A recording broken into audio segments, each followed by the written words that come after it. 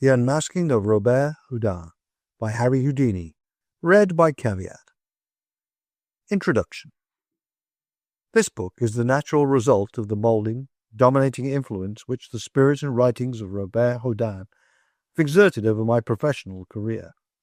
My interest in conjuring and magic and my enthusiasm for Robert Houdin came into existence simultaneously.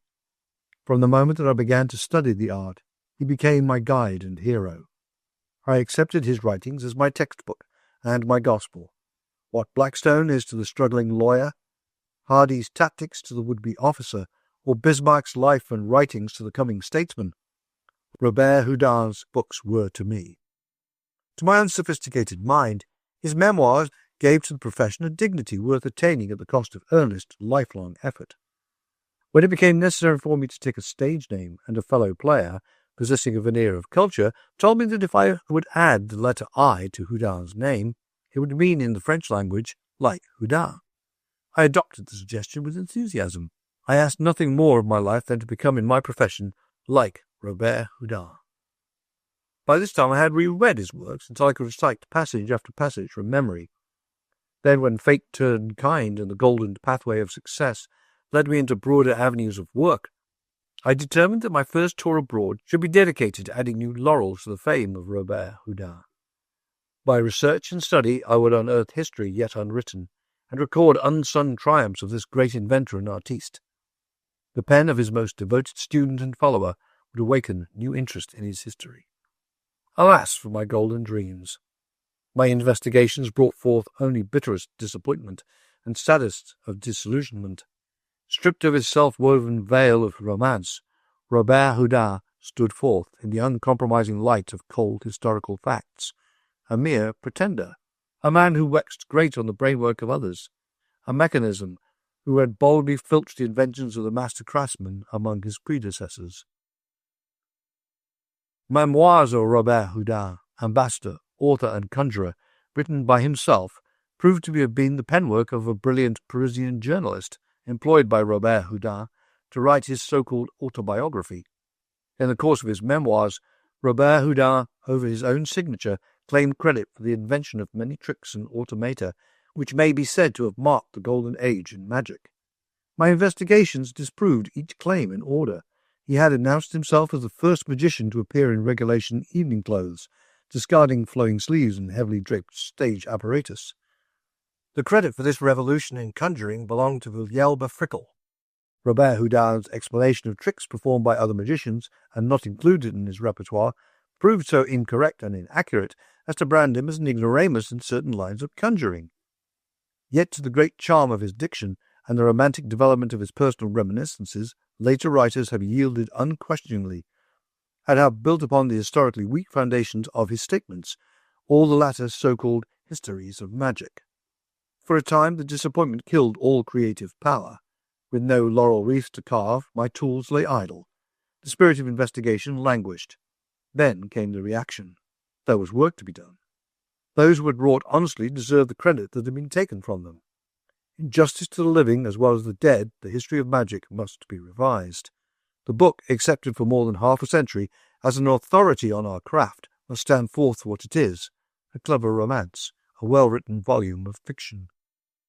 That is why today I offer to the profession of magic, to the world of layman readers to whom its history has always appealed, and to the literary savants who dip into it as a recreation, the results of my investigations. These, I believe, will show Robert Houdin's true place in the history of magic, and give to his predecessors, in a profession in which each generation becomes more serious and more dignified, the credit they deserve. My investigations cover nearly 20 years of a busy professional career. Every hour which I could spare from my professional work was given over to the study in libraries, to interviews with retired magicians and collectors, and to browsing in old bookstores and antique shops where rare collections of programs, newspapers, and prints might be found. In order to conduct my researches intelligently, I was compelled to pick up a smattering of the language of each country in which I played. The average collector or proprietor of an old bookshop is a canny, suspicious individual who must accept you as a friend before you will uncover his choicest treasures. As authorities, books on magic and kindred arts are practically worthless. The earliest books, like the magician's stories written by Sir John Mandeville in 1356, read like prototypes of today's dime novels. They are thrilling tales of travellers who witnessed magical performances, but they are not authentic records of performers and their work. One of the oldest books in my collection is Natural and Unnatural Magic by Gazioni, dated 1489. It is the author's script, exquisite in its German geography, artistic in its illuminated illustrations, but worthless as an historical record, though many of the writer's descriptions and explanations of old-time tricks are most interesting. Early in the 17th century appeared Hocus Pocus, the most widely copied book in the literature of magic. The second edition, dated 1635, I have in my library. I have never been able to find a copy of the first edition, or to ascertain the date at which it was published. A few years later, in 1658, came a very important contribution to the history of magic in Natural Magic in 20 Books by John Baptiste Porter, a Neapolitan. This has been translated into nearly every language. It was the first really important and exhaustive work on the subject, but unfortunately it gives the explanation of tricks rather than an authentic record of their invention. In 1682, Simon Wietgeest of Amsterdam, Holland, wrote an admirable work whose title reads Book of Natural Magic. This work was translated into German, ran through many an edition, and had an enormous sale both in Holland and Germany. In 1715, John White, an Englishman, published a work entitled Art, Treasury, and Hocus Pocus, or A Rich Cabinet of Legerdemain Curiosities. This is fully as reliable a book as the earlier Hocus Pocus books, but is not so generally known. Richard Neve, who was a popular English conjurer just before the time of Fawkes, published a book on somewhat similar lines in 1715. Germany contributed the next notable works on magic. First came Johann Samuel Halle's Magic or the Magical Power of Nature, printed in Berlin in 1784. One of his compatriots, Johann Christian Liebig, wrote 18 books on the natural magic, and while I shall always contend that the German books are the most complete, yet they cannot be accepted as authorities, save that, in describing early tricks, they prove the existence of inventions and working methods claimed later as original by men like Robert Houdin. English books on magic were not accepted seriously until the early part of the 19th century. In Volume 3 of John Beckman's History of Inventions and Discoveries, published in 1797, will be found a chapter on jugglers, which presents interesting matter regarding magicians and mysterious entertainers. I quote from this book in disproving Robert Houdin's claims to be the invention of automata and second sight. About 1840, J. H. Anderson, a popular magician, brought out a series of inexpensive paper-bound volumes entitled A Shilling's Worth of Magic, Parlour Magic, etc., which are valuable only as giving a glimpse of the tricks contemporary with his personal successes. In 1859 came Robert Houdin's Memoirs, Magic's Classic. Signor Blitz, in 1872, published his Reminiscences. 50 years in the magic circle, but here again we have purely local and personal history without general value. Thomas Frost wrote 3 books relating to the history of magic, commencing about 1870. This list included Circus Life and Circus Celebrities, The Old Showman and the Old London Fairs, and Lives of the Conjurers. These were the best books of their kind up to the time of their publication, but they are marked by glaring errors, showing that Frost compiled rather than investigate, or more properly speaking, that his investigations never went much further than Morley's Memoirs of Bartholomew Fair. Charles Bertram, who wrote Isn't It Wonderful, closed the 19th century list of English writers on magic, but his work is marred by misstatements which even the humblest of magicians would refute, and, like Frost, he drew heavily on writers who preceded him. So far in the 20th century, the most notable contribution to the literature of magic is Henry Ridgely Evans, The Old and New Magic. But Mr. Evans falls into the error of his predecessors in accepting as authoritative the history of magic and magicians furnished by Robert Houdin. He has made no effort whatever to verify or refute the statements made by Robert Houdin, but has merely compiled and rewritten them to suit his 20th century readers. The true historian does not compile. He delves for facts and proofs, and having found these, he arrays his indisputable facts, his incontrovertible proofs, to refute the statement of those who have merely compiled. That is what I have done to prove my case against Robert Houdin. I have not borrowed from the books of other writers on magic. I have gone to the very fountainhead of information, records of contemporary literature, newspapers, programs, and advertisements of magicians who preceded Robert Houdin, sometimes by a century. It would cost fully $1 million to forge a collection of evidence now in my hands. Men who lived 100 years before Robert Houdin was born did not invent posters or write advertisements in order to refute the claims of those who were to follow in the profession of magic. These programs, advertisements, newspaper notices, and crude cuts trace the true history of magic as no romancer, no historian of a single generation possibly could. They are the ghosts of dead and gone magicians, rising at this century of research and progress to claim the credit due them. Often when the bookshops and the auction sales do not yield fruit worth plucking, I had the good fortune to meet a private collector or a retired performer whose assistance proved invaluable, and the histories of these meetings read almost like romances, so skillfully did the fates seem to juggle with my efforts to secure credible proof. To the late Henry Evans Evian, I am indebted for many of the important additions to my collection of conjuring curios and my library of magic, recognized by fellow artists and litterateurs as the most complete in the world. Evian was an Englishman, by profession a parlour magician, by choice and habit a collector and a savant. He was an entertainer from 1849 to the year of his death. For 50 years he spent every spare hour at the British Museum collecting data bearing on his marvellous collection, and his interest in the history of magic was shared by his excellent wife, who conducted a sweet shop near one of London's public schools. While playing at the London Hippodrome in 1904, I was confined to my room by orders of my physician. During this illness I was interviewed by a reporter who, noticing the clippings and bills with which my room was strewn, made some reference to my collection in the course of his article. The very day on which this interview appeared, I received from Henry Evignon a mere scrawl stating that he too collected programmes, bills, etc., in which I might be interested. I wrote at once, asking him to call at 1 o'clock the next afternoon, but as the hour passed and he did not appear, I decided that, like many others who had asked for interviews, he had felt but a passing whim. That afternoon, about 4 o'clock, my physician suggested that, as the day was mild, I walk around the block. As I stepped from the lift, the hotel porter informed me that since 1 o'clock an old man had been waiting to see me, but so shabby was his appearance, they had not dared send him up to my room. He pointed to a bent figure, clad in rusty raiment. When I approached the old man, he rose and informed me that he had brought some clippings, bills, etc., for me to see. I asked him to be as expeditious as possible, for I was too weak to stand long, and my head was a whirl from the effects of la grippe. With some hesitancy of speech, but the loving touch of a collector, he opened his parcel. "I have brought you, sir, only a few of my treasures, sir, but if you will call—" I heard no more. I remember only raising my hands before my eyes, as if I had been dazzled by a sudden shower of diamonds. In his trembling hands lay priceless treasures for which I had sought in vain.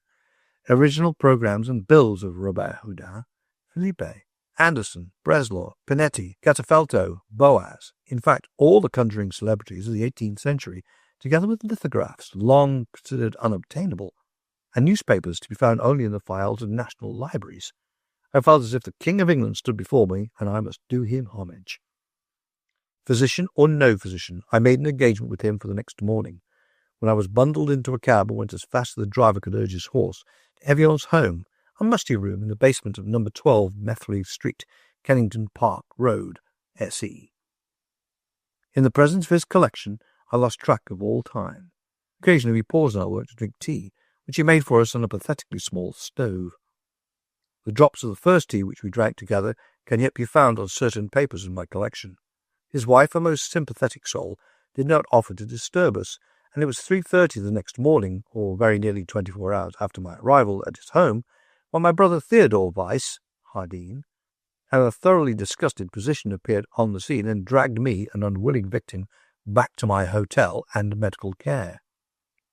Such was the beginning of my friendship with Evian.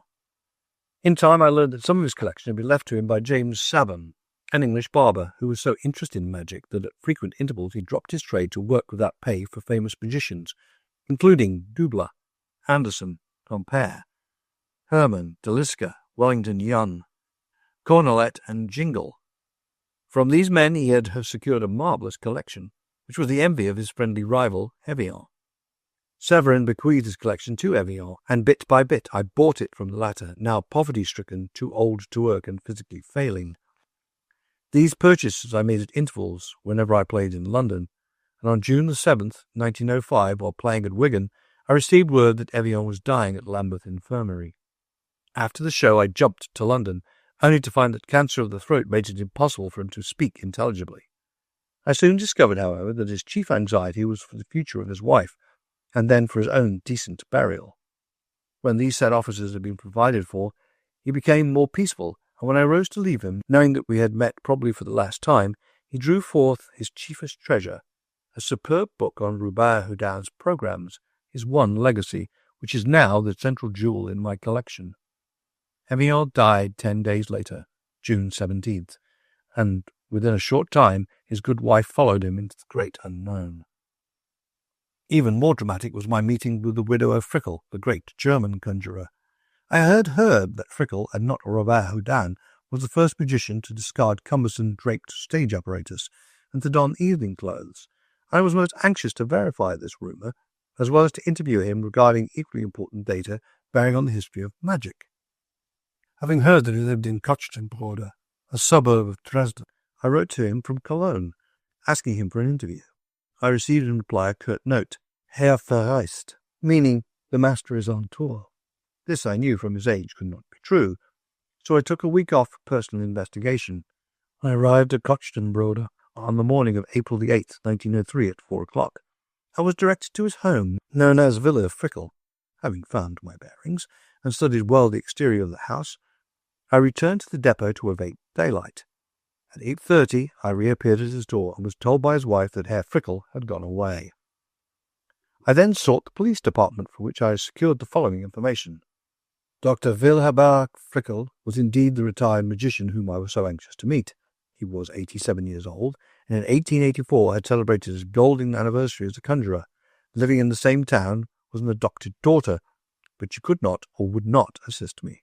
The venerable magician had suffered from domestic disappointments and had made a vow that he would see no one. In fact, he was living a hermit-like life. Armed with this information, I employed a photographer, giving him instructions to post himself opposite the house and to make a snapshot of the magician should he appear in the doorway. But I had counted without my host.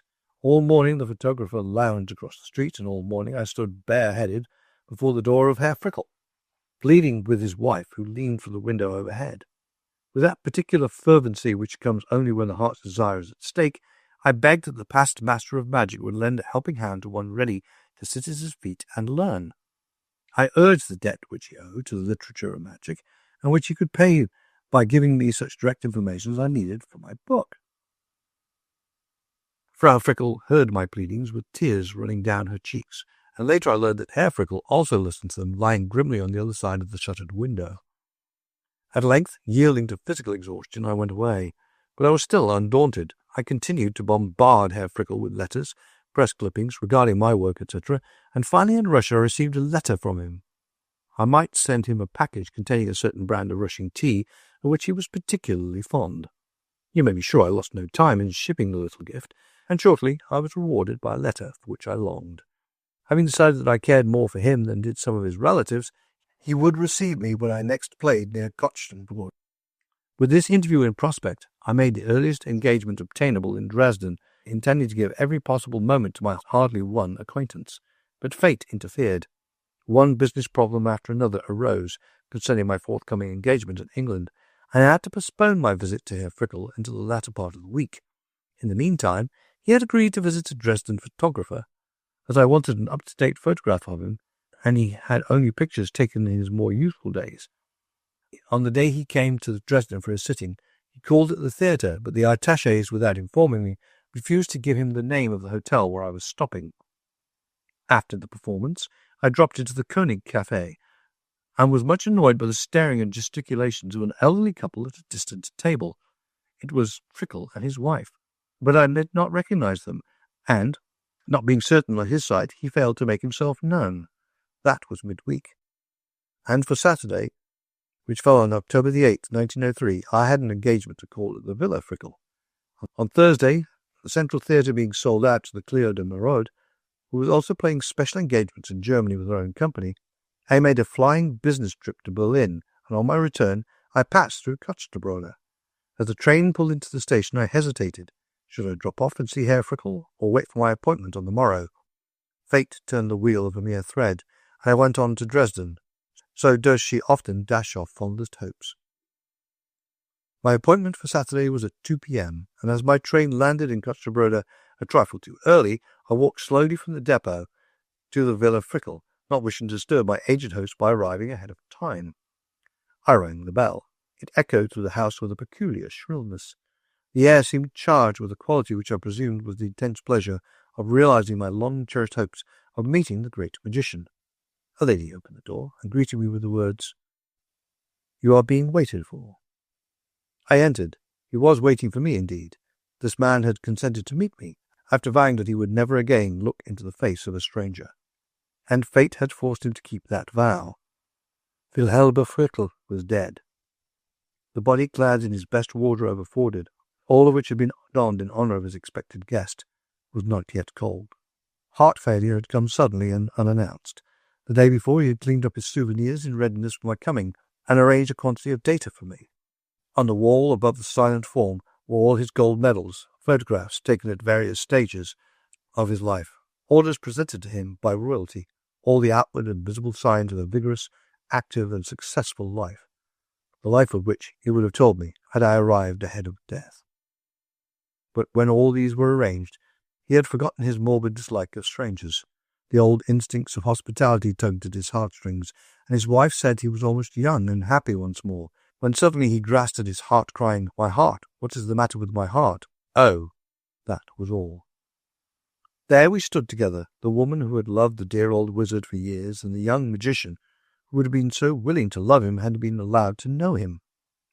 His face was still wet from the cologne she had thrown over him in a vain hope of reviving his faded soul. On the floor lay the cloths used so ineffectually to bathe the pulseless face, and now laughing mockingly at the one saw himself defeated after weary months of writing and pleading for the much-desired meeting. I feel sure that the personal note struck in these reminiscences will be forgotten.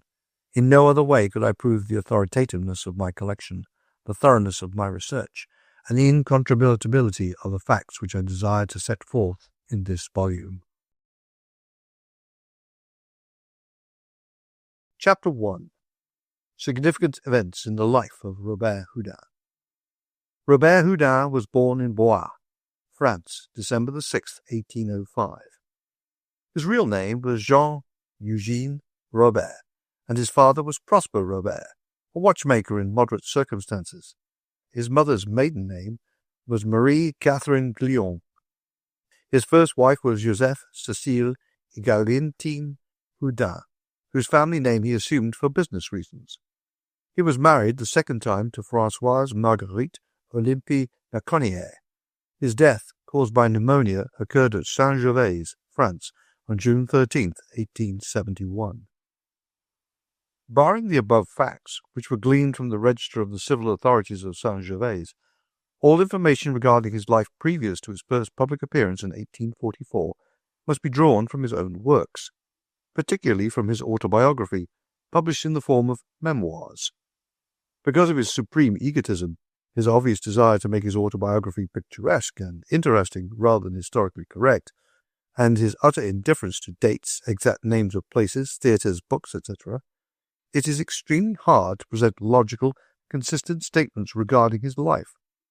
Such discrepancies arrive as the mention of his 3 children in one chapter and 4 in another, while he does not give the names of either wife, though he admits his obligation to both good women. According to his autobiography, Jean Eugène Robert was sent to college at Orleans at the tender age of 11, and remained there until he was 18. He was then placed in a notary's office to study law, but his mechanical tastes led him back to his father's trade, watchmaking. While working for his cousin at Blois, he visited a bookshop in search of Berthollet's treatise on clockmaking, but by mistake he was given several volumes of an old encyclopedia, one of which contained a dissertation on scientific amusements, or an exposition of magic. This simple incident, he asserts, changed the entire current of his life. At 18, he first turned his attention to magic. At 40, he made his first appearance as an independent magician or public performer. On page 44 of his memoirs, American edition, Robert Houdin refers to this book as an encyclopedia, but several times later he calls it white magic.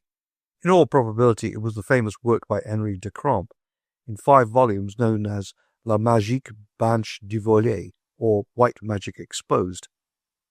This was written by de Camp to injure Panetti, and it exposed all the latter's tricks, including the orange tree, the vaulting trapeze automaton, and in fact the majority of the tricks later claimed by Robert Houdin as his own inventions. In 1828, while working for Monsieur Norrier, a watchmaker in Tours, Jean Eugène Robert was poisoned by improperly prepared food, and in his delirium started for his old home in Blois. He was picked up on the roadside by Torini, a travelling magician who nursed him back to health in his portable theatre. Just as young Jean recovered, Torini was injured in an accident, and his erstwhile patient remained to nurse his benefactor, and later to help Torini's assistant present the program of magic by which they made their living. His first public appearance as the representative of Torini was made at Aubusson. Torini was an Italian whose real name was Count Edmond de Grisi. He was a contemporary of Panetti. In all probability, during the long summer of their intimate companionship, Torini not only initiated his fascinated young guest into his own methods of performing tricks, but also into the secrets of Panetti's tricks. In his memoirs, Robert Houdin makes no secret of the fact that both Comis and Panetti, together with their tricks, were topics of conversation between him and Torini. When Torini was able to resume his performances, Jean Eugène returned to his family in Blois. During the next few years, he mixed amateur acting with his daily labour, leaning more and more towards the profession of a public entertainer. But his ambitions along this line were nipped in the bud by marriage. Mademoiselle Houdin, whose father was a celebrated watchmaker in Paris, visited old friends in Blois, their native town, and became the fiancée of young Robert. As the new son-in-law was to share the elder Houdin's business, and naturally wished to secure such benefits as might accrue from so celebrated a family of watch and clockmakers, he applied to the Council of State and secured the right to annex Houdin to his name, Jean Eugène Robert, and thereafter was known as Robert Houdin. His life between 1838 and 1844 was divided between reading every work obtainable on magic and his duty in his father-in-law's shop, where he not only made and repaired clocks, but built and repaired automata of various sorts.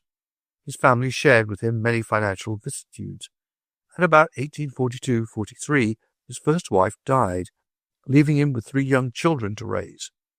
Earlier in his memoirs he speaks of having 4 children, so it is more than likely that one died before his wife. He married again soon, and though he gives his second wife great credit as a helpmate, he does not state her name.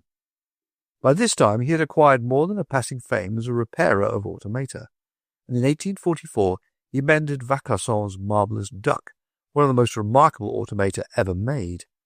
Doubtless other automata found their way to his workshop, and aided him in his study of a profession which he still hoped to follow.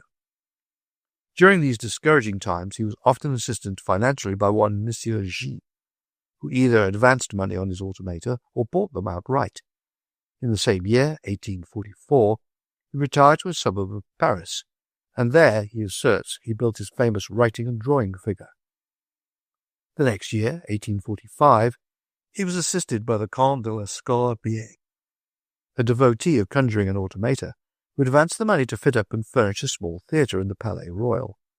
Robert Houdin went about the work of decorating and furnishing this theatre, with a view to securing the most dramatic and brilliant effects, surrounding his simple tricks with a setting that made them vastly different from the same offerings by his predecessors. He was what is today called an original producer of old ideas. On June 25, 1845, he gave his first private performance before a few friends. On July 3rd of the same year, his theatre of magic was formally opened to the public. It will be noted that the famous writing and drawing figure was not then included in Robert Houdin's repertoire, nor does it ever appear on any of his programs. He exhibited it at the quinquennial exhibition in 1844, received a silver medal for it, and very soon sold it to the late P.T. Barnum, who exported it to America. The question naturally arises, if Robert Houdin built the original writing and drawing figure, why could he not make a duplicate and include it in his program? Surely it was one of the most remarkable of the automata which he claims as the creation of his brains and hands. In 1846, he claims to have invented a second sight, and at the opening of the season in 1847, he presented as his own creation the suspension trick. During the interim, he played an engagement in Brussels, which was a financial failure. In 1848, the Revolution closed the doors of the Parisian theatres, Robert Houdin among the rest, and he returned to clockmaking and automata building, until he received from John Mitchell, who had met with great success in managing Ludwig Dobler and Philippe, an offer to appear in London at the St. James's Theatre. This engagement was a brilliant success, and for the first time in his career, Robert Houdin reaped big financial returns. Later, Robert Houdin toured the English provinces under his own management and made return trips to London, but his tour under Mitchell was the most notable engagement of his career. In 1850, while playing in Paris, he decided to retire and to turn over his theatre and tricks to one Hamilton. A contemporary clipping taken from the English newspaper of 1848 goes to prove that Hamilton was an Englishman who entered Robert Houdin's employ. Hamilton signed a dual contract, agreeing to produce Robert Houdin's tricks as his acknowledged successor, and to marry Robert Houdin's sister, thus keeping the tricks and the theatre in the family. During the next 2 years, Robert Houdin spent part of his time instructing his brother-in-law in all the mysteries of his art. In July 1852, he played a few engagements in Germany, including Berlin and various bathing resorts, and then formally retired to his home at Saint-Gervais. Here he continued to work along mechanical and electrical lines, and in 1855 he again came into public notice, winning awards at the Exhibition for Electrical Power as applied to mechanical uses. In 1856, according to his autobiography, he was summoned from his retirement by the government to make a trip to Algeria and there intimidate revolting Arabs by the exhibition of his sleight-of-hand tricks. These were greatly superior to the work of the marabouts or Arabian magicians, whose influence was often held responsible for revolts. What Robert Houdin received performing this service is not set forth in any of his works. He spent the fall of 1856 in Algeria. From the date of his return to Saint-Gervais to the time of his death, June 13, 1871, Robert Houdin devoted his energy to improving his inventions and writing his books, though, as stated before, it was generally believed by contemporary magicians that in the latter task he entrusted most of the real work to a Parisian journalist whose name was never known. He was survived by a wife, a son named Emile, and a stepdaughter. Emile Houdin managed his father's theatre until his death in 1883, when the theatre was sold for 35,000 francs. The historic Temple of Magic still stands under the title of Theatre Robert Houdin, under the management of Monsieur Millet, a maker of motion picture films. During my investigations in Paris, I was shocked to see how little the memory of Robert Houdin was revered, and how little was known of France's greatest magician. In fact, I was more than once informed that Robert Houdin was still alive and giving performances at the theatre which bears his name. Contemporary magicians of Robert Houdin and the men of high repute in other walks of life seem to agree that Robert Houdin was an entertainer of only average merit. Among the men who advanced this theory were the late Henry Evignon, of whose deep interest in magic I wrote in the introduction, Sir William Clayton, who was Robert Houdin's personal friend in London, Ernest Basch, who saw Robert Houdin in Berlin, and T. Bolin of Moscow, Russia, who bought all his tricks in Paris and there saw Robert Houdin and studied his work as a conjurer. Robert Houdin's contributions to literature, all of which were eulogistic of his own talents, are as follows. Confidences et Révélations, published in Paris in 1858 and translated in English by Lascelles Waxel, with an introduction by R. Sheldon Mackenzie. Les Tricheries de Grec, Card Sharping Exposed, published in Paris 1861. Secrets de la Prestidigitation, Secrets of Magic, published in Paris in 1868. Le Prieuré, The Priory, being an account of his electrically equipped house, published in Paris in 1867. Les Radiations Lumineuses, published in Blois in 1869. Exploration de la Retenue, published in Blois, 1869. Magique et physique amusante, oeuvre posthume, published in Paris in 1877, 6 years after Robert Houdin's death. His autobiography, Robert Houdin makes specific claim to the honor of having invented the following tricks: the orange tree, second sight, suspension, the cabalistic clock, the inexhaustible bottle, the pastry cook of the Palais Royal, the vaulting trapeze automaton, and the writing and drawing figure. His fame, which has been sung by writers of magic without number since his death, rests principally on the invention of second sight, suspension, and the writing and drawing automaton. It is my intention to trace the true history of each of these tricks, and all others to which he laid claim as inventor, and show just how small a proportion of the credit was due to Robert Houdin, and how much he owed to magicians who preceded him and whose brainwork he claimed as his own. Chapter 2. The Orange Tree Trick. Robert Houdin, on page 179 of the American edition of his memoirs, thus describes the orange tree trick, which he claims as his invention. The next was a mysterious orange tree on which flowers and fruit burst into life at the request of the ladies. As the finale, a handkerchief I borrowed was conveyed into an orange purposefully left on the tree. This opened and displayed the handkerchief which two butterflies took by the corners and unfolded before the spectators. On page 245 of the same volume, he presents the program given at the first public performance in the Théâtre Robert Houdin, stating, "The performance will be composed of entirely novel experiments invented by Monsieur Robert Houdin, among them being the orange tree, etc." Now, to retrace our steps in the history of magic as set forth in handbills and advertisements of earlier and contemporaneous newspaper clippings describing their inventions. Under the title of The Apple Tree, this mechanical trick appeared on a Fawkes program dated 1730. This was 115 years before Robert Houdin claimed it as his invention. In 1732, just before Pinchbeck's death, it appeared on a program used by Christopher Pinchbeck Sr. and the younger Fawkes. In 1784, it was included in the repertoire of the Italian conjurer Pinetti, in the guise of Le Bouquet Philosophique. In 1822, the same trick, but this time called An Enchanted Garden, was featured by Monsieur Conelot, who appeared in England as the pupil and successor of Pinetti. The trick was first explained in public print by Henry de Crom. In 1784, when his famous exposé of Pinetti was published under the title of La Magique Blanche de Voilet, and in 1786-87 both Halley and Wieglib exposed the trick completely in their respective works on magic. That Robert Houdin was an omnivorous reader is proven by his own writings. That he knew the history and tricks of Pinetti is proven by his own words. In Chapter 4 of his memoirs, he devoted 14 pages to Pinetti and the latter's relations with Torini. Now, to prove that the tree tricks offered by Fawkes, Pinchbeck, Pinetti, Conelot, and Robert Houdin were practically one and the same, and to tell something of the history of the four magicians who featured the trick before Robert Houdin had been heard of.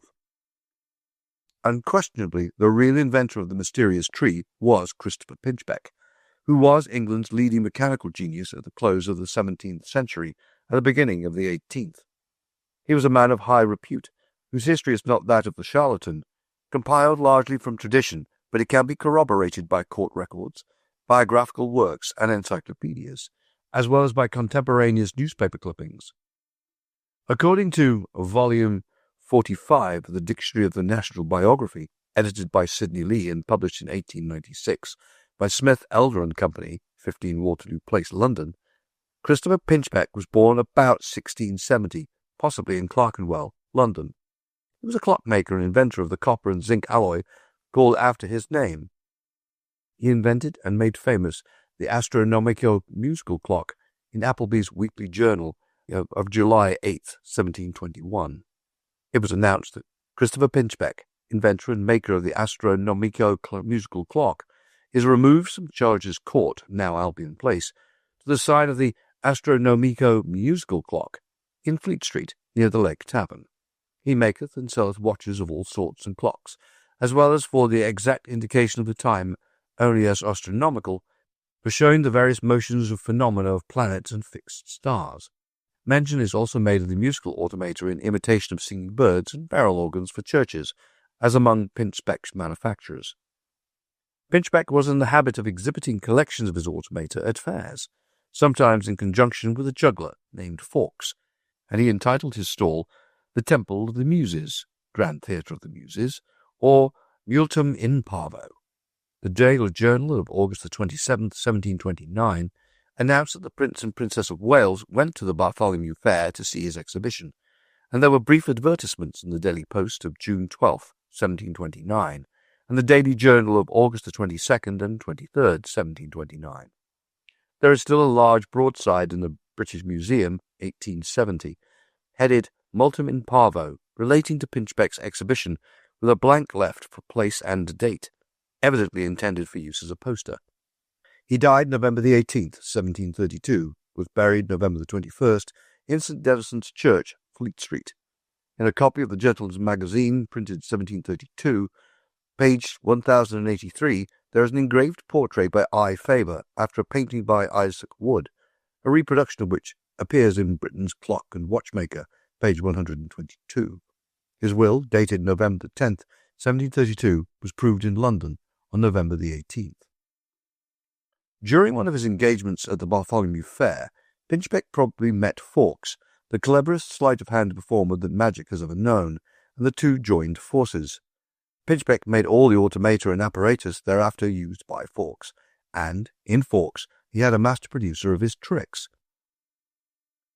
Christopher Pinchbeck never appeared on the program used by Fawkes, save as the maker of his automata or apparatus, but directly after the death of the elder Fawkes, and a few months before his own, the elder Pinchbeck appeared with the son of his deceased partner, and was advertised as doing the dexterity of hand performance. This indicates that he was inducting young Fawkes into all the mysteries of the profession at which the two elder men, as friends and business partners, had done so well. Christopher Pinchbeck was survived by his two sons, Edward and Christopher Jr. Edward, the elder, succeeded to his father's shop and regular business. He was born about 1703 and was well along in years when he entered into his patrimony, which he advertised in the Daily Post of November the 27th, 1732, as follows. The toys made of the late Mr. Pinchbeck's curious metal and are sold only by his son and sole executor, Mr. Edward Pinchbeck.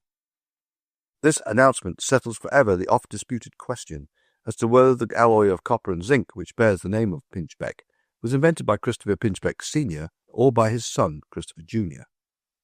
All newspapers and magazine descriptions of the automata invented by the elder Pinchbeck indicated that his hand was as cunning as his brain was inventive, for they showed the most delicate mechanism and included entire landscapes with figures of rare grace and motion. Christopher, the second son of Christopher Pinchbeck the elder, continues the biographical sketch, was born about 1710 and possessed great mechanical ingenuity, while the elder son, Edward, was made executor and continued his father's trade in a quiet, conservative fashion. The younger son struck out along new lines and became even more famous as an inventor than his brilliant father had been. He was a member, and at one time president, of the Smithsonian Society, the precursor of the Institution of Civil Engineers.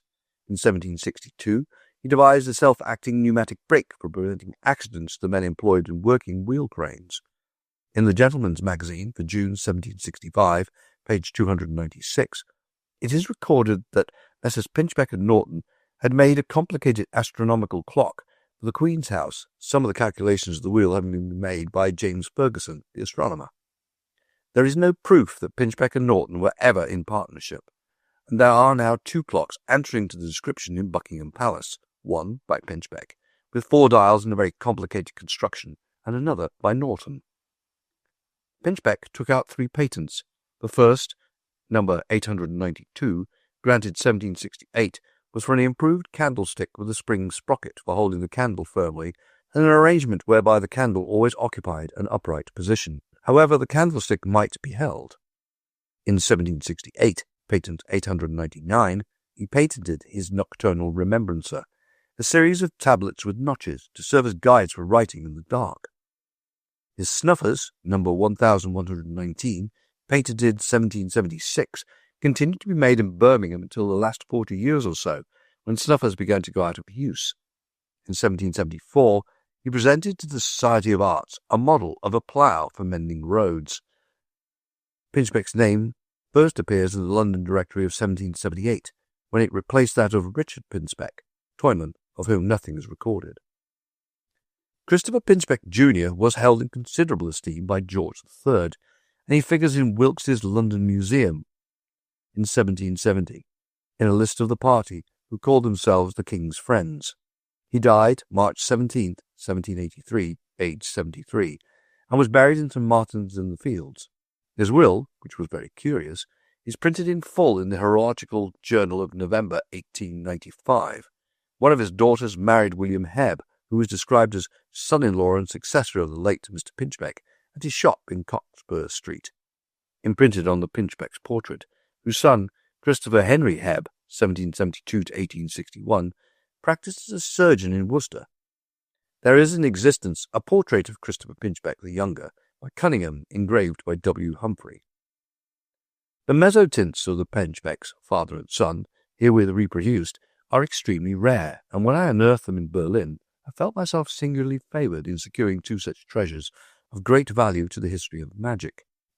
S. Wall, the antiquarian and dealer for whom they were purchased, acquired them during a tour of old book and print shops in England, and thought them portraits of one and the same person, but by studying the names of the artists and engravers on the two pictures, it will be seen that they were set forth the features of father and son, as indicated by the biographical notes quoted above. Of the early history of Fawkes, whose brilliant stage performance led to the Pinchbeck automata a new lustre, little is known. It is practically impossible to trace his family history. His Christian name was never used in billing, nor published in papers or magazines, and after repeated failures I was about to give up the task of discovering it, when in 1904, aided by R. Bennett, the clerk of St. Martin's-in-the-Fields Parish Church, Trafalgar Square, London, England, I came upon the record of his burial. This record, which I found after many days' search among musty, faded parchments, showed that his Christian name was Isaac, and that he died in May 25th or 29th, 1731, and was buried in St. Martin's-in-the-Fields Parish Church.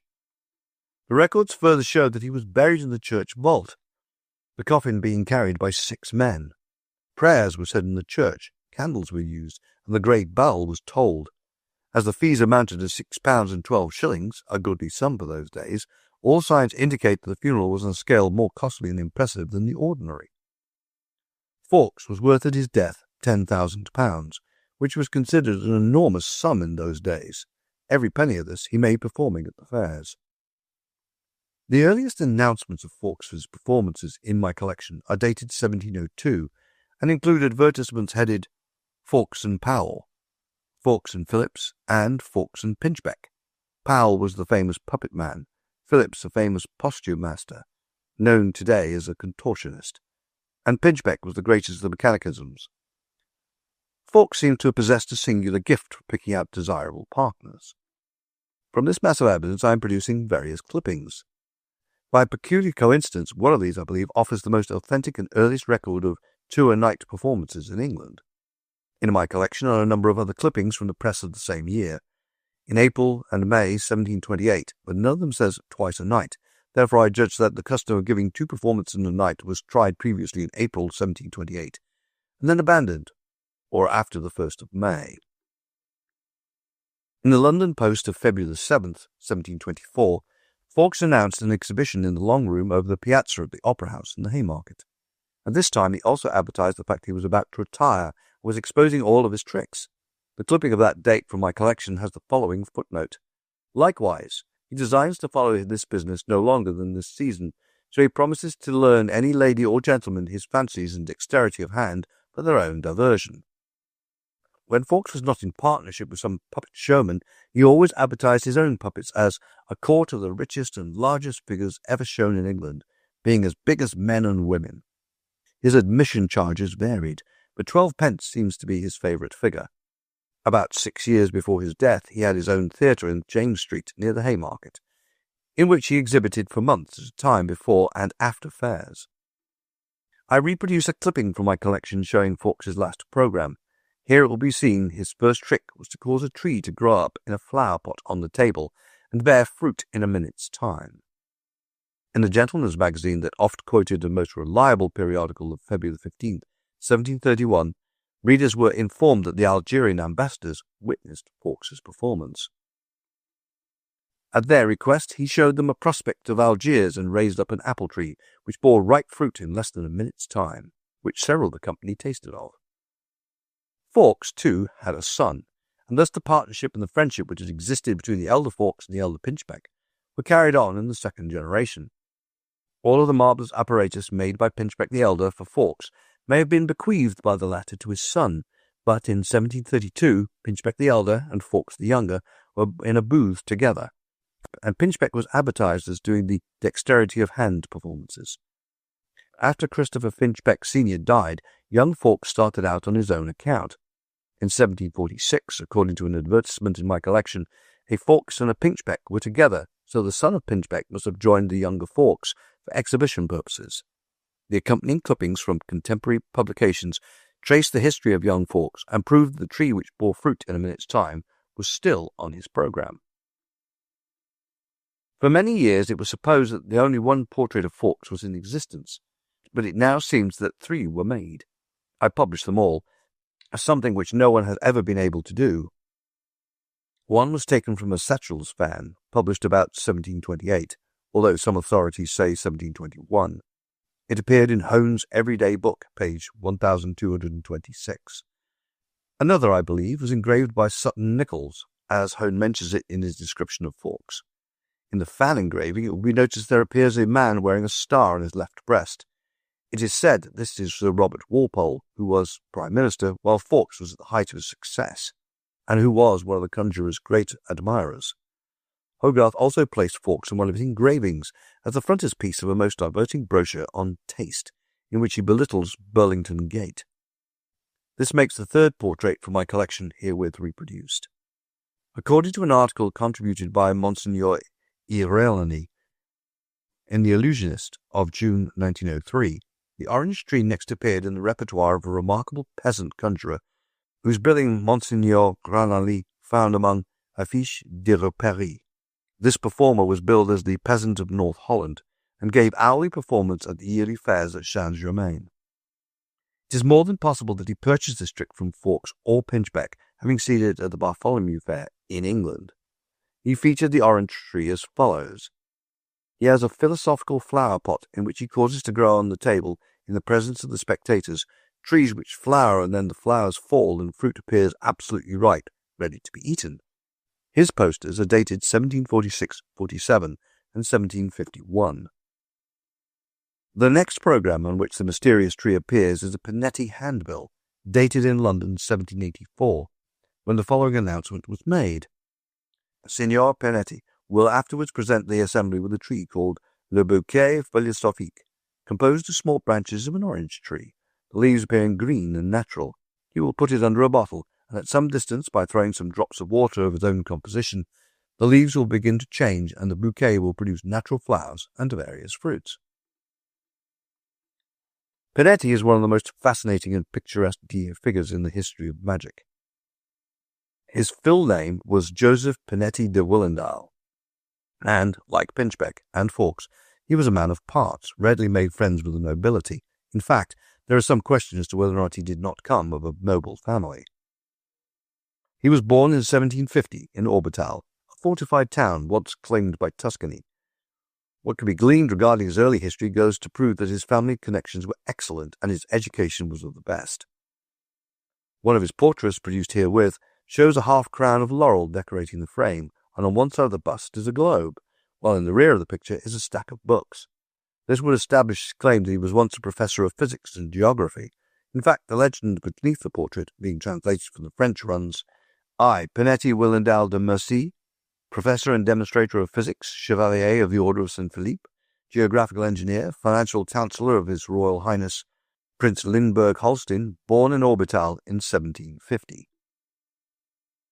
As it has so often happened in the history of savants and students, there ran in Pinetti's blood a love of the mysterious with that peculiar strain of charlatanism which went to make up the clever performer in old-time magic. Evidently he resigned his duties as a professor for the more picturesque life of the travelling magician, and it is first heard from this capacity in the French provinces in 1783. His fame quickly carried him to Paris, where in 1784 he appeared before the court of Louis XVI. His arrival was most opportune, for just then all Paris, and for that matter all Europe, had been aroused to a new interest in magic by the brilliant Cagliostro. From Paris he went to London, playing at the Haymarket, creating a sensation equal to that which he made in France. Later he toured Germany, playing in Berlin and Hamburg. Next he went to his native land, Italy, but later returned to Germany for a second engagement. In 1789 he appeared in Russia and never left that country. There he married a Russian girl, daughter of the carriage manufacturer. They had 2 children. Panetti would have left enormous wealth, but in his later years he became interested in ballooning, the sensation of the hour, and spent his entire fortune on balloon experiments. He died in Bartachov, Volhynia, aged 50 years. Panetti was a man of rare inventive genius and almost reconstructed the art of conjuring, so numerous were his inventions. For half a century after his death, his successors drew upon Panetti's inventions and repertoire for their programs. Naturally, such ability aroused bitter jealousies, especially as Panetti made no attempt to conciliate his contemporaries, either magicians or writers on magic.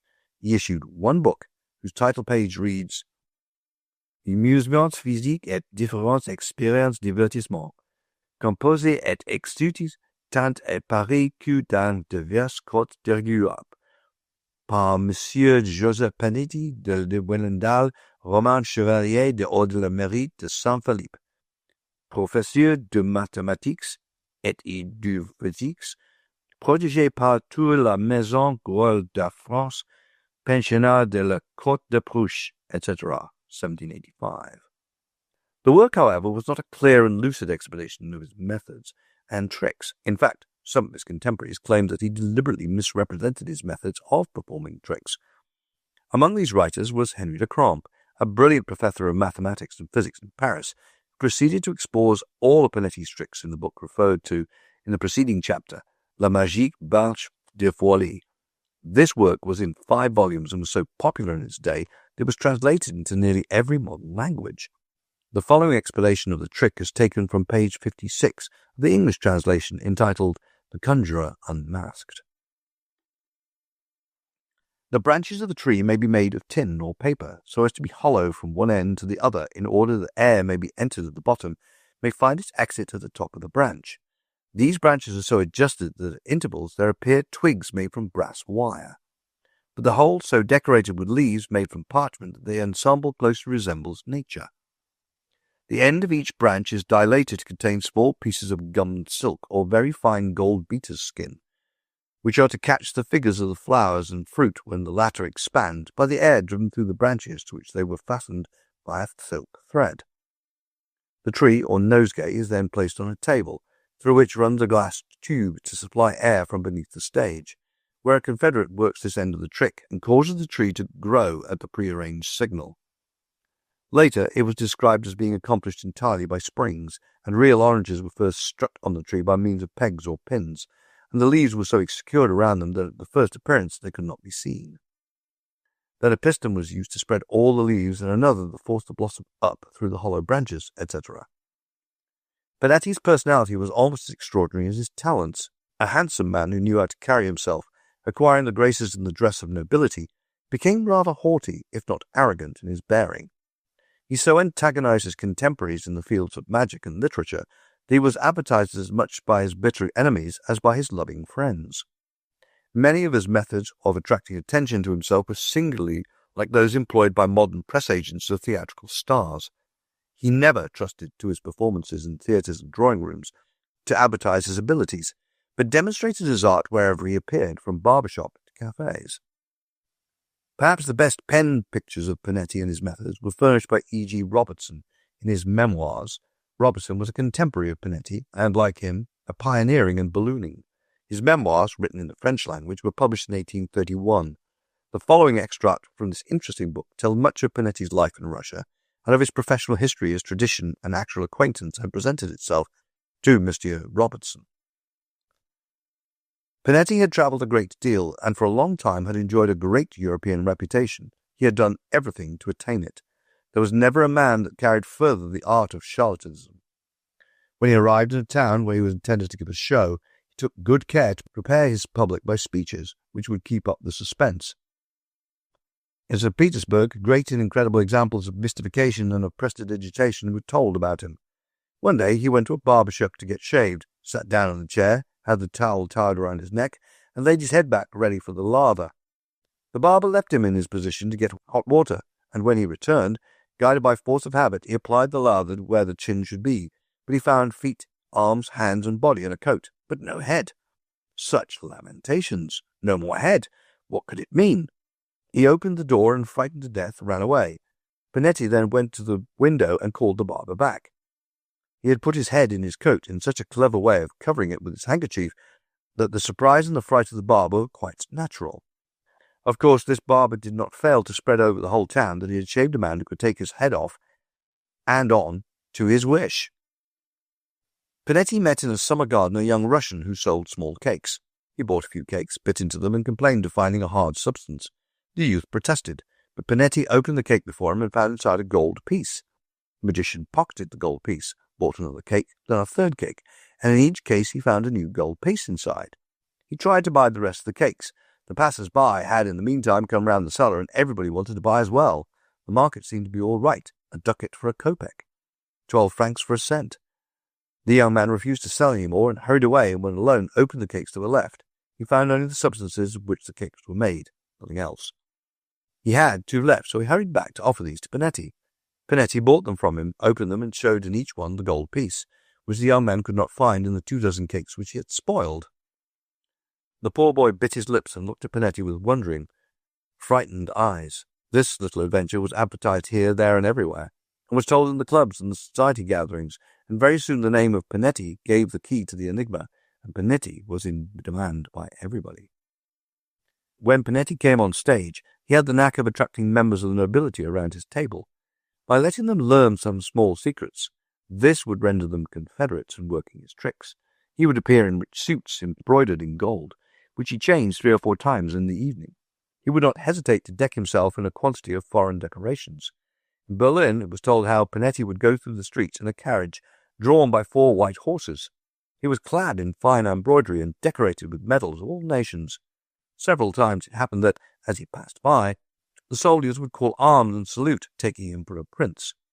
One day the King of Prussia rode out in his modest carriage drawn by 2 horses. Ahead of him drove the supposed prince. When the king witnessed the mistake made by his soldiers, he made inquiries as to what rank this man to whom the men were paying such great honor, then gave the cavalier Panetti 24 hours to get beyond Prussia's borders. Whatever may be said of Panetti's charlatanism, it must be admitted that he gave to the art of conjuring a great impetus, which was felt for several generations. It is not remarkable, therefore, that when the French magician Cornelot appeared in London in 1822, he announced himself as the pupil and successor of Panetti. This was when Robert Houdin was 17 years old, 23 years before he made his professional debut, and on Cornelot's program we find another version of the now famous and almost familiar tree trick. As will be seen from the accompanying reproduction of a Cornelot handbill, the tree now appears as an enchanted garden, and if the wording of the bill is to be believed, Cornelot had improved the trick and was using more than one tree or plant. Cornelot remained in England for some time and is classed among the conjurers of good repute. Another bill in my collection shows that he played at the Theatre of Variety, Catherine Street, Strand, in October 1823. He was then assisted by several singers and dancers, including the famous Mrs. Hamilton and Howe, pupils of Monsieur Corrie. In his company was also an Anglo-Chinese juggler, who in addition to feats of juggling, swallows an egg, a sword, and a stone, à la Roman Sami. To sum up the evidence against Robert Houdin in this particular trick, 4 magicians of high repute gave public performances before Robert Houdin knew and operated the orange tree trick. 3 eminent writers exposed it clearly and accurately. Robert Houdin, as an indefatigable student of the history of magic, must have known of the trick and its modus operandum. He may have purchased it from Cornelot, or as a clever mechanician, he had only to reproduce the trick invented by his predecessors, train his confederate in its operation, and, by his cleverly written autobiography, attempt to establish his claim to its invention. Chapter 3. The Writing and Drawing Figure. In his memoirs, Robert Houdin eulogizes the various automata which he claims to have invented. The picturesque fashion in which he describes the tremendous effort put forth ere success crowned his labours would render his arguments most convincing, if stern historical facts did not contradict his every statement. One of the most extraordinary mechanical figures which he exploits as his invention was the writing and drawing figure which he exhibited at the quinquennial exhibition in 1844, but never used in his public performances, though he asserts he planned to exhibit it between performances at his own theatre. This automaton, he says, lays the foundation of his financial success and opened the way to realizing his dream of appearing as a magician. On page 196 of his memoirs, American edition, he starts his romantic description of his conception and manufacture.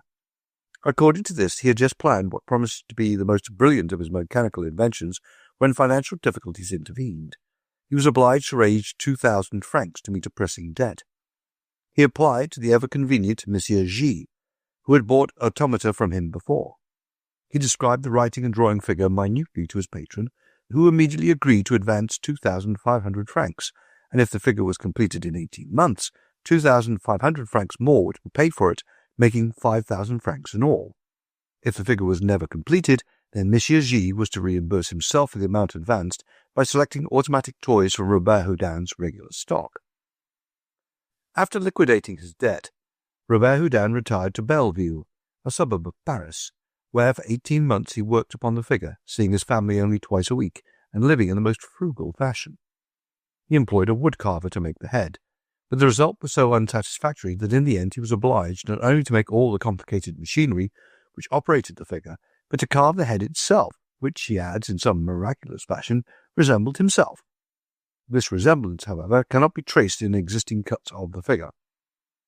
The chapter devoted to this particular automaton is so diverting that I quote literally from its pages, thus giving the readers an opportunity to take the true measure of the writer and the literary style of his memoirs. Here is his description of his moment of triumph. I had only to press a spring in order to enjoy the long-awaited-for result. My heart beat violently, and though I was alone, I trembled at the mere thought of this imposing trial. I had just laid the first sheet of paper before my writer and asked him this question: "Who is the author of your being?" I pressed the spring, and the clockwork started, began acting. I dared hardly breathe through fear of disturbing the operations. The automaton bowed to me. I could not refrain from smiling on it as my own son. But when I saw the eyes fix an attentive glance on the paper, when the arm, a few seconds before numb and lifeless, began to move and trace my signature in a firm hand, the tears started my eyes, and I fervently thanked Heaven for granting me success. It was not alone the satisfaction I experienced as an inventor, but the certainty I had been able to restore some degree of comfort to my family that caused my deep feeling of gratitude. After making my associate repeat my signature 1,000 times, I gave it this question: "What o'clock is it?" The automaton, acting in obedience to the clock, I wrote, "It is 2 in the morning." This was a timely warning. I profited by it and went straight to bed. Robert Houdin injects a little humour into this chapter, for he relates that as Molière and J.J. Rousseau consulted their servants, he decided to do likewise. So early the next morning he invited his portress, and her husband, Auguste, a stonemason, to be present at the first performance of the figure. The mason's wife chose the question, "What is the emblem of fidelity?" The automaton replied by drawing a pretty little greyhound lying on a cushion. The stonemason wished to see the work, saying, "I understand about this sort of thing, for I have always greased the vane on the church steeple, and have seen it taken down twice."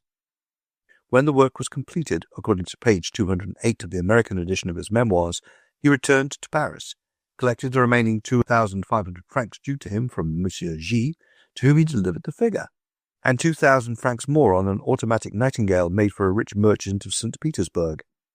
Incidentally, he mentions that during his absence his business had prospered, but he fails to state who managed it for him, and here is where I believe credit should be given to Aubry, the Dutch inventor, who was unquestionably Robert Houdin's assistant for years. In 1844 he claims to have borrowed the writing and drawing machine from the obliging Monsieur G to exhibit it at the quinquennial exposition, where it attracted the attention of Louis Philippe and his court, thus ensuring its exhibitor the silver medal. At this point Robert Houdin deliberately dropped the writing and drawing figure, leaving his readers to believe that he returned it to its rightful owner, Monsieur G. But unfortunately for his claims, another historian steps in here to cast reflections on Monsieur G's ownership of the figure. This writer is the world's greatest showman, the late P.T. Barnum, who purchased the figure at this same exposition of 1844, paying for it a goodly sum. And this incident is one of those significant omissions of the Robert Houdin memoirs. Either Robert Houdin sold the figure to Mr. Barnum for Monsieur G, or such a person as Monsieur G never existed, for in his own book Mr. Barnum states, "When I was abroad in 1844, I went to Paris, expressly to attend the quinquennial exposition, an exhibition then held every 5 years. I met and became well acquainted with the celebrated conjurer, as he called himself, Robert Houdin, but who was not only a great prestidigitator and legerdemain performer, but a mechanic of absolute genius. I bought, at the exposition, the best automaton he exhibited, and for which he obtained a gold medal. I paid a round price for this most ingenious figure, which was an automaton writer and artist. It sat on a small table, pencil in hand, and if asked, for instance, for an emblem of fidelity, would instantly draw the figure of a handsome dog. If love was wanted, a Cupid was exquisitely penciled. The automaton would also answer many questions in writing. I took this curiosity to London, where it was exhibited for some time at the Royal Adelaide Gallery, and then I sent it across the Atlantic to my American museum, where it attracted great attention from the people and the press. During my visit, Houdin was giving evening legerdemain performances, and by his pressing invitation, I frequently was present. He took great pains, too, to introduce me to other inventors and exhibitors of moving figures, which I had liberally purchased, making them prominent features in the attractions of the American Museum. Barnum then continued to describe Robert Houdin's greatness and his cleverness in the use of electricity. The showman was always a welcome guest at the magician's home, and he relates how, at lunchtime, Robert Houdin would touch a knob, and through the floor would rise a table, laden with inviting viands. These details, in the Barnum book, made it all the more inexplicable that Robert Houdin should omit all mention of the great showman's name in his memoirs. Just at this time, the amusement-seeking public seemed greatly interested in automata, so it was only natural that Barnum, great showman that he was, should scour Europe for mechanical figures. Soon after he purchased the writing and drawing machine, claimed Robert Houdin, he brought to America a talking figure invented by Professor Faber of Vienna, to which he refers most entertainingly in his address to the public dated 1873. The museum department contains 100,000 curiosities, including Professor Faber's wonderful talking machine, costing me $20,000 for its use for 6 months. Also the National Portrait Gallery of 100 life-size paintings, including all the presidents of the United States, etc., John Rogers, groups of historic statuary, almost an endless variety of curiosities, including numberless automaton musicians, mechanicians, and moving scenes, etc., etc., made in Paris and Geneva. It can be imagined how wonderful this talking machine must have been when Barnum gave it special emphasis, selecting it from the hundreds of curios he had on exhibition. As this talking machine is probably forgotten, I will reproduce the bill used at the time of its appearance in London, England. When Barnum was in London in 1844 with General Tom Thumb, who was then performing at the Egyptian Hall, he first saw the automatic talking machine and engaged it to strengthen his show. 30 years later, Professor Faber's nephew was the lecturer who explained to the American public the automaton's mechanism and also the performer who manipulated the machine. Barnum always speaks of the talking automaton being a life-size figure, but the pictures used for advertising purposes show that it was only a head. The fate of both the talking automaton and the writing and drawing figure is shrouded in mystery. If they were in the Barnum Museum when the latter was swept by fire in 1865, they were destroyed. If they had been taken back to Europe, they may now be lying in some cellar or loft, moth-eaten and dust-covered. Ignominious end for such ingenious brainwork and handicraft. So much for the claims of Robert Houdin. Now, to disprove them. The earliest record of a writing figure I found is in the Dictionary of Arts, Manufactures and Mines, compiled by Andrew Ure, M.D., and published in New York in 1842 by Leroy Sutherland, 126 Fulton Street. On page 83, under the heading of Automaton, is this statement. Frederick von Nass, completing a writing machine at Vienna in the year of 1760, it is now in the model cabinet of the Polytechnic Institute and consists of a globe 2 feet in diameter, containing the mechanism upon which sits a figure 7 inches high and writes, upon a sheet of paper fixed to a frame, whatever has been placed beforehand upon a regulating cylinder. At the end of each line it rises and moves its head sideways in order to begin a new line. This does not answer the description of the figure which Robert Houdin claims, but is interesting as showing that the mechanical genius ran along such lines almost 100 years before Robert Houdin claims to have invented the famous automaton. The writing and drawing figure claimed by Robert Houdin as his original invention can be traced back directly to the shop door of Switzerland's most noted inventor, Pierre-Jacques Droz, who was, with his son, Henri Louis, laid the foundation of the famous Swiss watch and music box industry. In the latter part of the 18th century, probably around 1770, the Jacques Drozes turned out a drawing figure which also inscribed a few set phrases or titles of the drawings. In mechanism of appearance and results, it tallies almost exactly with the automaton claimed by Robert Houdin as originating in his brain. The Jacques Droz figure showed a child clad in quaint flowing garments seated at a desk. The Robert Houdin figure was modernized and showed a court youth in knee breeches and powdered pedicure, seated at a desk. The Jacques Droz figure drew a dog, a cupid, and heads of reigning monarchs. The Robert Houdin figure, made 75 years later by some inexplicable coincidence, drew a dog as the symbol of fidelity, a cupid as the emblem of love, and the heads of reigning monarchs. The history of the Jacques Drozes is written in the annals of Switzerland as well as the equally reputable annals of scientific inventions and cannot be refuted. Pierre-Jacques Droz was born July 28, 1721, in a small village, La Chaux-de-France, near Neuchâtel, Switzerland. According to some authorities, his father was a clockmaker, but a brochure issued by the Société d'Historique et d'Archéologie of the city of Neuchâtel, which has recently acquired many of the Jacques Droz automata, states that he was the son of a farmer and was sent to the theological seminary at Basel. Here the youth's natural talent for mechanics overbalanced his interests in isms and ologies, and he spent every spare moment at work with his tools.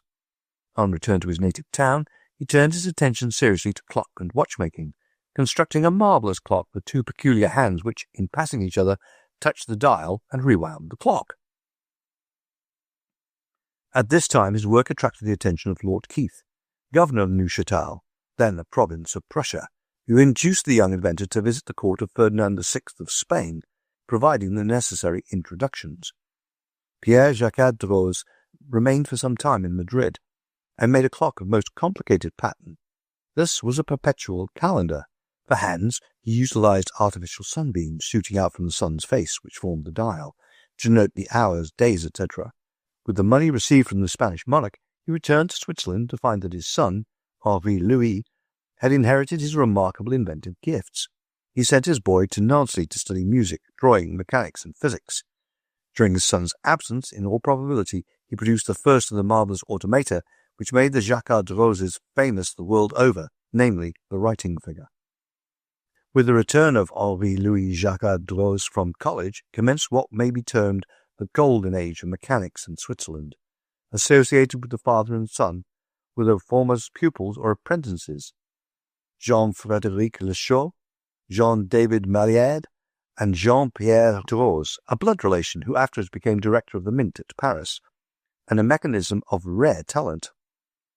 Jean-Pierre Droz is credited with having invented a machine for cutting, stamping, and embossing metals on the face and on the edges at one insertion.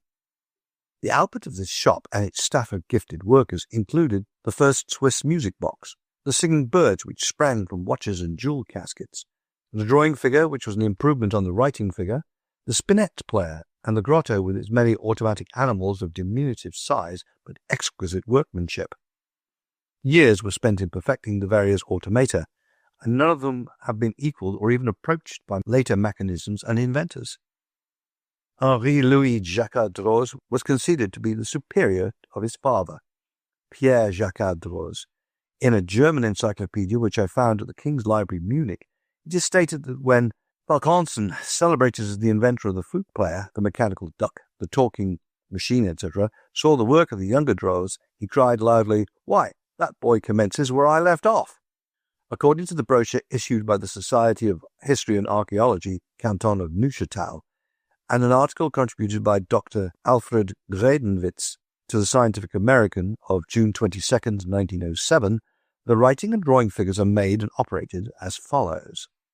The writer represented a child of about 4 years sitting at his little table, patiently waiting with pen in his hand until the clockwork is started. He then sets to work, and after looking at the sheet of paper before him, lifts his hand and moves it to the inkstand in which he dips the pen. The little fellow then throws off an excess of ink, and then slowly and calmly, like an industrious child, begins writing on the paper the prescribed sentence. His handwriting is careful, conscientiously distinguishing between hair strokes and crown strokes, always observing the proper intervals between letters and words, and generally showing the sober and determined character of the handwriting usual at the time of the country of Neuchatel. In order, for instance, to write a T, the writer begins tracing the letter at the top, and after slightly lifting his hand halfway, swiftly traces the transversal dash, and continues writing the original ground stroke. How complicated a mechanism is required for ensuring these effects will be inferred from the illustration, in which the automaton is shown with its back opened. In the first place, a vertical disc will be noticed having at its circumference as many notches as there are letters and signs. Behind this there will be seen a whole column of cam wheels, each of a special shape, placed one above another, and altogether forming a sort of spinal column for the automaton.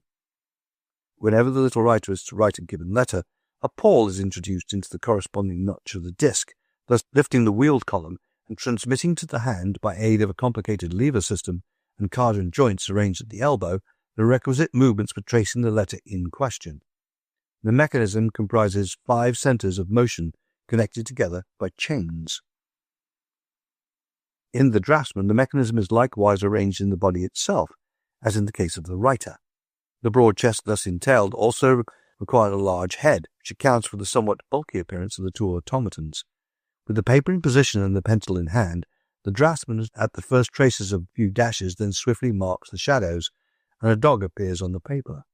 The little artist unknowingly examines his work, and after blowing away the dust, putting in the last few touches, stops a moment and then quickly signs, "Mon toutou, my pet dog." The motions of the automaton are quite natural, and the outlines of his drawings extremely sharp.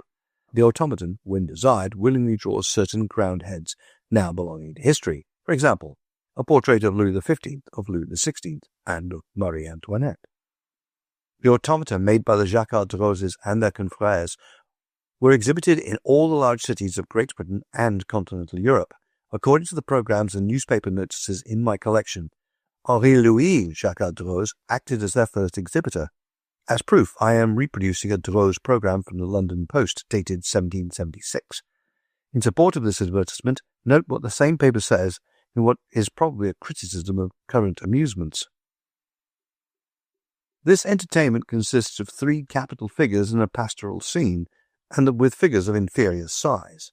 The figure on the left-hand side, a beautiful boy as large as life, writes anything that is dictated to him in a very fine hand. The second, on the right, of the same size, draws various landscapes, etc., etc., which he finishes in a most accurate and masterly style. The third figure is a beautiful young lady who performs several elegant airs on the harpsichord, with all the bass accompaniments, her head gracefully moving to the tune, and her bosom discovering a delicate respiration. During a performance, the pastoral scene in the centre discovers a variety of mechanical figures, admirably grouped, all of which seem endued, as it were, with animal life, to the admiration of the spectator.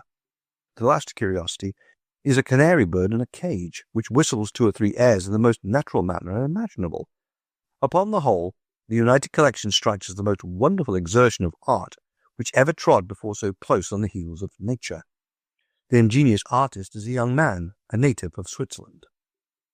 The inventory of Jacquard-Rose Jr., dated 1786, quotes the piano player as valued at 4,800 livres, the drawing figure at 7,200 livres, while the writer had been ceded to him by his father for 4,800 livres, in consideration of certain improvements and modifications which Henri-Louis Jacquard-Rose made in the original invention.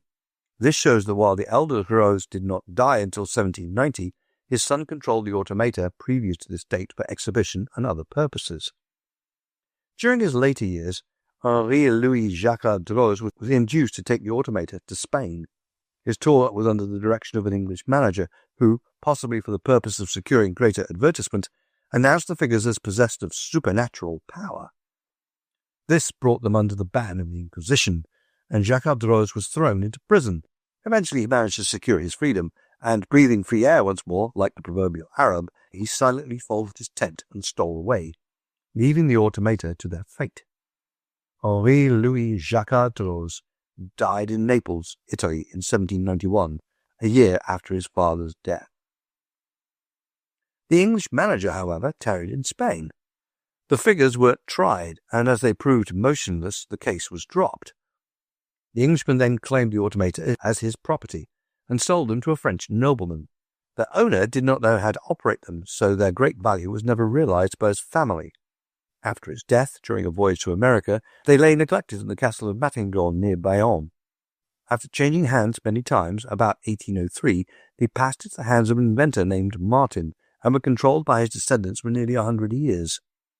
One of his family, Henri Martin, of Dresden, Germany, exhibited them in many large cities and advertised them for sale at 15,000 marks in the Münchner Blatter of May 13, 1883. After Martin's death, his widow succeeded in disposing them to Herr Marvels of Berlin, who had them repaired with such good results that in the fall of 1906 he sold them for 75,000 francs, or about $15,000, to the Historical Society of Neuchâtel. In April 1907, the writing figure, the drawing figure, and the spinet player were on exhibition at Le Local, Château de France, and Neuchâtel. So far we have traced only the original writing and drawing figure. This has been done purely to show that even if Robert Houdin had been capable of building such an automaton, he would not have been its real inventor, but merely copied the marvellous work of the Jacques Drozes. Now to trace the figure which in 1844 he claimed as his invention. With the fame of the Neuchâtel shop spreading and the demand for Swiss watches increasing, Maliard and Jean-Pierre Droz, apprentices or perhaps partners of Pierre-Jacques Droz and Henri-Louis Jacques Droz, removed to London and there set up a watch factory. About this time, Maliard invented a combination writing and drawing figure which was pronounced by experts of the day slightly inferior to the work of the two Jacques Drozes. However, it must have been worthy of exhibition, for it appeared at intervals for the next 50 years in the amusement world, particularly in London. At first, Maliard was not his exhibitor, nor was his name ever mentioned on the programmes and newspaper notices, but later his name appeared as part owner and exhibitor. As the Swiss watches had created a veritable sensation, and was snapped up as fast produced, it's quite likely that he had no time to play the role of showman. The figure first appeared in London in 1796, when the London Telegraph of January 2nd carried the advertisement reproduced on the next page. Haddock had no particular standing in the world of magic, and it is more likely that he rented the automata which he exhibited, or merely acted as showman for the real inventors.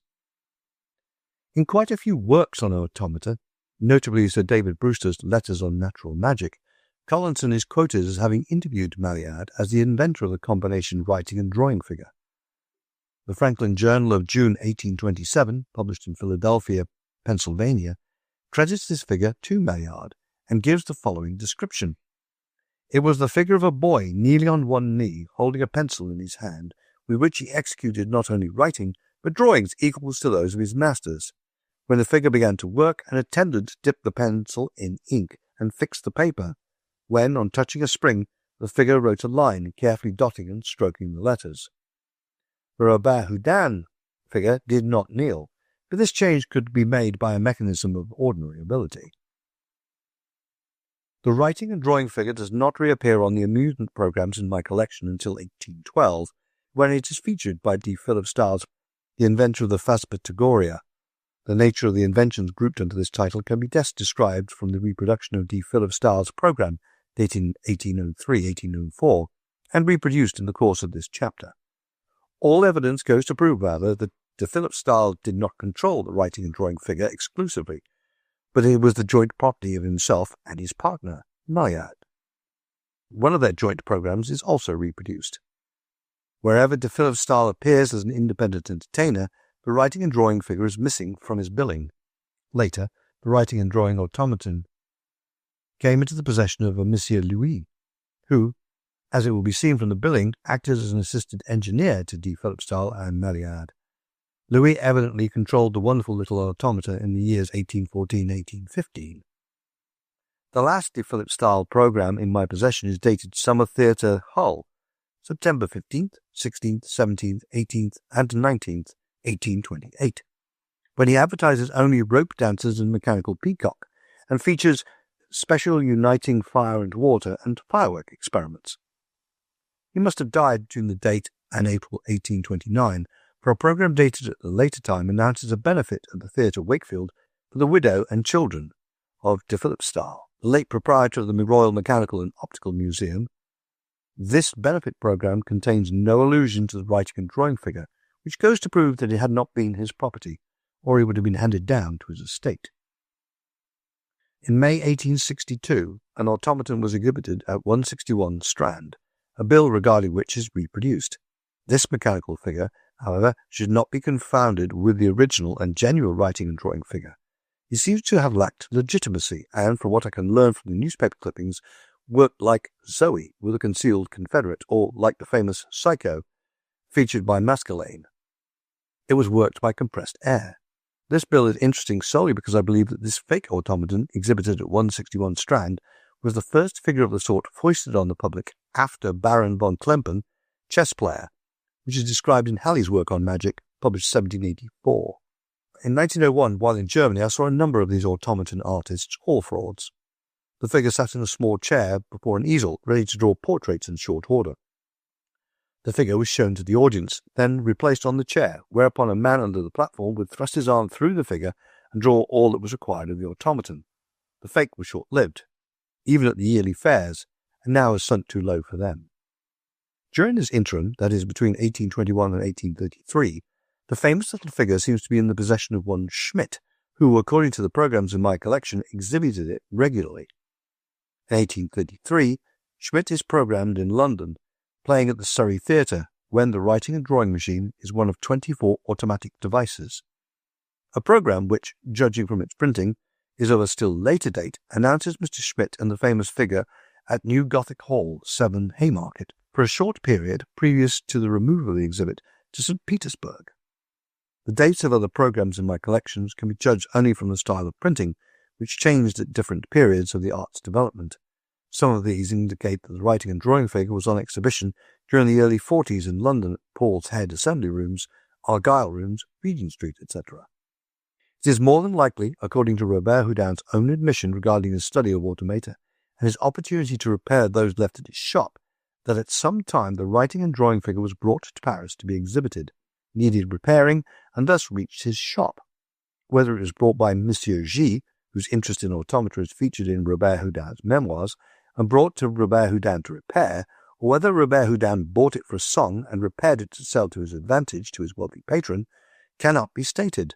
But I am morally certain that Robert Houdin never constructed in 18 months a complicated mechanism on which the Jacquard de Roses spent 6 years of their inventive genius and efforts. Modern mechanicians agree that such a performance would have been a physical impossibility, even had Robert Houdin been the expert mechanician he pictured himself. To sum up the evidence, the writing and drawing figure as turned out by the Jacquard de Roses was known all over Europe. It is not possible that a man so well read and posted in magic and automata as Robert Houdin did not know of its existence and mechanism. And if Robert Houdin had invented the same mechanism, it is hardly possible that his design would have run in precisely the same channel as that of the Jacquard de Roses and Maillard, in having the figure draw the dog, the cupid, and the heads of monarchs. In those humble days, mechanisms, however well they were known in their own trade, were not exploited by the public press, nor did they employ clever journalists to write memoirs lauding their achievements, and so it happened that for years the name of Jacquard de Roses and Maillard were unsung. Their brainwork and handicraft were claimed by Robert Houdin, who had mastered the art of self-exploitation. Today, after a century and a half of neglect, the laurel wreath has been lifted from the brow of Robert Houdin, where it should never have been placed, has been laid on the graves of the real inventors of the writing and drawing machine, Pierre Jacquard de Roses and Henri-Louis Jacquard de Roses and Jean-David Maillard. Chapter 4. the pastry cook of the Palais Royal. Concerning this trick, which Robert Houdin claims as his invention, he writes on page 79 of his Memoirs, American edition, "The first was a small pastry cook, issuing from his shop door at the word of command, and bringing, according to the spectator's request, patties and refreshments of every description. At the side of the shop, assistant pastry cooks might be seen rolling paste and putting it in the oven. By means of handbills, programs, and newspaper notices of various magical and mechanical performances, this trick in various guises can be traced back as far as 1796. 9 reputable magicians offered it as part of their repertoire, and at times 2 men presented it simultaneously, showing that more than one such automaton existed. The dates of the most notable programs, or handbills, selected from my collection are as follows. 1. Haddock, 1797. 2. Garnerin, 1815. 3. Gingal, 1816 and 1823. 4. Bologna, 1820. 5. Henri, 1822. 6. Schmidt, 1827. 7. Roveri, 1828. 8. Charles, 1829. 9. Philippe, 1841. In 1827, Schmidt and Gingal joined forces, yet both before and after this date each performer had the wonderful little piece of mechanism on his program. In 1841, 4 years before Robert Houdin appeared as a public performer, Philippe created a sensation in Paris, presenting among other automata Le Confesseur Galant. In 1845, when Robert Houdin included the pastry cook of the Palais Royal in his initial program at his own theatre in Paris, Philippe was presenting precisely the same trick at the St. James Theatre, London. Of this goodly company, however, Roveri and Philippe deserve more than passing notice, as both were contemporaries of Robert Houdin, and Roveri was his personal friend. Both also appeared in Robert Houdin's Memoirs. The trick appears first not as a confectioner's shop with small figures at work, but as a fruitery, then again as a Dutch coffee house and a Russian inn, from which 10 sorts of liquor are served. Finally, in 1823, it is featured under the name that later made it famous, the confectioner's shop. Haddock, the Englishman who had the writing and drawing figure in his possession for some time, featured the fruitery on his programmes dated 1796. One of his advertisements from the London Telegraph is reproduced on page 106 in connection with the history of the writing and drawing figure, but for convenience I am quoting it here. Haddock's own description of the fruitery trick, which was even more complicated than the famous pastry cook of the Palais Royal. A model of the neat rural mansion and contains the following figures. First, the porter, which stands at the gate on being addressed, rings the bell. When the door opens, the fruiteress comes out, and any lady or gentleman may call for whatever fruit they please, and the figure will return and bring the kind requested, which may be repeated, and the fruit varied as often as the company orders. It will likewise receive flowers, or any small article, carry them in, and produce them again as called for. As the fruits are brought out, they will be given in charge of a watchdog, which sits in front of the house, and any person taking or touching them will begin to bark, and continue to do so until they are returned. The next figure belonging to this piece is the little chimney sweeper, which can be seen coming from behind the house. Will enter the door, appear at the top of the chimney, and give the usual cry of "sweep" several times, descend the chimney, and come out with his bag full of soot. In 1820, Haddock's program included the fruitery, appears with a few minor changes of the repertoire of Bologna, a very clever conjurer, who afterwards became the assistant of Anderson, the Wizard of the North, and who made most of the latter's apparatus. On the Bologna program, for a performance to be given at the Great Assembly Room, 3 Tons Tavern, the shop trick is described thus. A curious mechanical fruiterer and confectioner's shop, kept by Kitty Comfort, who will produce at command such variety of fruit and sweetmeats as may be asked for. The marvellous little shop does not appear again on programs of magic until 1815, when Garnerin features it as the Dutch Coffee House.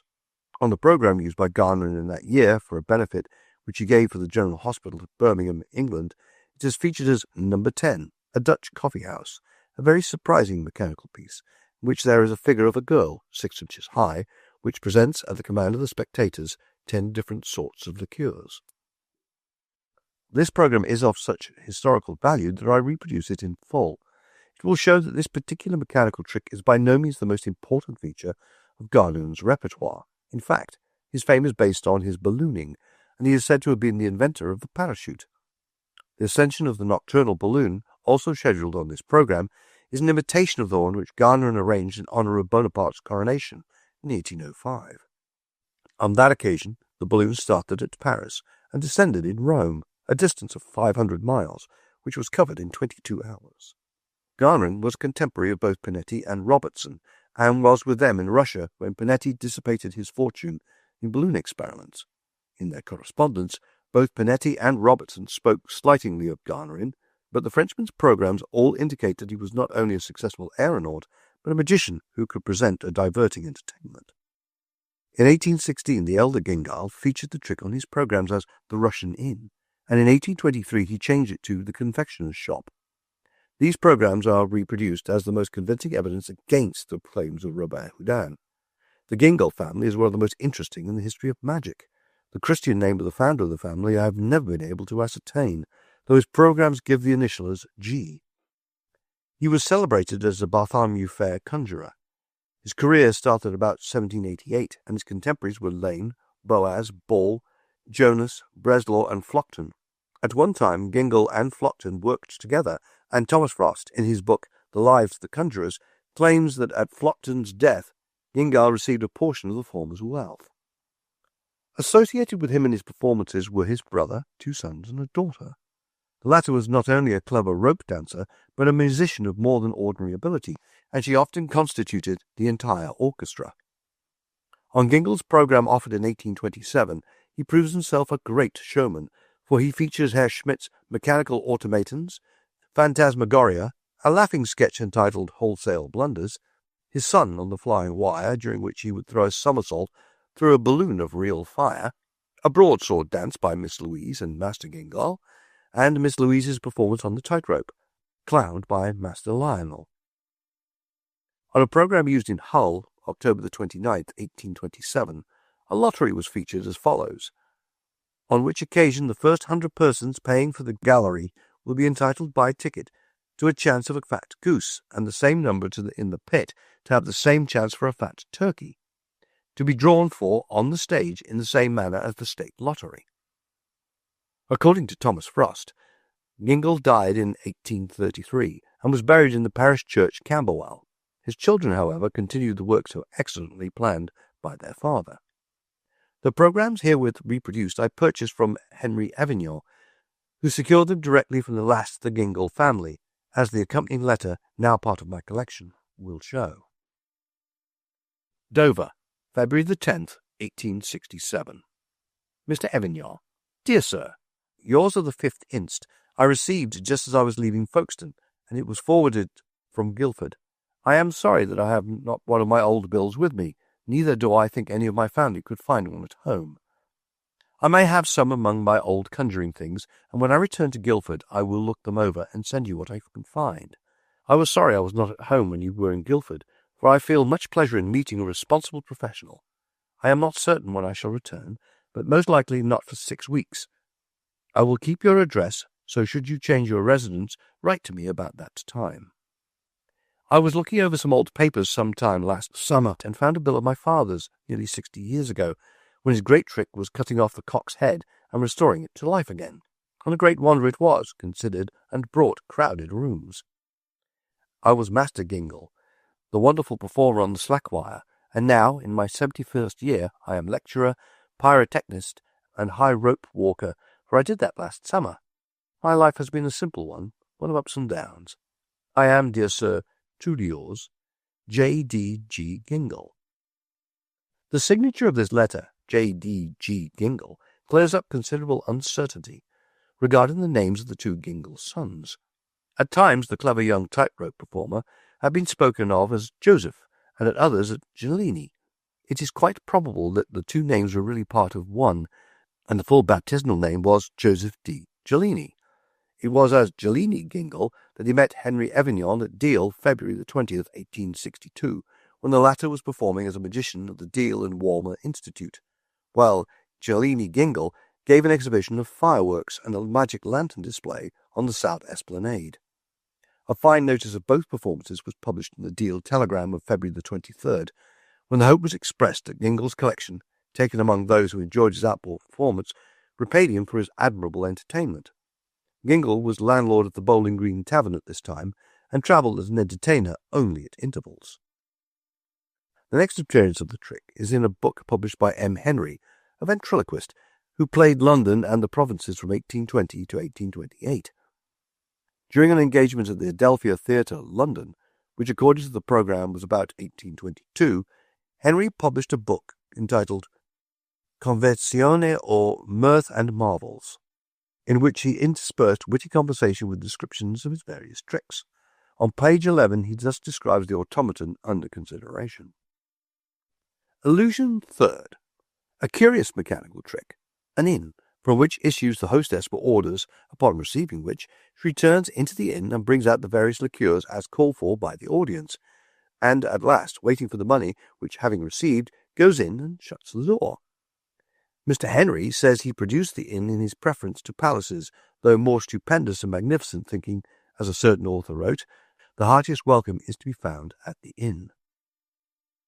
In the same year, Henry issued a challenge open to the whole world, defying any performer to equal his manipulation of the cup and ball trick. He also employed as an adjunct of his conjuring performances Signor de Fordori of Rome, an armless wonder who used his feet to play the drum, violin, and triangle. A contemporary of Henry was Charles, the great ventriloquist, who varied his performances, as did all ventriloquists of his day, by presenting philosophical and mechanical experiments to make up a 2.5-hour performance. Charles made several tours of the English provinces and played in London at intervals. On the London programme, which is undated, but which announces M. Charles as playing at Mr. Ridley's large room, Spring Gardens, the second automaton on his list is described as the Russian Inn, out of which comes a little woman and brings the liqueur demanded for. Two of his performances, dated Theatre Royal, Hull, April 1829, now in my collection, carry a pathetic footnote written in the handwriting of the collector, through whom they came into my possession. The audiences on both the evenings were extremely small, and the money was refunded. By referring to the chapter on the writing and drawing figure, Chapter 3, page 113, a Schmidt programme of 1827 will be found, in which he features the enchanted Dutch coffee house, an elegant little building. On the traveller ringing the bell, the door opens, the hostess attends, and provides him with any liqueur he may call for. Schmidt seems to have confined his exhibitions to London and the provinces, and was often connected with other magicians, including Gingall and Buck. The latter was an English conjurer, best known as the man who was horribly injured when presenting the gun delusion. This consisted of having a marked bullet shot at the performer, who caught it between his teeth on a plate, or on the point of a needle or knife. Some miscreant loaded the gun with metal after Buck had prepared for the trick, and the unfortunate performer's right cheek was literally shot away. In 1828, Jules de Rovere, whose fame rests principally on the fact that he coined the new title Prestidigitator, appeared at the Haymarket Theatre, London, and also toured the English provinces.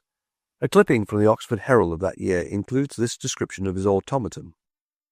One of the clowns vanishes from the box, and instantly at the top of the hall a little lady, in a little hotel brilliantly illuminated, gives out wines and liqueurs to them who ask for them, without any apparent communication with the artiste, yet the lady is only 6 inches high. In the late 30s, Rovere made his headquarters in Paris, and there he and Robert Houdin met.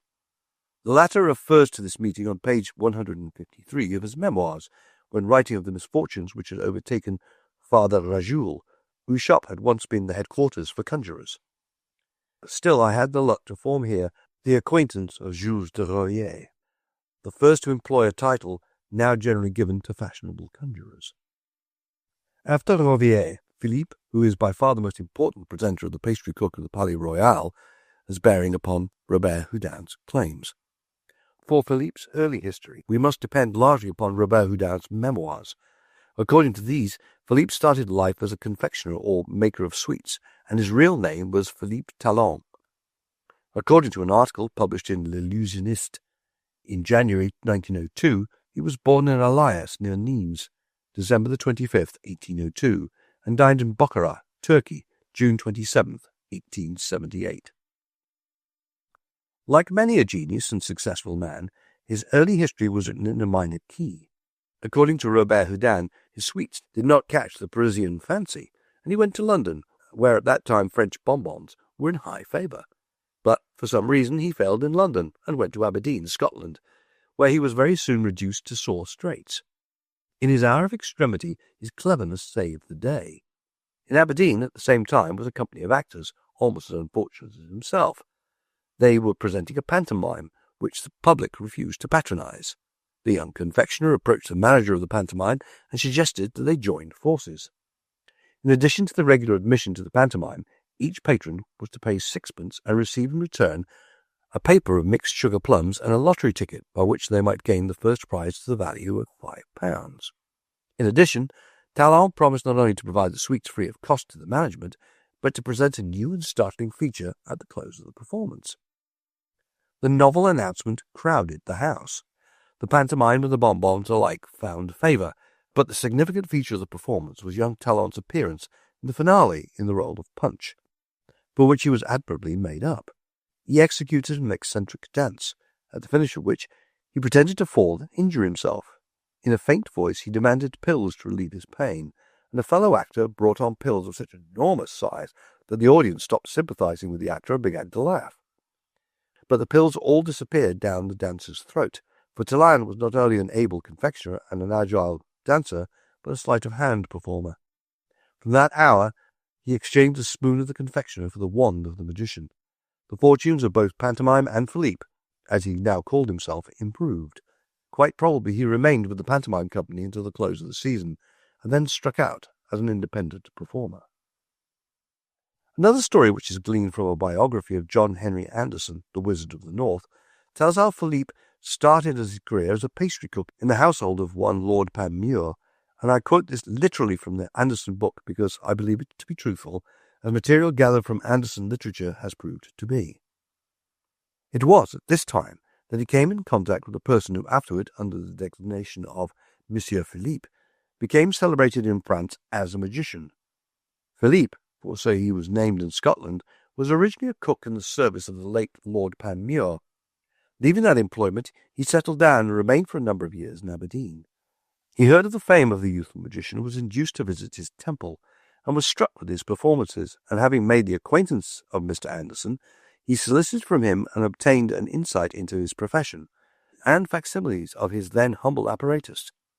Philippe improved to such a degree upon the knowledge he thus acquired that, leaving England for France, he earned the reputation of being one of the most accomplished magicians ever seen in the country. The date of his initial performance is not known, but he must have remained in Scotland performing his act, for the earliest Philippe programme in my collection is dated February 3rd, 1837, when he opened at the Waterloo Rooms, Edinburgh, and announced, "The high character which Monsieur Philippe has obtained from Aberdeen, Glasgow, Greenock, and Paisley Press, being the only 4 towns in Britain where he has made his appearance, is a sufficient guarantee to procure him a visit from the inhabitants of this enlightened metropolis, where talent has always been supported when actually deserved." Evidently, however, Philippe made rapid progress, for a programme dated Saturday, April 21st, 1838, showed that his last daytime or matinee performance in Waterloo Rooms was given under the patronage of such members of the nobility as the Right Honourable Lady Gifford, the Right Honourable Lady H. Stuart Forbes, etc. In an Edinburgh programme, dated probably 1837, he is shown as performing his tricks clad in peculiar evening clothes, knickerbockers, and waistcoat matching with a mere suggestion of the swallow-tailed coat. In his 1838 bill, he is shown clad in the flowing robes of the older-time magician, and he advertises the Chinese tricks, notably the goldfish trick, which demanded voluminous draperies. According to Robert Houdin, Philippe bought a small wooden theatre in Glasgow. Humble as this building was, however, it brought a significant factor into Philippe's life. This was a young bricklayer named Andrew McAllister, who had a natural genius for tricks and models, and became Philippe's apprentice, later appearing as Domingo, his assistant on stage, wearing black makeup. In either Edinburgh or Dublin, Philippe met the Chinese juggler or conjurer who taught him the goldfish trick and the secret of the Chinese rings. Armed with these two striking tricks, Philippe determined to satisfy his yearning to return to his native land, and, in 1841, he appeared at the Salle Montesquieu, Paris. Later, the Bonne Nouvelle, a temple of magic, was opened for Philippe in Paris, and there he enjoyed the brilliant run to which Robert Houdin refers in his memoirs. Philippe was an indefatigable worker and traveller, and one brilliant engagement followed another. During the 40s, he appeared, according to my collection of programs, all over continental Europe, and in most of his programs this paragraph is featured. Part 3. An unexpected present at once gratuitous and laughable, composed of 12 prizes, 9 lucky, 3 unfortunate, in which the general public will participate. He also continued to distribute bonbons from his inexhaustible source, probably a cornucopia, calling this trick a new system of making sweetmeats, or le confiture moderne. During his first engagement in Vienna, he had painted for advertising purposes a pastel portrait showing him clad in his magician's robes at the finale of the goldfish trick. From this picture, his later cuts were made. By some mistake, he left the original pastel in Vienna, where I bought it at a special sale for my collection. It remains an exquisite piece of colour work, even at this day. So far, it is the only real likeness of Philippe I have been able to unearth.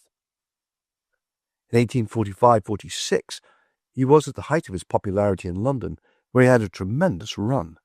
In June 1845, we find him playing at the St. James Theatre under Mitchell's direction, and on September the 29th, under his own management, he moves to the Strand, where he is still found in January 1846.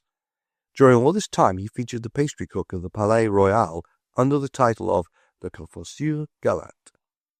As proofs that Philippe used the pastry cook trick both before and during Robert Houdin's career as a magician, I offer several programs containing accurate descriptions of the automaton, and also a page illustration from the current publication dated Paris 1843, which shows the confectioner or pastry cook standing in the doorway of his house, while the key explaining the various tricks reads Number 9, Le Confiture Galante et le Liquoriste Impromptu.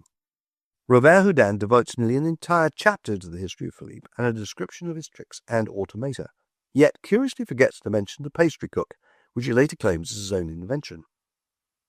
Ernest Bash, formerly of the Bash brothers, conjurers, and the richest manufacturer of illusions in the world, claims that the original trick is now in his possession. Herr Bash is located in Hanover, Germany, where he builds large illusions only. The wonderful mechanical house passed by Bash by a request on the death of Baron von Sandoval, a wealthy resident of Amsterdam, Holland. Von Sandoval had bought the trick from the heirs of Robert Houdin on the death of the latter, because he believed it to be the brain and handiwork of Opry, a Dutch mechanism of great talent. Ernest Bash shares this belief, and with other well-read conjurers thinks that Opry was Robert Houdin's assistant and built most of his automata, including the pastry cook of the Palais Royal, the windmill or Dutch inn, Oriol and de Barreau, the French gymnasts, the harlequin, and the chasseur. Opry was a man of ability, but lacked presence and personality properly to present his inventions.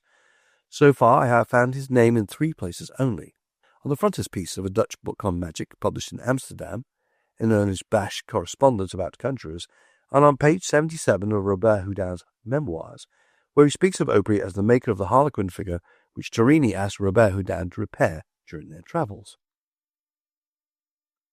With such convincing proof, some of which was contemporary, that other men had exhibited the pastry cook of the Palais Royal in its identical or slightly different guise, it was daring indeed of Robert Houdin to claim it as his own invention. The most direct information regarding Opry comes through that eminent family of conjurers known as the Bambergs of Holland. At this writing, Papa, David Bamberg, of the 4th generation, is prominent on the Dutch stage, and his son, Tobias David, known as Akito, of the 5th generation, is a cosmopolitan magician presenting a Chinese act. According to the family history, traceable by means of handbills, programs, and personal correspondence, the original Bamberg, Eleazar, had a vaulting figure in his collection of automata in 1790, 50 years before Robert Houdin became a professional entertainer. This figure was made by Opry, to whom all conjurers of that time looked for automata and apparatus. David Leendert Bamberg, of the 2nd generation, who also had the vaulting figure, was the intimate friend and confidant of Opry, and was authority for the statement that Aubry's son sold in Paris the various automata made by his father, which later Robert Houdin claimed as his own invention. It may be noted that Robert Houdin never invented a single automaton after he went on stage in 1845, and as Aubry had died in 1846, the coincidence is nothing if not significant.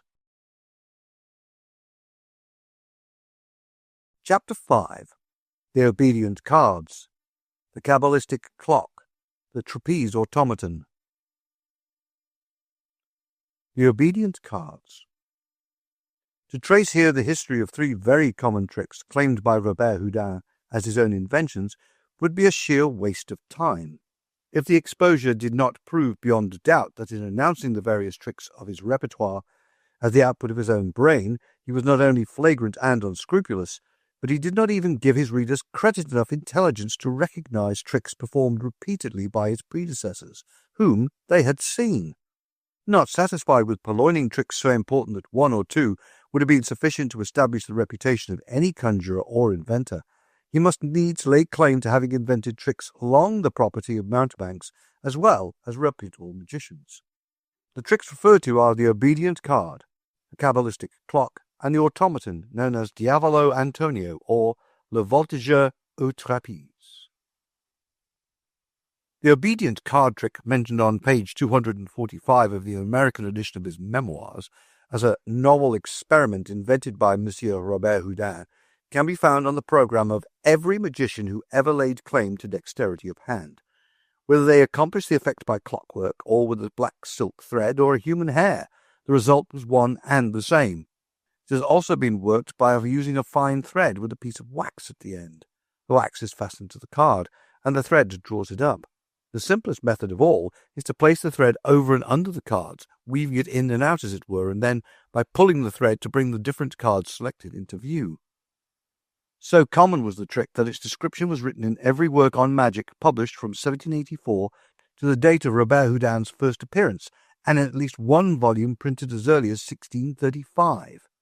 The majority of French encyclopedias described the trick and exposed it according to one method or another, and Robert Houdin admits having been a great reader of encyclopedias.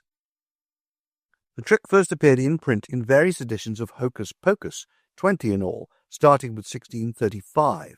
The majority contain feats with cards showing how to bring them up or out of a pack with a black thread, a hairspring, or an elastic. In 1772, the rising card trick was shown in Goyot's Physical and Mathematical Recreations, also in the Dutch or Holland translations of the same work. In 1791, it was minutely explained by Horvath von Eckershausen, who wrote 5 different books on the subject of magic. The fourth, being devoted principally to the art of the conjurer, was entitled Die Glaubeltasche oder vollständiger Unterricht in Taschenspiele, USV, which translated means the conjurer's pocket or thorough instructions in the art of conjuring. The title was due to the fact that in olden days, conjurers worked with the aid of a large outside pocket. The 5 books, published under the general title of Aufschlüsse zur Magie, bear date of Munich, Germany. On page 138 of the 3rd edition of Gale's Cabinet of Knowledge, published in London in 1800, will be found a description of the rising card trick as done with pin and thread, and the same book shows how it's accomplished with wax and a hair. This book seems to have been compiled from Philip Breslau's work on magic, The Last Legacy, published in 1782. Benton, who published the English edition of de Cromp's famous work on magic, exposing Pinetti's repertoire, also described the trick, Natural Magic, by Astley the Circus Man, and Hooper's Recreations, in 4 volumes published in 1784, exposed the same trick. As to magicians who perform the trick, their names are legion, and only a few of the most prominent conjurers will be mentioned in this connection. The man who obtained the best effects with this trick was John Henry Anderson, who startled the world of magic and amusements by his audacity in 1836, 9 years before Robert Houdin trod the stage as a professional entertainer. Anderson was born in Kincardine, Scotland, in 1814, and started his professional career as an actor. He must have been a very poor one, too, for he states that he was once complimented by a manager for having brought bad acting to the height of perfection. Anderson was first known as the Caledonian Magician, then assumed the title of Wizard of the North. which he said was bestowed on him by Sir Walter Scott. Thomas Frost belittles this statement on the ground that Scott was stricken with paralysis in 1830. However, Anderson became famous in 1829, so he should be given the benefit of the doubt. He was the greatest advertiser that the world of magic has ever known, and he left nothing undone that might boon attendance at his performances. He started newspapers, gave masked balls, and donated thousands of dollars to charity. He was known in every city of the world, and when so inclined, built his own theatres. He sold books on magic during his own performances, and would sell any trick he presented for a nominal sum. His most unique advertising dodge was to offer $500 in gold as prizes for the best conundrums written by spectators during his performances. To make the scheme more effective, he carried with him his own printing press and set it up back of the scenes.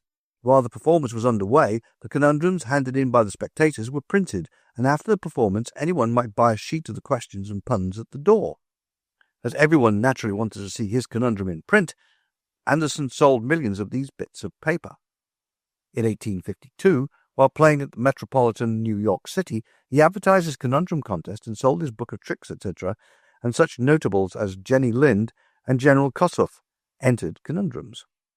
He was among the first performers to expose the Davenport brothers, whose spiritualistic tricks and rope-tying had astonished America.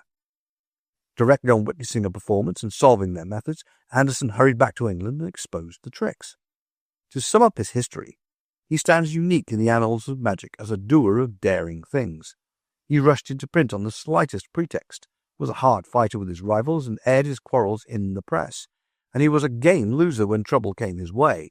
Not a brilliant actor or performer, he yet had the gift of securing excellent effects on his mise en scene. He made and lost several fortunes, generally recouping as quickly as he lost. He was burned out several times, the most notable fire being that of Covent Garden, London, in 1856.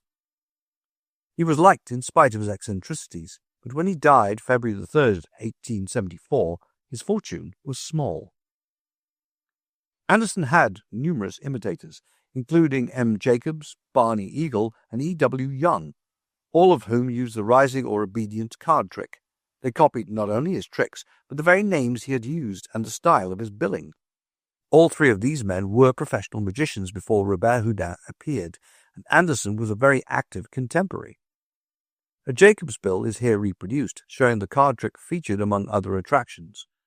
The lithograph of Jacobs used in this connection is an actual likeness, and I believe it to be as rare as it is timely.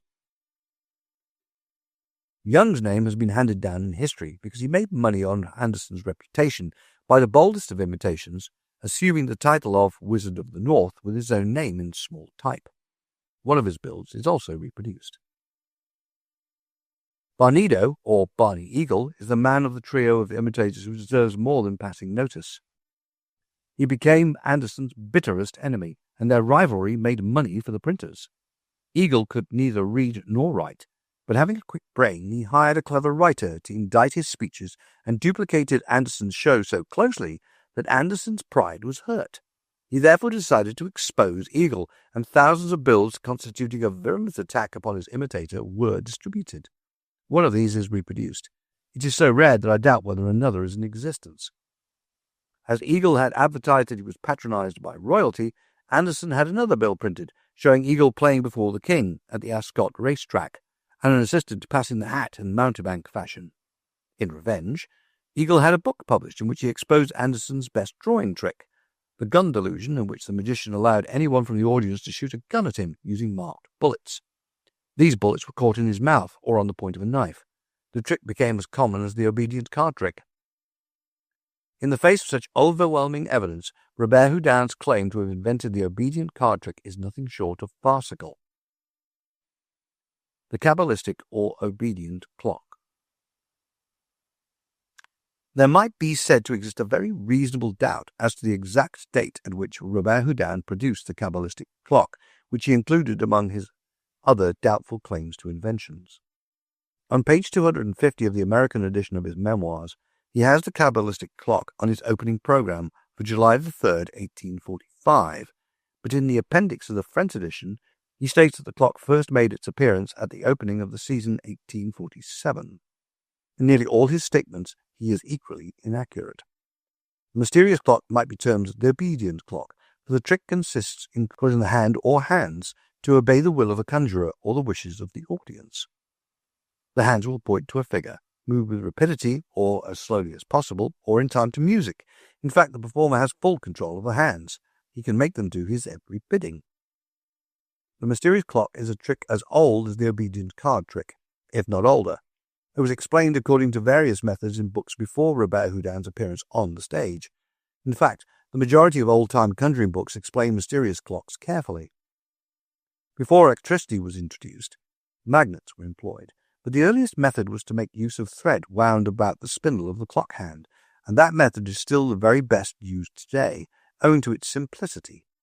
The clock, on being presented to the audience, may be hung or placed in the position best suited to the particular method by which it is being worked. It shows a transparent clock face, such as you would see in any jewelry shop. Some magicians utilize only one hand, which permits the easy use of electricity or magnet, while others employ 2 or even 3 hands. When more than one hand is used, the hours and minutes are indicated simultaneously, and if cards are pasted on the clock face, the largest hand is used to find the chosen cards. The clock may be placed on a pedestal, in an upright position, or hung in mid-air on 2 ribbons or strings. It can be hung on a stand made expressly for the purpose, on the style of a music stand, or it can be swung in a frame. In fact, as stated before, it is usually placed so as to facilitate the method of working. When the cabalistic clock is taken off the hook or the stand on which it is placed and handed to one of the spectators to hold, the latter places the hand on the pin in the center of the glass face and revolves it. The arrow or hand is worked by a counterweight controlled by the performer, who has fixed it before he hands it to the innocent spectator. The clock can be purchased from any reliable dealer of conjuring apparatus in almost any part of the world. For a clock worked by a counterweight, the hand of thin brass is prepared in the center, where there is a weight of peculiar shape which has at the thin or tapering end a small pin. This pin is fixed permanently to the weight and can be revolved around the small plate on which it is riveted. Through this plate there is a hole exactly in the center. This hand has all this covered up with a brass cap, and to make the arrow point to any given number, you simply move the weight with your thumb. The pin clicks and allows you to feel as it moves from one hole to another. With a very little practice, you can move this weight while in the act of handing it to someone to place it on the center of the clock face, and when spun, the weight of its own accord will land at the bottom, causing the hand to point where it was forced by the law of gravity. The plate on which the weight is fastened is grooved or milled so that it answers to the slightest movement of your thumb. When the clock is on the stage and the hand moves simply by the command of the performer or audience, it is manipulated by an assistant behind the scenes, either by the aid of electricity or by an endless thread which is wrapped around the spindle and runs through the 2 ribbons or strings that hold the clock in mid-air. Some conjurers work the clock so arranged to make a combination trick, first by having it worked by a concealed confederate, and then taking the clock off the stand and bringing it down in the midst of the audience. But for this trick, you can only use one hand. Years ago, when I introduced this trick in my performance, I called a young man on my stage and asked him to place the hand on the spindle. It would then revolve and stop at any number named. But first I made him inform the audience the number he had chosen, which gave me time to fix the weight with my thumb. I then gave him the hand, but he was a skilled mechanic and possibly knew the trick. Instead of holding the clock by the ring at the top, which was there for that purpose, he grasped the dial at the bottom, causing the number 6 and the number 12 to be on the top. When the hand started to turn, of course, it would have stopped at the wrong number. I managed to escape humiliation by pretending I was afraid he would break the clock by letting it fall, so took it away from him, holding it myself. The mechanic walked off the stage, winking at me in the most roguish manner. Robert Houdin worked the mystic bell trick in connection with the clock. This was manipulated in the same way. The bell was worked with thread, pulling a small pin, which in turn caused the handle to fall against the glass bell. Naturally, having electricity at his command at that time, he made use of that force whenever it suited his fancy. I am positive that Robert Houdin presented the electrical clock because T. Bolin of Moscow visited Paris and bought the trick from Voisin, the French manufacturer of conjuring apparatus. The trick which Robert Houdin presented, according to his claims, was with the clock hanging in mid-air to prove that it was not electrically connected. But the truth of the matter is that the strings which held the clock suspended in mid-air concealed the wires through which his electrical current ran. In my library of old conjuring books, the thread method is ably described by Hofrath von Eckershausen, mentioned earlier in this chapter. In fact, in the pictorial appendix of his work, he gives this trick prominence by minutely illustrating the same.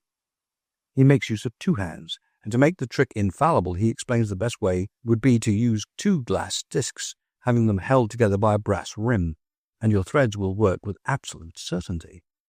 The spectators imagine they are seeing only one glass clock. Johann Conrad Guttel, the well-known delver after secrets of natural magic, also explained several Kabbalistic clock tricks in his book published in 1802. I am reproducing herewith a number of programs describing the effect of the trick, proving that it was no novelty when Robert Houdin invented it. In fact, the trick was so common that only the supreme egotism of the man can explain his having introduced it into the pages of his book as an original trick. The mysterious clock worked by the counterweight, which has been described, is credited as having been the invention of Johann Nepp Hofzinser.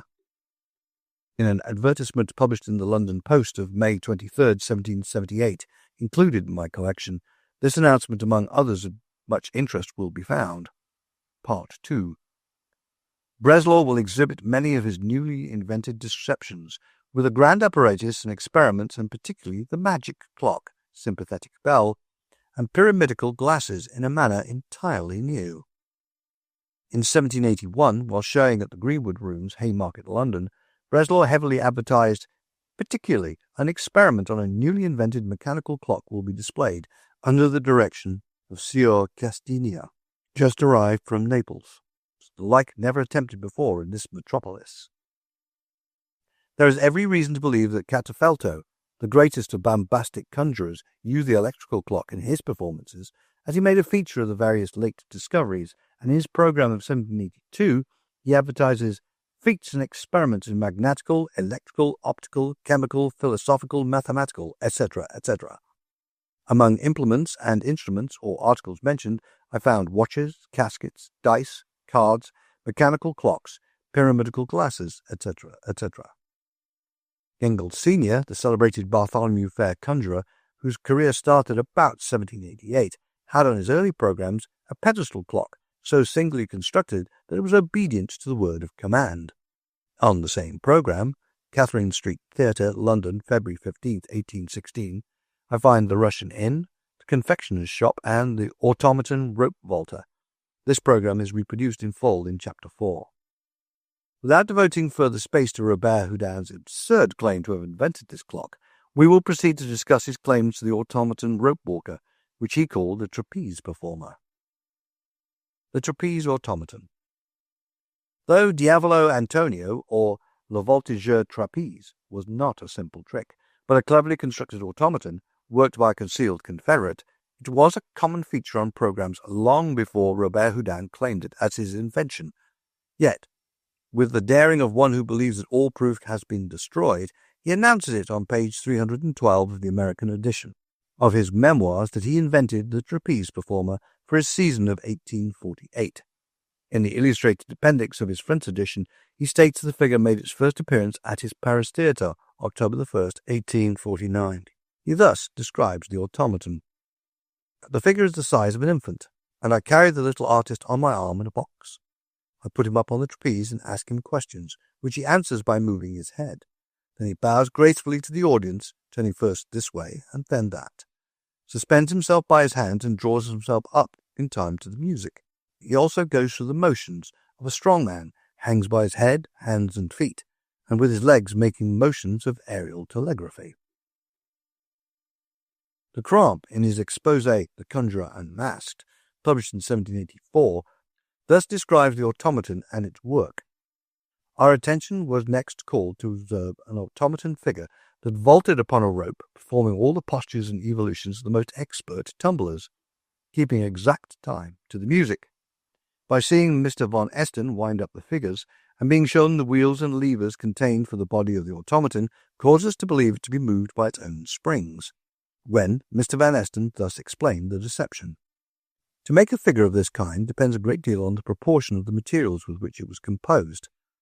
that the legs and thighs are formed out of heavy wood, such as ash or oak, the body of birch or willow and made hollow, and the head, for lightness, of papier-mâché. The figure is joined by its hands to a bar of iron that passes through a partition and is turned by a confederate. The arms are inflexible at the elbows but move freely at the shoulders by means of a bolt that goes through the body, and the thighs and legs move in the same manner at the hips and knees, and are stayed by pieces of leather to prevent them from bending the wrong way. The bar is covered with hollow twisted tubes and ornamented with artificial flowers so as no part of it can be seen to turn. The confederate, by giving the little handle a quarter turn to the left, the automaton, whose hands are parallel to the horizon, lift themselves little by little till they become vertical and parallel to the rest of the body. If, in following the same direction, the other part of the body moves forward, and by watching the motions through a hole, he seizes the instant that a leg passes before the bar to leave the automaton astride. Afterwards he balances it by jerks and causes it to make a turn around, keeping time with the music, as if it was sensible of harmony. N.B. 3 circumstances concur here to favour the illusion. First, by the assistance of a wire, the confederate can separate the bar from the automaton, which, falling to the ground, persuades one it loses itself by real machinery. Secondly, in winding up the levers shown in the body, confirms the spectators in the idea that there is no need of a confederate. Thirdly, the tubes that are twisted around the bar, except where the automaton is joined to it, seem to be the rope itself, and being without motion, as is seen by the garlands which surround them, it cannot be suspected the bar turns on the inside, from whence it is concluded that the figure moves by its own machinery. According to one of de Philip Stahl's advertisements, page 103, the trapeze automaton which he featured was 6 feet in height, but Panetti programs showed that he had a smaller figure known as the rope vaulter. This is probably the trick exposed in de Crom's book. On page 108 will be found a Louis program of 1815 on which a figure is thus featured. 2 elegant automata, as large as nature, the one representing a beautiful Polonaise, the other a little boy. Nothing can surpass the admirable construction of these pieces. The large figure seems almost endowed with human faculties, exhibiting the usual feats of a rope dancer in the fullest imitation of life. The small figure is invested with equally astonishing powers of action. To such ladies as are spectators, it must be a very pleasing circumstance that these exertions do not excite those disagreeable sensations which arise from the sight of figures fraught with life, performing feats attended with so much danger. By referring to page 113, the reader will find a Schmidt program dated 1827, on which the figure is featured as follows: the rope dancer, whose surprising performances surpass, in agility, attitudes, and evolutions, every professor of the art, keeping correct time to the music of the machinery. A Gengel program dated 1823, which is reproduced on the chapter devoted to the pastry cook of the Palais Royal, page 125, reads as follows: 2 automatons, one of which will execute wonderful feats on the tightrope, and the other dance a characteristic hornpipe. As Gengel figured in the amusement world from 1788 to 1844, the little figure must have been tolerably well known to the magic-loving public of England by the time Robert Houdin appeared in London in 1848. A magician named York, who appeared in London in 1844, the year before Robert Houdin made his professional debut, featured under the date of January the 29th 2 automatons, one of which will execute wonderful feats on the tightrope, and the other dance a characteristic hornpipe. Bologna announced for his performance at the San Pareil Theatre, Strand, London, under date of March 18, 1812, the 2 automaton rope dancers from St. Petersburg, whose feats of agility were never equalled and cannot be surpassed, will perform together in a style of excellence hitherto unknown in this country. De Philip Stahl also featured a pair of automatic tightrope performers from 1804 until his death, and in the early 30s, the figures were exhibited by his widow. By referring to Chapter 3, a de Philip Stahl program of 1806 is reproduced as evidence. From 1825 to 1855, J.F. Theodon played London and the provinces, advertising on his program's 4th piece, The Wonderful and Unrivaled Automaton on the Flying Rope, the only one of this construction in the kingdom, and forms a most extraordinary novelty from the circumstances of its not being fastened on the rope by the hands, like others hitherto exhibited. The rope will be in continual motion, and the figure will sit perfectly easy and in a graceful attitude while on the swing, and perform the most surprising evolutions, scarcely to be distinguished from a living performer, as it moves with the utmost correctness, without any apparent machinery. From this overwhelming evidence it can be argued without doubt that if Robert Houdin even constructed the automaton, he merely copied figures presented by both his predecessors and his contemporaries, and he was fully aware of the existence of several automata when he advertised his as an original invention. They were made by many mechanisms. In the illustrated appendix of the French edition of his memoirs, he goes further. He deliberately misrepresents the mechanism of the figure and insinuates that the automaton is a self-working one. This is not true, as it was worked by a concealed confederate, as described above by Decron. Robert Houdin even used the garlands of flowers to hide the moving bars, as Benetti and others of his predecessors had done. The truth was not in him. Chapter 6. The Inexhaustible Bottle. While Robert Houdin claims to have invented the inexhaustible bottle for a special program designed to create a sensation at the opening of his season of 1848, in the illustrated appendix of the original French edition of his memoirs, he states that it had its premiere presentation December 1st, 1847. These discrepancies occur with such frequency that it is difficult to refute his claims in chronological order. Perhaps he adopted this method intentionally to confuse future historians of magic, particularly concerning his own achievements. In order to emphasize the brilliancy of this trick, Robert Houdin turned boastful in describing it. On page 348 of the American edition of his memoirs, he states that the trick had created such a sensation and was so much exploited in the London newspapers that the fame of his inexhaustible bottle spread to the provinces, and on his appearance in Manchester with a bottle in his hand, the workmen who made up the audience nearly mobbed him. In fact, the description of this scene is the most dramatic pen picture in his memoirs. The truth, sad to state, is that the bottle trick did not create the sensation he claims for it in London, nor did the press eulogize it. It was classed with other ordinary tricks, and 20 London newspapers bear mute testimony to this fact. In a complete collection of press clippings regarding his first London appearance, only 4 of the London papers mentioned the trick. The Times, the great conservative English paper, in reviewing Robert Houdin's performance in its issue of May 3rd, 1847, ignored the trick entirely. The 4 London newspapers which made mention of the bottle trick, and then only in a passing comment, were the Chronicle, the Globe, the Ladies' Newspaper, and the Court Journal. Anyone acquainted with the last 2 named periodicals will know that they rarely reach the hands of the humble artisans in Manchester. Punch, London's great comic paper, gave the trick some space, however. The trick of pouring several sorts of liquors from the same bottle has been presented in various forms and under different names.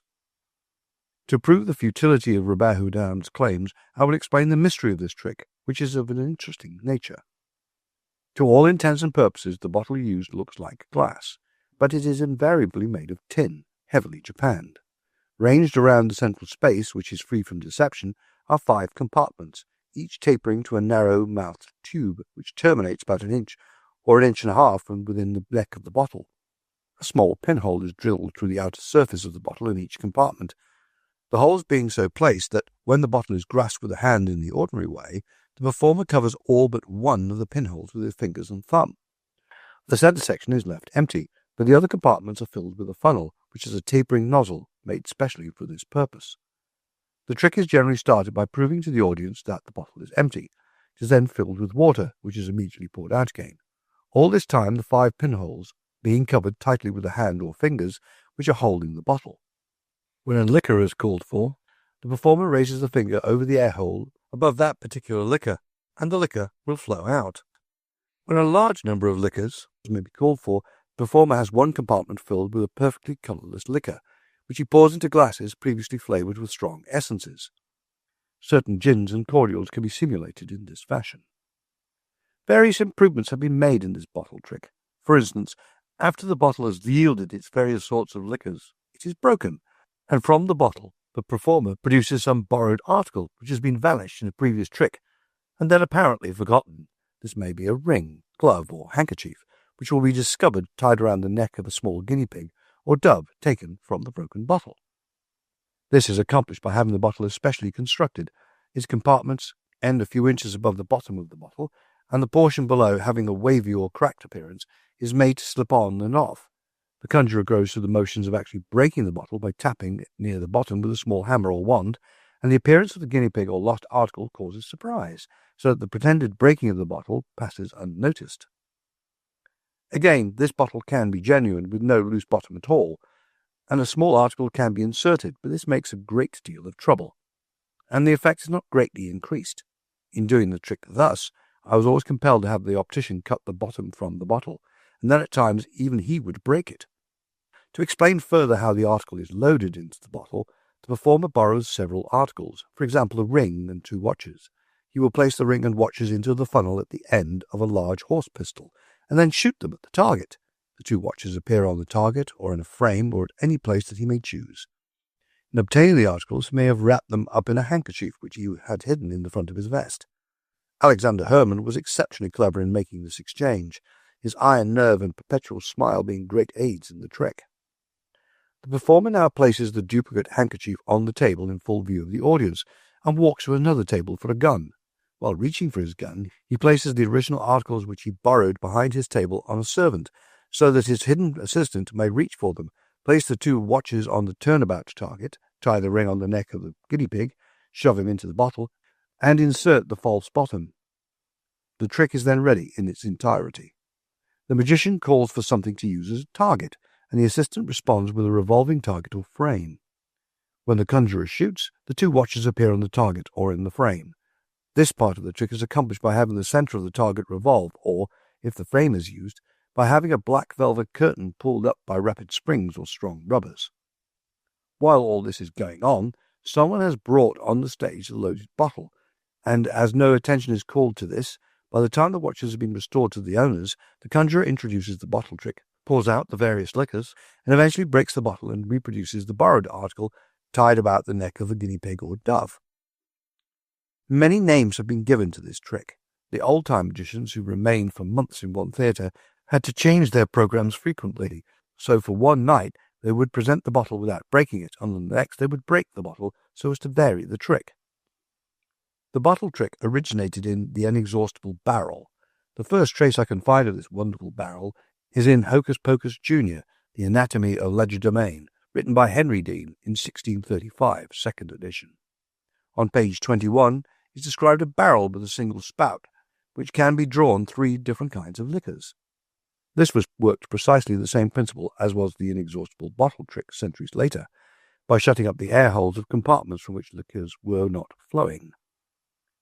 Its first public appearance, according to the data in my collection, took from London papers of 1707 and 1712, was when the famous waterworks of the late ingenious Mr. Henry Winstanley were exhibited by his servants for the benefit of his widow, and the exhibition included a view of the barrel that plays so many liquors and is broken in pieces before the spectators.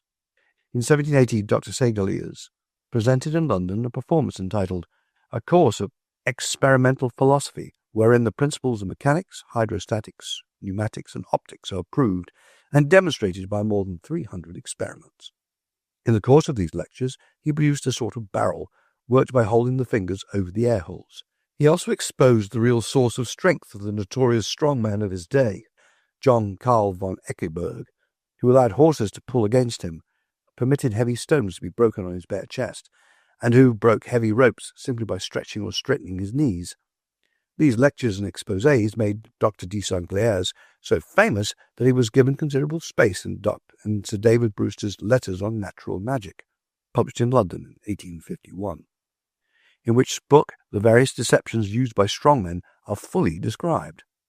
In fact, the book is one that should be in every conjurer's library. The old Dutch books explained the barrel trick, and in 1803, Charles Hutton, professor of Woolwich Royal Academy, translated 4 books from Ozanam and Montecula, exposing quite a number of old conjuring tricks. The barrel trick will be found on page 94 of Volume 2. The first use of the inexhaustible bottle by modern conjurers I found in an announcement of Herr Schmidt, a German performer who for a time controlled the original writing and drawing figure, as will be found by reference to Chapter 3, which is devoted to the history of that automaton. The program published in that chapter is dated 1827 and does not include the famous bottle, because it was no longer a novelty in Herr Schmidt's repertoire.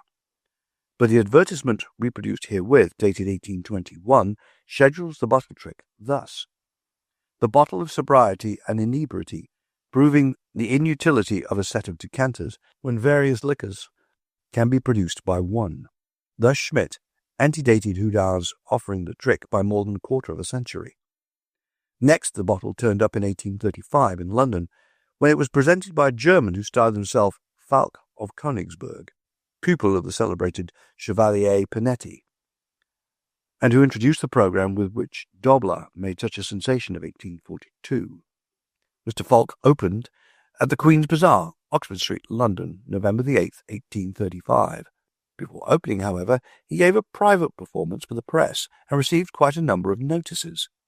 A half-column clipping in my collection, dated November 4, 1835, which I think is cut from the Chronicle or the Globe, mentions the trick among other effects like Flora's gift, the card in the pocket, etc., and adds that the exchange of wine was so that if once in Mr. Falk's company we should not wish to exchange it, for he poured 3 shots of wine, port, sherry, and champagne out of one bottle.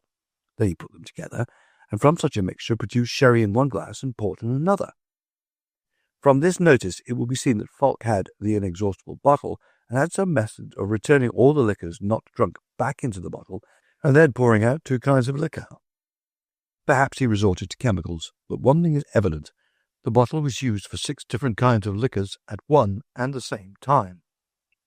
Felipe from 1836 to 1838 featured an infernal bottle trick, also the inexhaustible bottle trick. The trick also was seen on the program used by John Henry Anderson, the Wizard of the North, in the same years. According to these programs, Philippe and Anderson showed the bottle empty, filled it with water, and then served 5 different liquors.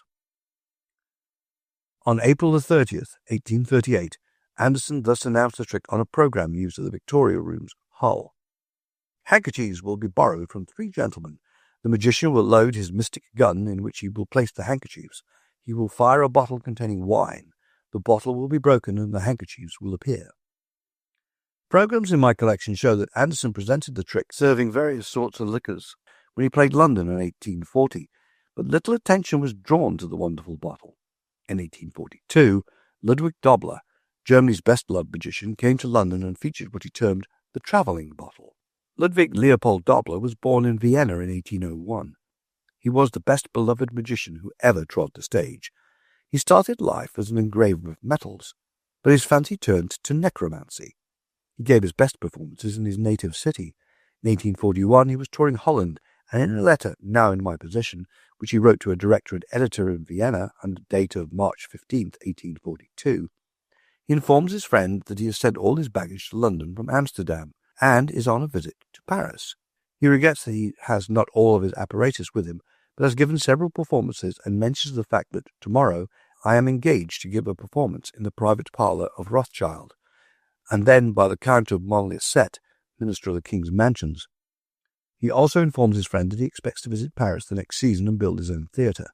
He states a fact most interesting to all magicians, namely that he has rented the St. James's Theatre in London for 2,000 francs, $400 a night, or more than $2,400 rent for 1 week. Dobler drew such big audiences and had made so much money he refused to give private performances, only breaking this rule when presenting his show before Her Majesty Queen Victoria and the Prince Consort. He played the provinces, then went over to Dublin, where, although unable to speak English, he was a veritable sensation. In 1844, Dobler played a return date at the St. James's Theatre, London, and this time he had Anderson as a rival at the Theatre Royal, Adelphi. Dobler amassed a fortune very rapidly. In fact, he retired in 1847 and never again appeared on the stage. He always explained his early retirement by saying, "The public loves me, and I want it to always love me. I may return and be a failure, so it is best to know just when to stop." He died in a little village near Tunnitz on April 17, 1864, when one of God's noblemen was laid to rest. The travelling bottle alluded to by Dobler in his programs was nothing more or less than the inexhaustible bottle. The following excerpt from the London Chronicle during Dobler's engagement at the St. James's Theatre, April 1842, is illuminating.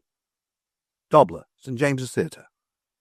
Among the illusions that more particularly struck our fancy was one entitled The Travelling Bottle, where Herr Dobler, filling a common bottle with water, transformed this water into a collection of wines of all countries, amicably assembled together in one receptacle, and he fills out first a glass of sherry, then one of port, then one of champagne, and so on. The critic then describes how the bottle was broken and the borrowed handkerchief was found inside the bottle.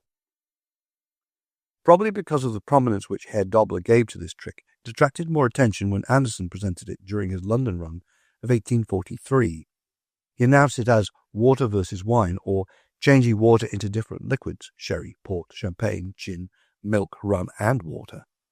The London Sun of April 18th, 1843 says, Mr. Anderson, besides the feats by which his reputation was established in his former exhibitions in the metropolis, performed with perfect ease and success some of the greater difficulties than those by which Herr Dobler astonished the world, such as serving several kinds of wines from the same bottle.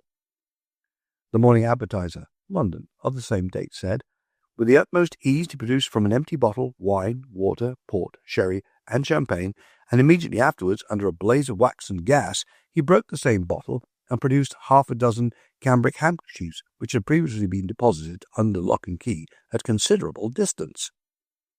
McAllister, the Scottish brick-mason who became the pupil and assistant of Philippe, as described in the chapter on the pastry cook of the Palais Royal, also claimed the bottle trick as his invention.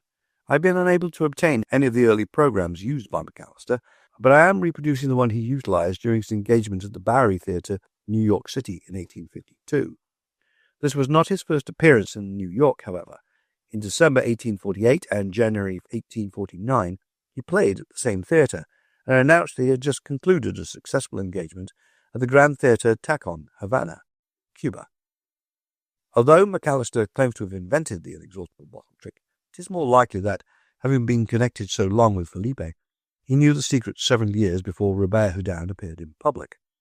But as McAllister also claimed to have invented the peacock and the harlequin automata, both of which are recognized as inventions of his predecessors, his claim cannot be given serious consideration. He advertised to produce 22 kinds of liquors from one bottle, and therefore he must have utilized the essence glasses in connection with the bottle.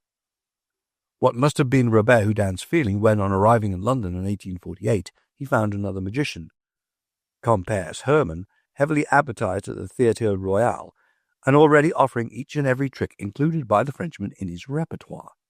Even the much vaunted bottle was in Hermann's list of tricks. No one seems able to tell where Compère Hermann obtained the tricks he used, but he must be given credit for never advertising them as his own inventions. His record in this respect was clean throughout his life as a mysterious entertainer. The program presented by Hermann at the Theatre Royal during Robert Houdin's opening week at St. James's Theatre is herewith reproduced. Hermann remained some time in London playing at the Adelphi, then at the Royal Princess, and finally at the Surrey Theatre. A bill used by Hermann at the Princess is reproduced on page 232. It evidently proved satisfactory to the public, and it was used without change for many years. Probably the most notable warfare raged over the honour of having invented this trick arose between Robert Houdin and Henri Robin, who were contemporaries. Robin, whose name was Dunkel, was of Holland birth and died in Paris in 1874. He was at his prime about 1839-40 when he toured the continent. He was popular in London, Paris, and both the English and French provinces. A polished man, famous for the elegance of his speech and manners, he conducted his performance and all his business in a quiet, conservative fashion. In both Paris and London, he had playhouses named temporarily in his honour, Salles de Robin, and at one time in London he appeared at the Egyptian Hall. He published his own magazine, L'Almanach de Cagliostro, an illustrated periodical which was quite pretentious. Robin presented all tricks and automata that Robert Houdin claimed as his original inventions, and in the famous controversy, Robert Houdin came out second best. Robin proved that he had used the bottle trick before Robert Houdin did, by showing back numbers of his magazine, whose illustrations pictured Robin performing the trick at his theatre in Milan, Italy, July 6, 1844, or 3 years before Robert Houdin presented it in Paris. Robin, however, never wrote an autobiography, nor any exhaustive work dealing with the history of magic, while Robert Houdin did. The latter set forth his claims over other magicians so skillfully that more than half a century the intelligent and thoughtful reading public has been deceived and has accepted his statements as authoritative. According to an article published in Illusionist, scientists to this day, in explaining the laws of physics as operated by use of air holes in the inexhaustible bottle, refer to it as the Robert Houdin bottle, when in reality the honor of its invention belongs to some obscure mechanic or magician whose name must remain forever unsung by writers on magic. Chapter 7. Second Sight. Evidently, second sight was the foundation stone of Robert Houdin's success. Reading between the lines of his autobiography, one finds that this was the trick which carried him into the salons of fashion and royalty. Before he introduced second sight into his repertoire, his tricks were so commonplace that they did not arouse the interest of the court circle, whose approval furnished the seal of success. This trick of second sight he claims body and soul as the favorite child of his brain. He even goes so far as to relate a story to prove that the trick came to him in the form of an inspiration. I quote directly from the American edition of his memoirs, page 255. My two children were playing one day in the drawing-room at a game that they had invented for their own amusement. The younger had bandaged his elder brother's eyes and made him guess the objects that he touched, and when the latter happened to guess right, they changed places. This simple game suggested to me the most complicated idea that ever crossed my mind.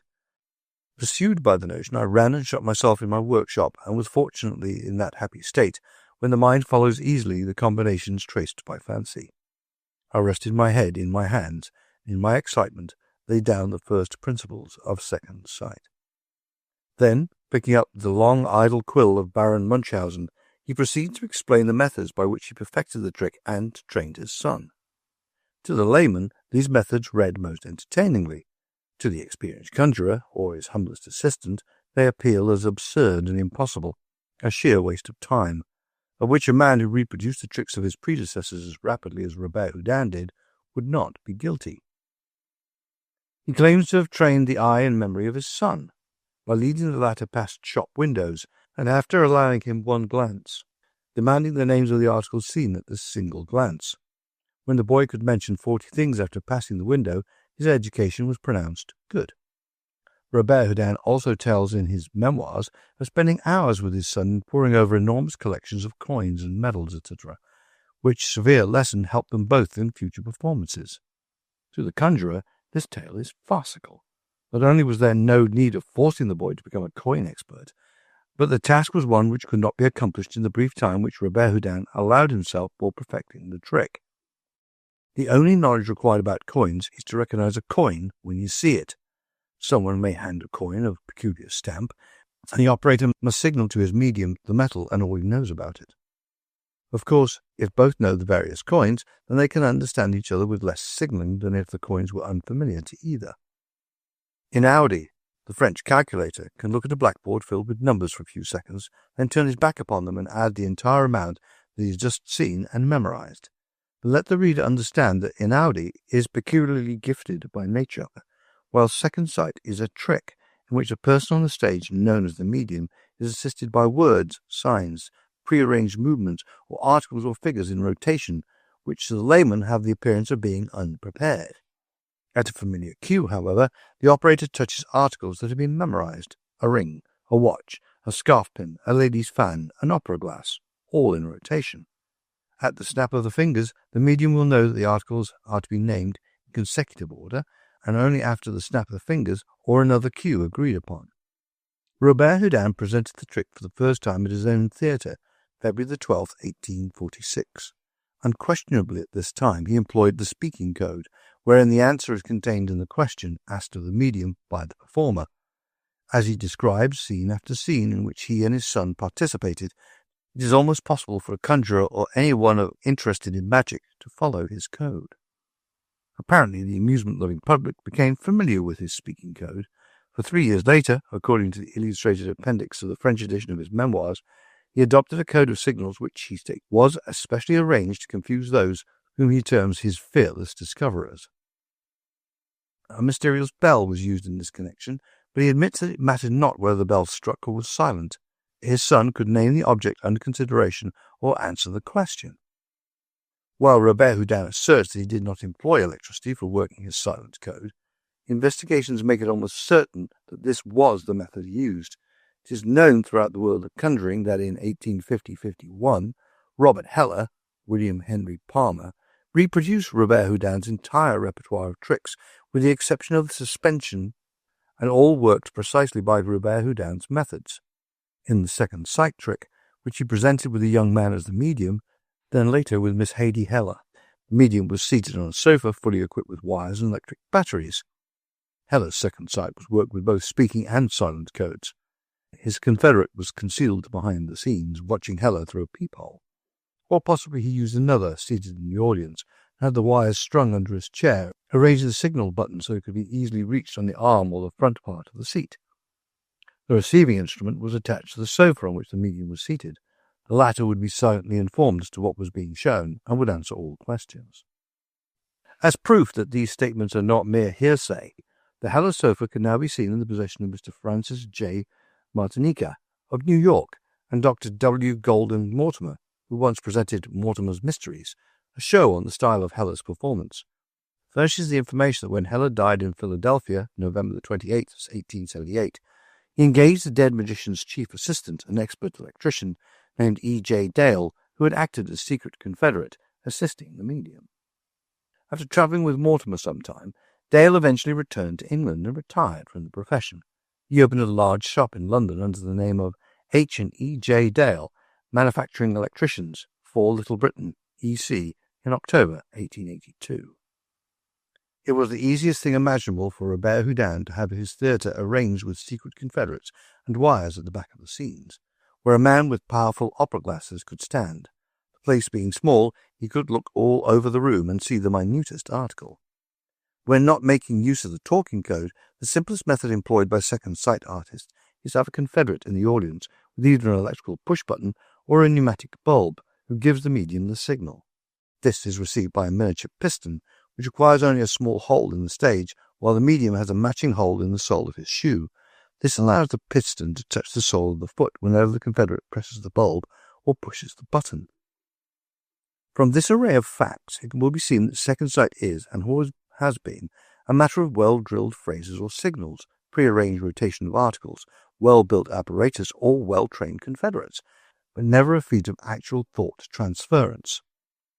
Some of Robert Houdin's ardent supporters insist that in claiming the invention of discovery of second sight, the French conjurer was merely an unconscious plagiarist, having stumbled upon, quite by accident, a trick which he did not know that others had offered before him.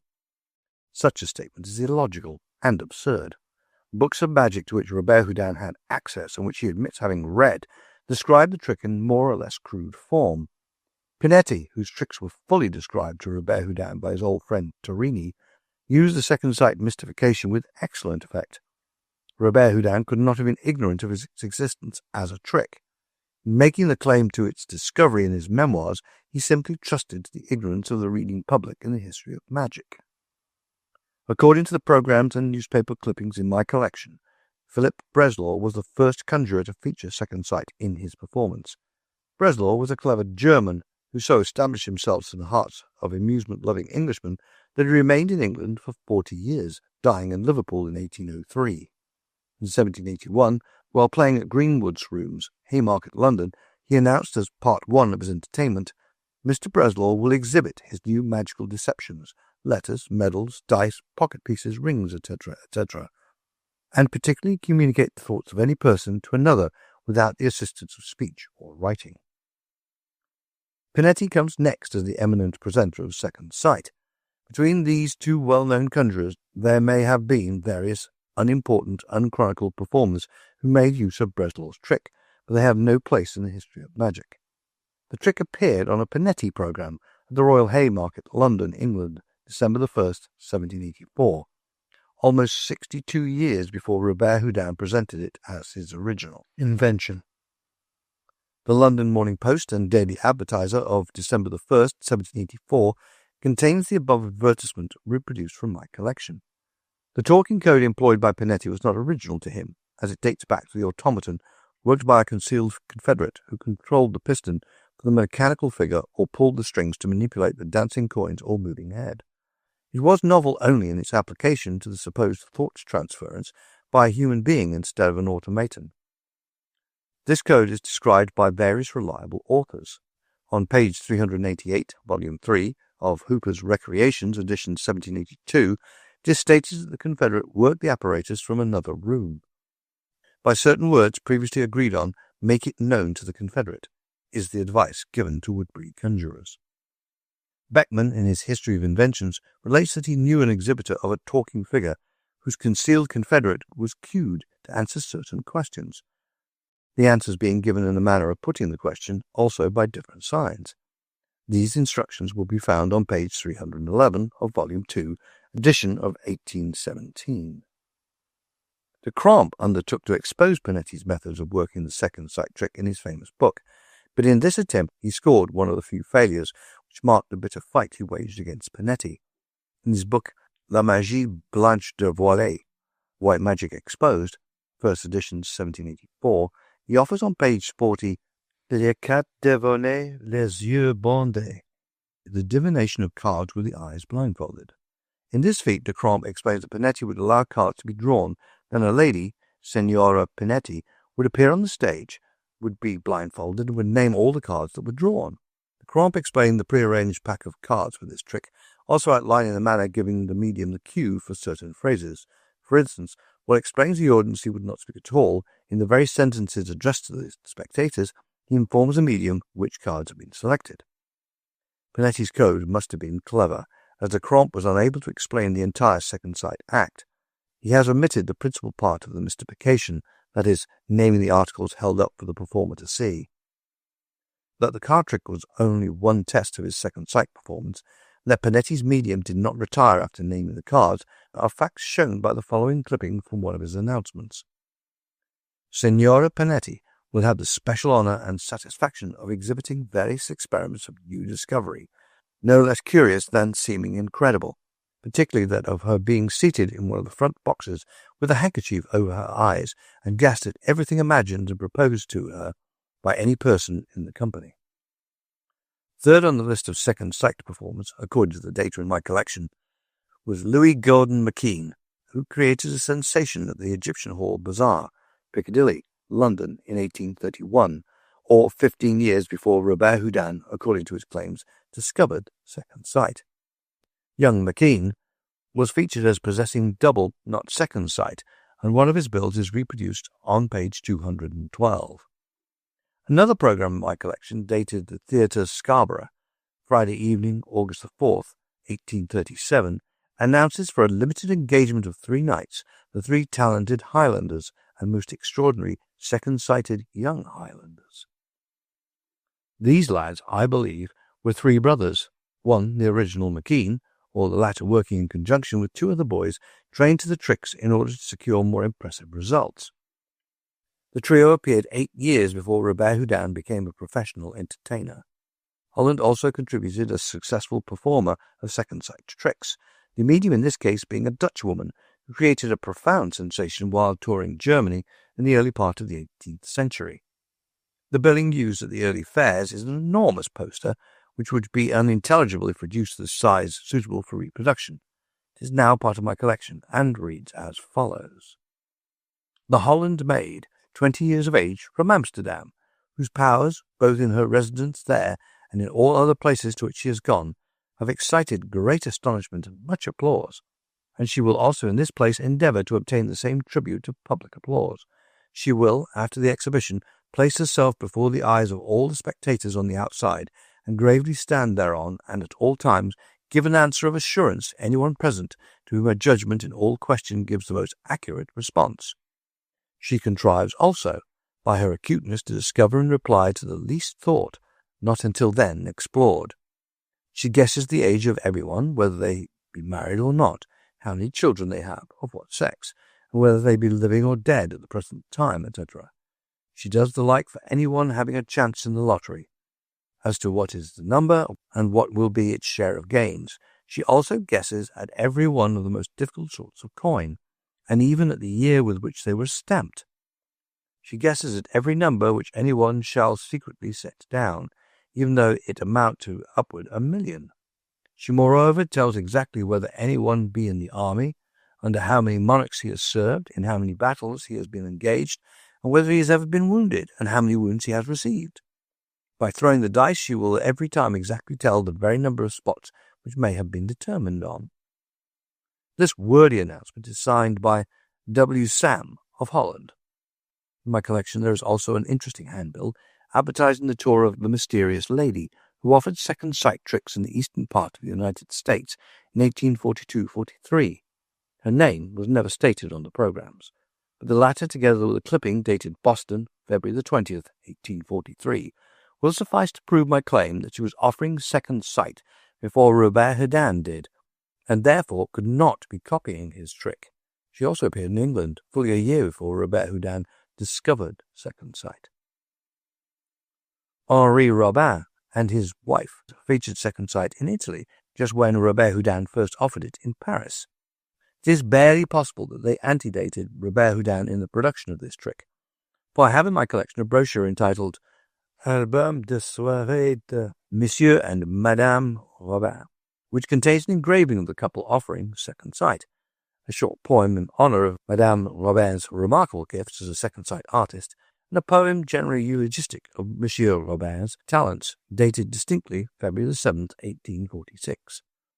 Robert Houdin presented second sight for the first time, according to his memoirs, on February 12, 1846. To prove the utter folly of Robert Houdin's claims to have trained his son's eye and memory by patient effort, so as to have a mutual transference of thought, I will next show that animals had been trained for years to do tricks by secret signals before the alleged discovery of second sight. Two rare old bills in my collection advertise the marvelous mind-reading performances of a goose and a blindfolded dog, respectively.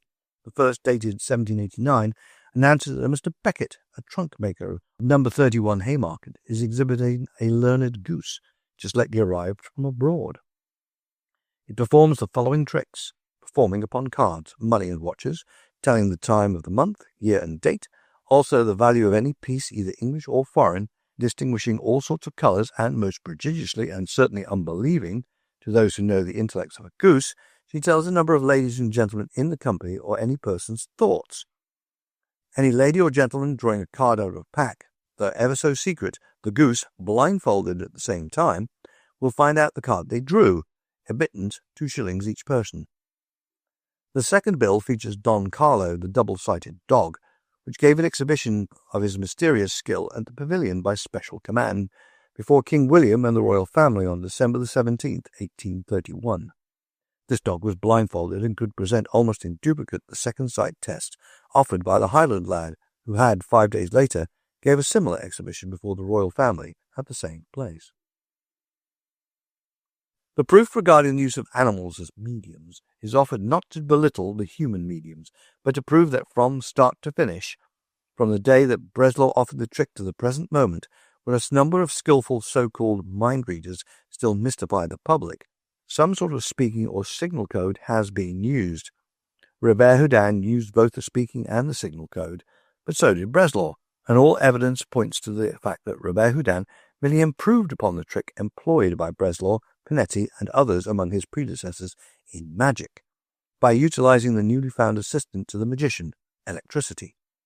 In his tiny theatre, it would have been entirely feasible to have had electric wires run from all points of the auditorium to the stage, thus doing away with both the speaking and ordinary signal codes, even the pneumatic tube. For this improvement, and this alone, should Robert Houdin be given credit. Nearly all magicians improve or redress tricks or apparatus handed down to them by their predecessors, but Robert Houdin was not willing to admit that he owed anything to his predecessors. Chapter 8. The Suspension Trick. In chapters 16 and 17 of the American edition of his memoirs, Robert Houdin states that he closed his theatre during the months of July, August, and September 1847, and devoted his time to producing new tricks for the coming season. He chronicles as the results of these labours the following additions to his repertoire: Crystal Box, the Fantastic Portfolio, the Trapeze Tumbler, the Garde Française, the origin of flowers, the crystal balls, the inexhaustible bottle, the ethereal suspension, etc. Had these inventions really been original with the man who claimed them as the result of his own brainwork and handicraft, 3 years would not have sufficed to bring them to perfection in which they were presented at that time. It is not always the actual work that makes a trick a success, nor the material from which it is constructed, but it takes time to plan a new trick, and then after you have worked out the idea, it takes more time to make it practical. The same piece of apparatus may have to be made dozens of times, in as many shapes, before it is presentable.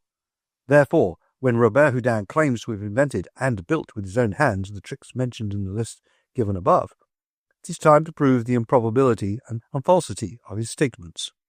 Inventions are a matter of evolution, but as the tricks which Robert Houdin presented in his new repertoire were not new, he was able to offer them as the result of 3 months' work. To the expert mechanician or builder of conjuring apparatus, his claim is farcical. The majority of the tricks mentioned required skilled hands and infinite patience, if they work in a way that will completely deceive the public. Particularly is this true of the first suspension apparatus, such as Robert Houdin must have used. This included a steel corset or frame for the subject, and both the corset and the supporting rods had to be strong, invisible to the audience, and still be perfect in mechanism. Robert Houdin, with characteristic ambiguity, does not refer to a complicated mechanism, but lays stress on his ability to keep his tricks up to date and in line with popular movements of the hour. In writing of the suspension tricks, he gives the impression that, but for the sensation created by the use of ether as an anesthetic, he would never have thought out the new trick. His own words, as presented on page 312 of the American edition of his memoirs, are reproduced in this connection. It will be remembered that in 1847, the insensibility produced by inhaling ether began to be applied to surgical operations. All the world talked about the marvelous effect of this anesthetic and its extraordinary results. In the eyes of the people, it seemed much akin to magic. Seeing that the surgeons had invaded my domain, I asked myself if this did not allow me to make reprisals. I did so by inventing my ethereal suspension, which I believe was far more surprising than any result obtained by my surgical brethren. This trick was much applauded, and I am bound to say that my arrangements were excellently made. This was the first time that I tried to direct the surprise of my spectators by gradually heightening up to the next moment, when, so to speak, it exploded. While Robert Houdin in his memoirs claims to have invented the trick for the season of 1847-48, in the illustrated appendix of the French edition, he states that the first production of the trick with improvements was in October 1849. The improvement consisted of working the trick with a stool upon a platform, when previous to this date he had used only the ordinary platform and rod. During the course of researches covering many years, during which I visited national libraries in various countries, the first trace of the suspension trick was discovered in the writings of Ibn Battuta, who flourished about the 13th century. He mentions 2 conjurers who performed before the court of the Mogul in Delhi. One of the men assumed the form of a cube and rose into the air, where he remained suspended. The other man then took off his shoe, struck it against the rock, and it also rose and hung in mid-air, close to the suspended conjurer, or human cube. On being touched on the neck, the cube descended to the ground, and the conjurer resumed his natural form. The historical verity of this tale cannot be determined, and it may be classed with the familiar story which crops up periodically, describing the ball of cord thrown into the air for a youth to climb into the clouds. Once out of sight, the youth is said to draw the cord up after him. Then presently a leg falls from the unseen height, then another, followed by an arm, a rib or 2, and so on, till the entire body is scattered upon the ground, the head coming last with the neck standing upward. At the command of the magician, the body seems to crawl together, so runs the tale, and eventually the youth stands up to be examined by the astonished populace. These stories belong in the very first of the traveller's tales. In 1356, Sir John Mandeville, called by some authorities the father of English prose, after travelling 34 years, published a book detailing some of his marvellous witnessings. Though many of his stories are absolutely impossible, yet so popular did his works become that, barring the scriptures, more copies and manuscripts of the books containing his various magician stories have been handed down to posterity and exist today than any works of his contemporaries. Still, Mandeville did not mention the suspension trick, which is sometimes attributed to the Chinese and sometimes to the Hindus.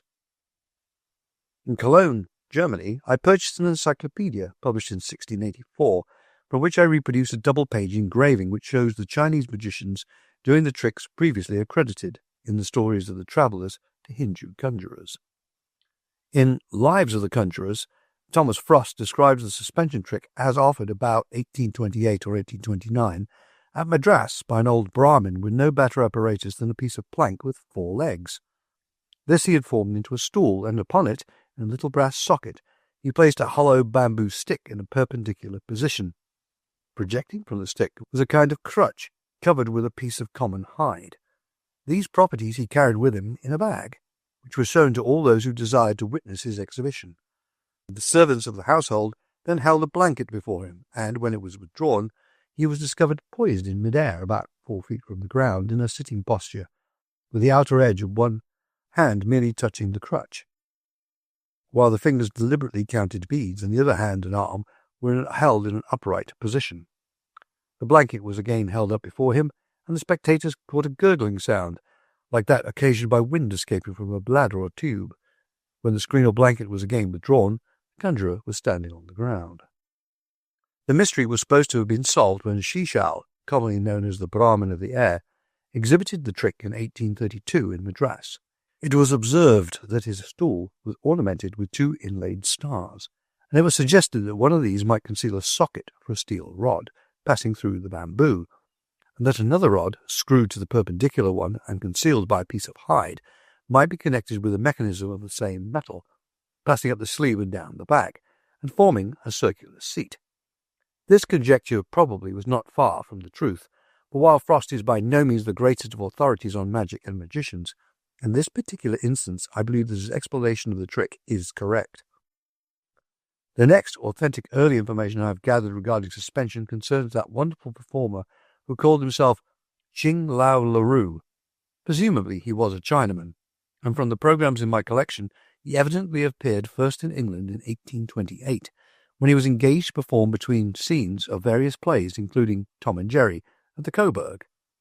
I reproduce on page 231 one of Ching Lao LaRue's programs. About 1833, or possibly a year earlier, he cut out some of his singing and introduced the suspension with which he closed his performance. At this time he gave the entire program. According to his programs, in some places he excluded the public from the gallery, so I judged that his suspension was accomplished by means of the iron rod from the back, which would have been in plain sight from the gallery. The stage would not permit the suspension to be worked out of range of the gallery gods. When Robert Houdin went to London in 1848, he found in the field of magic a clever rival, Compère Herman. A few months later came John Henry Anderson, the Wizard of the North. Both of these men presented the suspension trick in precisely the same manner claimed by Robert Houdin as his original invention of 1847. Neither Anderson nor Herman claimed of having invented the trick, and it is more likely that the mechanician who made their apparatus for the suspension trick made the one used by Robert Houdin also. Herman, like Robert Houdin, called the trick ethereal suspension. Anderson gave it the title of chlorophorine suspension, as the reproduction of the Anderson lithograph on page 234 will prove. During precisely the same period of time, a brilliantly successful German conjurer, Alexander, was presenting the same trick in America, where he remained as a professional entertainer for 10 years. In my collection, together with corroborative handbills and programs, there will be found this statement from Alexander. The suspension was at first produced by me in 1845 or 46, after reading in an Oriental annual edited by several officers of the Indian Army, the trick of a fakir who made a companion sit in the air by using a bamboo stick. My trick had no success because the sitting was too near the ground. I then made him stand in the air, and the effect was marvellous. My meeting with Alexander, of which this correspondence was the result, marked an era in my search for material for this volume. Having read in a small book on magic dated 1896 that a man named Heimberger, who had travelled in America as Alexander the Conjurer, was living in his native town of Munster in Westphalia, I determined to secure an interview with him if possible. On March 17, 1903, while playing in Cologne, I boarded an express train and arrived in Munster bright and early. From the city directory I learned that one Heimberger resided in Krumpentippen, 16. Hailing a passing droschke, I was soon carried to my destination, where a bright-faced German girl opened the door and ushered me in, without formality, into the presence of the man to whom I desired to pay my respects. An old man, bent with years, snow-white of beard and grey of hair, came forward slowly to greet me. Finding that he was quite deaf, I raised my voice and fairly trumpeted my mission, adding that I felt especially honoured to stand in the presence of the only magician who, up to that date, had ever appeared at the White House, Washington, by request of the President of the United States, my native land. Alexander had been asked to entertain President Polk and his guests on several occasions, and the fact that I knew this seemed to please the old conjurer and pave the way to a pleasant and profitable interview. In a few moments we were sitting side by side, and he was adding to my store of information by relating the most fascinating experiences, stories of fellow magicians, long since dead, and tales which would corroborate his own collection of bills, programs, his diary, and his personal correspondence. He had known Robert Houdin, Frickel, Bosco, Count Pereirelli, John Henry Anderson, Blitz, the original Bamberg of Amsterdam, Compères Hermann, and many lesser lights among the old-time magicians. Robert Houdin had told him personally that, being pressed for time, he had entrusted the writing of his memoirs to a Parisian journalist. As he warmed up to these reminiscences, he held me spellbound. Had he risen from the grave to tell of his contemporaries, he could not have riveted my attention more securely. Here was a man of 84, whose memory quickened at the coming of one interested in his beloved art, whose eyes brightened with every fresh detail of long and successful professional life, and who, in 50 years of retirement, had not only written a book, but had kept in touch with the world of magic, giving me information which the most exhaustive encyclopedia could not yield, answering questions on topics never yet discussed in dusty parchments and faded scripts. He was like having the history of magic unrolled before my eager eyes in a living, palpitating human scroll. It had been my intention to remain but a few hours in Munster, but the old master held me as if hypnotized, and the hours fairly drifted past. Letter after letter, clipping after clipping, token after token, he spread before my fascinated eyes, and I allowed him to speak without question or interruption of any sort. Early in our interview he had remarked that he was beginning to feel old, and that only the impetus of my presence was responsible for his unusual strength of speech. For over 70 years he had been collecting books on conjuring and kindred topics, which he was able to read in English, French, Spanish, and German. The dinner hour found us still engrossed in conversation, for our Heimberger extended a most hospitable and cordial invitation for me to join the family circle. But my hunger was purely mental, and the true savour of the meal was the reminiscent chat of Herr Heimberger, who, from his post at head of household, looked as hale and hearty as if he had been found the elixir of life, which so many of his charlatan predecessors claimed to have discovered. In 1904 I paid the old master a second visit. To his professions of pleasure at meeting me once more, he added the gift of several rare programs, now in my collection. When our hands met in a farewell clasp, he told me he had set all things in order and was ready for the coming of the Grim Reaper. Soon after that visit, however, I received a card with the following melancholy message. My dear friend, have not been very well of late, and have been expecting my last days. All preparations have been made, and death the visitor arrived, but instead of calling for me, he has taken away my beloved wife. I am not capable of writing more. God be with you, from your old friend, Alexander Heimberger. Alexander Heimberger, or as he was billed, Alexander the Conjurer, was born December the 4th, 1818. From 1844 to 1854, he toured North and South America, returning to his native country with the intention there, following his calling as a professional entertainer. But his fame had preceded him, and, as his fortune was large, his souvenirs and tales of travel many and interesting, he was taken up by the world of fashion and lionized.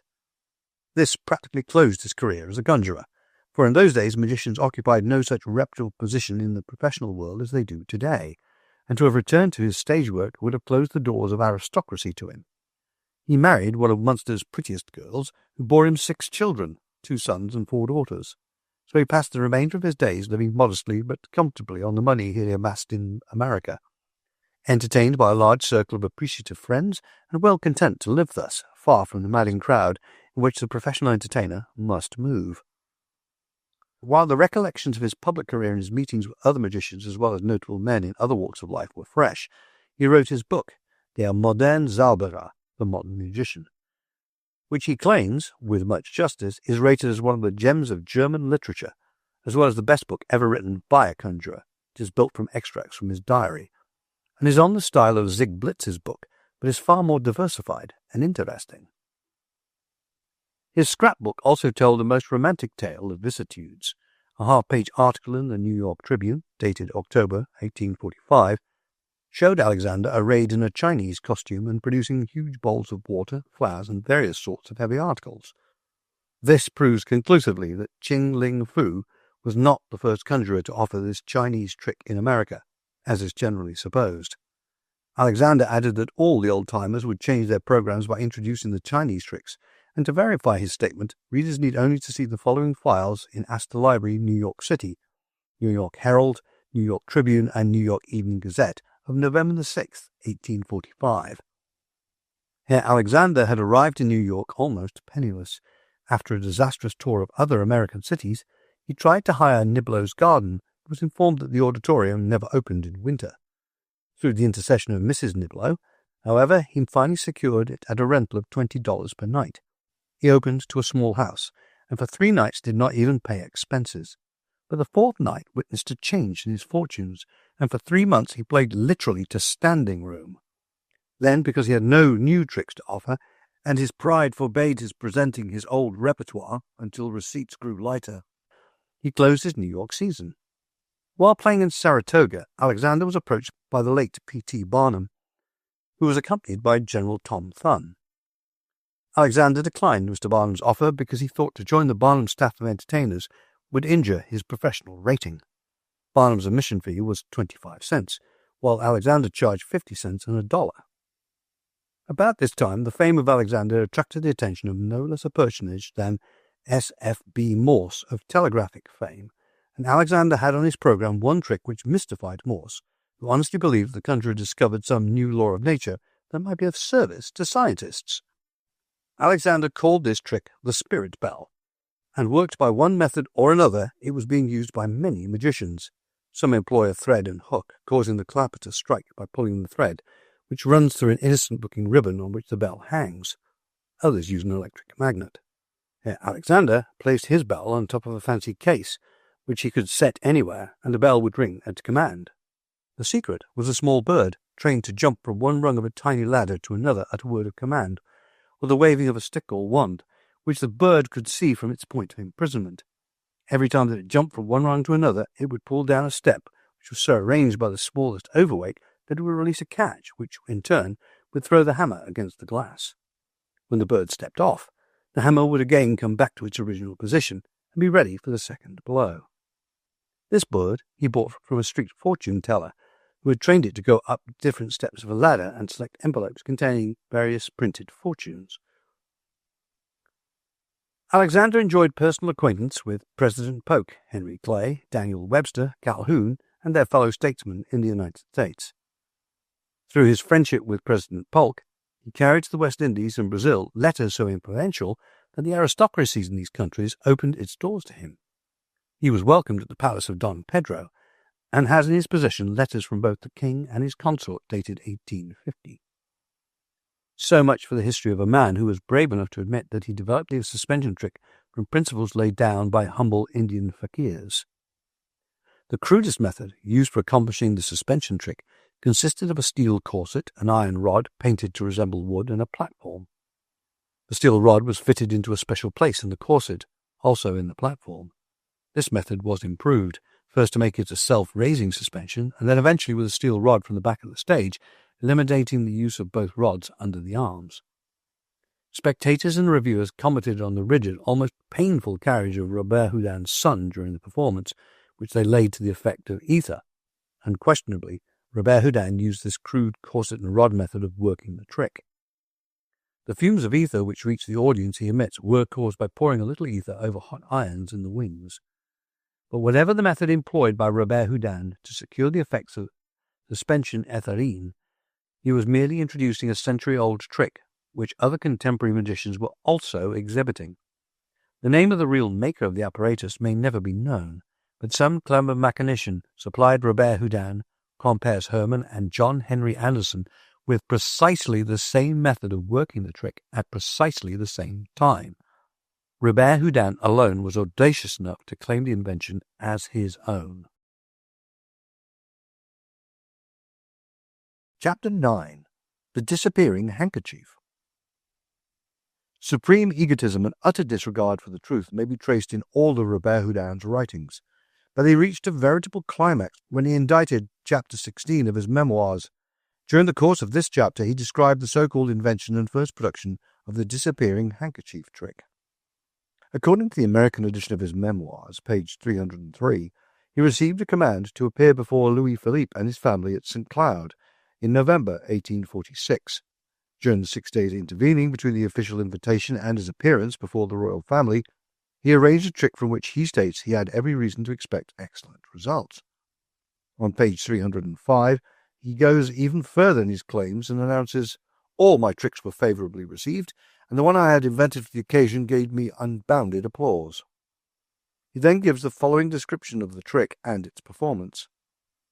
"I borrowed from my noble spectators several handkerchiefs, which I made into a parcel and laid on the table. Then, at my request, different persons wrote on the cards the names of places whither they desired the handkerchiefs to be invisibly transported. When this was done, I begged the king to take 3 of the cards at hazard, and chose from them the place he might consider most suitable." "Let us see," Louis Philippe said, "what this one says. I desire the handkerchiefs to be found beneath one of the candelabra on the mantelpiece. That is too easy for a sorcerer, so we will pass to the next card. The handkerchiefs are to be transported to the dome of the Invalides. That would suit me, but it was much too far.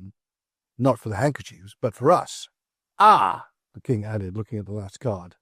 "I am afraid, Monsieur Robert Houdin, I am about to embarrass you. Do you know what this card proposes? Will your Majesty deign to inform me? It is desired that you should send the handkerchiefs into the chest of the last orange tree on the right of the avenue." "Only that, sire. Deign to order it, and I shall obey." "Very good, then. I should like to see such a magic act. Therefore choose the orange tree chest." The king gave some orders in a low voice, and I directly saw several persons run to the orange tree in order to watch it and prevent my fraud. I was delighted at this precaution, which must add to the effect of my experiment, for the trick was already arranged, and the precaution hence too late.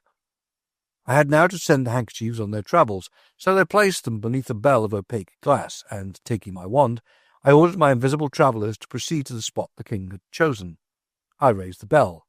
The little parcel was no longer there, and a white turtle dove had taken its place. The king then quickly walked to the door, whence he looked in the direction of the orange tree, to ensure himself that the guards were at their post. When this was done, he began to smile and shrug his shoulders. "Ah, Monsieur Robert Houdin," he said somewhat ironically, "I much fear for the virtue of your magic staff." Then he added, as he returned to the end of the room where several servants were standing, "Tell William to open immediately the last chest at the avenue, and bring me carefully what he finds there, if he does find anything." William soon proceeded to the orange tree, and though much astonished at the orders given him, he began to carry them out. He carefully removed one of the sides of the chest, thrust his hand in, and almost touched the roots of the tree before he found anything. All at once he uttered a cry of surprise as he drew out of a small iron coffer, eaten by rust. This curious find, after having been cleaned from the mould, was brought in and placed on a small ottoman by the king's side. "Well, Monsieur Robert Houdin," Louis Philippe said to me with a movement of impatient curiosity, "here is a box. Am I to conclude it contains the handkerchiefs?" "Yes, sire," I replied with assurance, "and they have been there, too, for a long period." "How can that be? The handkerchiefs were lent to you scarce a quarter of an hour ago." "I cannot deny it, sire. But what would my magic powers avail me if I could not perform incomprehensible tricks?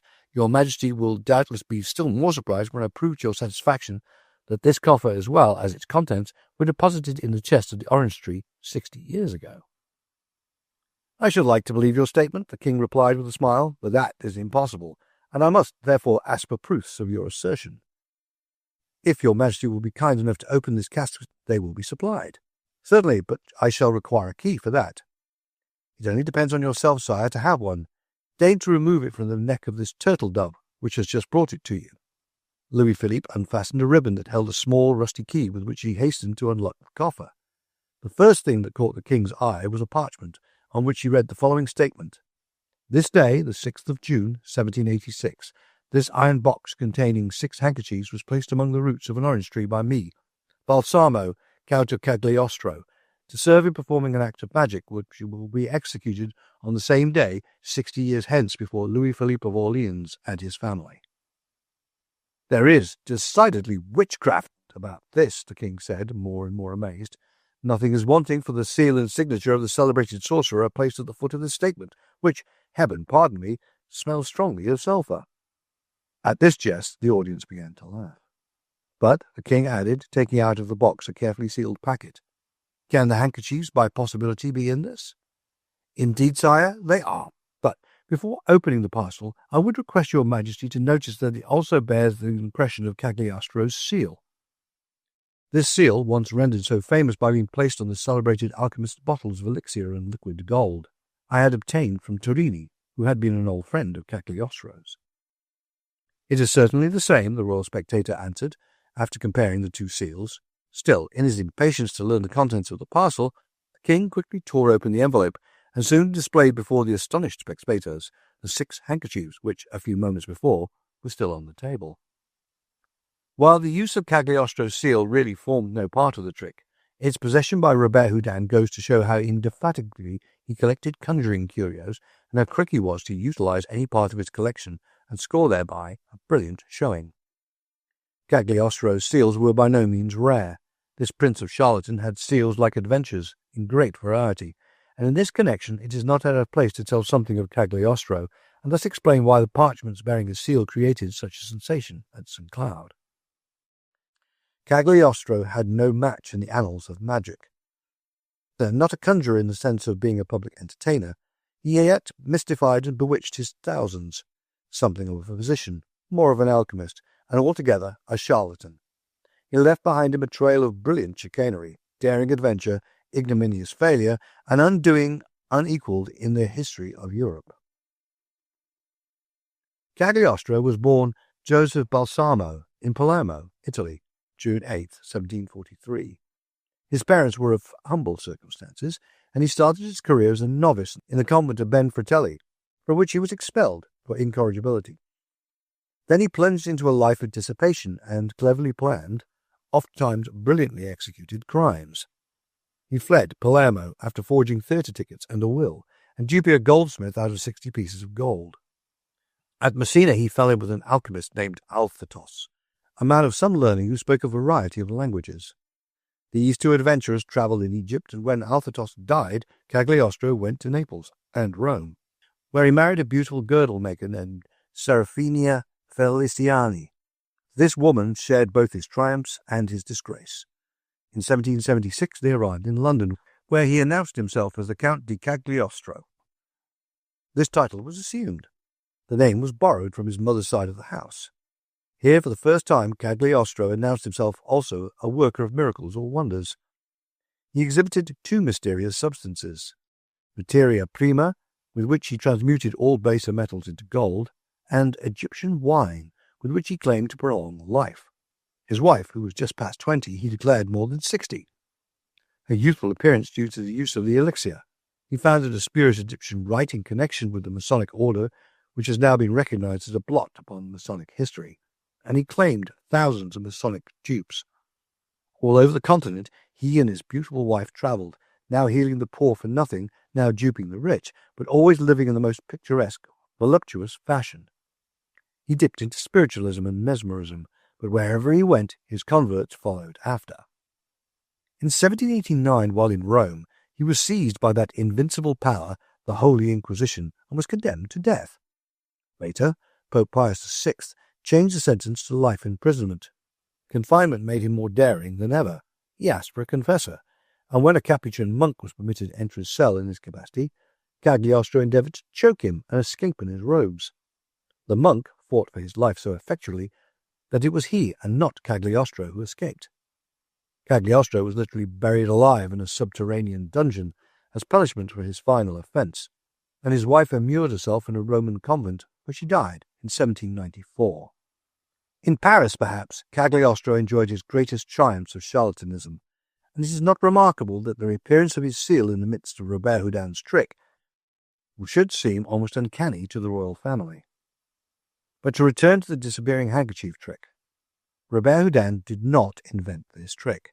It was presented by a number of conjurers before Robert Houdin was known in the world of magic.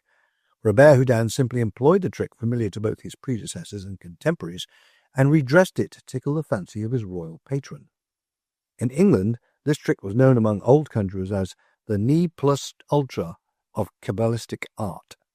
In 1826, one Monsieur Felix Tester, who claimed to be a compatriot of Robert Houdin's, presented the trick in the British provinces, and one of his bills I am reproducing because it shows that the trick he offered the provincial Britons and the trick which Robert Houdin offered the royal family at St. Cloud were identical.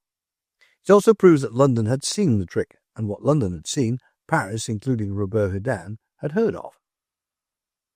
A program used by the celebrated Mr. Marriott, professor of recreative philosophy in 1831, contains word for word the announcement of the trick used on Testo's bill, which goes to show that a popular test was to have articles passed from the Adelphia Theatre to the gun, which was being watched by a sentinel. February 22, 1833, found a Mr. Gefferini at the Royal Clarence Theatre, Liverpool Street, King's Cross, Liverpool. He agreed to make an article fly at the rate of 500 miles an hour from King's Cross to the centre of Greece. The original Buck featured on his programme a similar trick which he called the loaf trick. On a bill dated October 26, 1840, it is announced as follows. Watch in a loaf. The magician will command any gentleman's watch to disappear.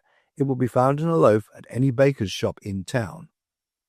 The senior Ingleby changed the trick somewhat, sending out to any market for a shoulder of mutton, which, on being cut, would yield up a card previously drawn by some spectator. He thus describes his trick in his book, Whole Art of Legerdemain, published in London in 1815. Trick 4. To cut out of a shoulder of a mutton a card which one of the company had previously drawn out of the pack. Having desired a person to draw a card out of several, which you hold to him, and to remember it, which he promises to do, you tell him it shall be in a shoulder of mutton, which you will send for. Accordingly, you desire servants to go to the butcher's and bring one. When brought, it is examined and then ordered to be put down to roast. After performing some tricks, you recollect the shoulder of mutton, which is immediately brought half roasted, and after cutting it for some time, you at length bite the card and produce it. Explanation. Having forced a card on one of your company, your confederate has an opportunity, when the mutton is said to be roasted, of conveying a thin duplicate of the card folded into a narrow compass into the fleshy part near the shank, which can be easily done by means of a sharp penknife.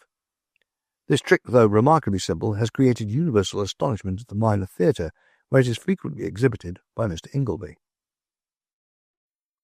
The method of performing the trick was so familiar to conjurers of Robert Houdin's time, and earlier, that Henry Evans Evian was able to describe it to me from actual witnessings. Acting on his explanation, on my return to America, I offered the trick without any great amount of preparation, without hitch, at a matinee entertainment given by a secret organization. I will describe precisely how this was done, and allow my readers to judge of the similarity of the trick offered years ago by humble travelling magicians, whose names have been written most faintly in the annals of conjuring, and the most vaunted trick invented by Robert Houdin for the entertainment of his sovereign. The hall in which the matinee was given was located in Harlem Borough of Manhattan, New York City, and I had decided that the handkerchiefs were to make the flying journey should be desired by someone present to appear under the top step of the winding staircase in the Statue of Liberty, which is located in New York Harbor. This meant a half-hour ride from hall to the boat to a subway train, then a run across New York Harbor to the statue. These boats left in dock on the hour and half hour, so I timed my performance to fill just half an hour, starting with some sleight of hand, the egg-bag trick, and swallowing a package of needles, and bringing them up threaded, which latter trick was introduced into magical performances in Europe by K.K. Krauss in 1816.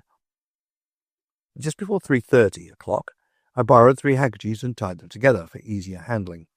I had 3 handkerchiefs sinewy tied together under my vest, and just at 3:30 I switched the 2 sets of handkerchiefs so that the handkerchiefs furnished by the spectators were under my vest and the bogus handkerchiefs in my hand.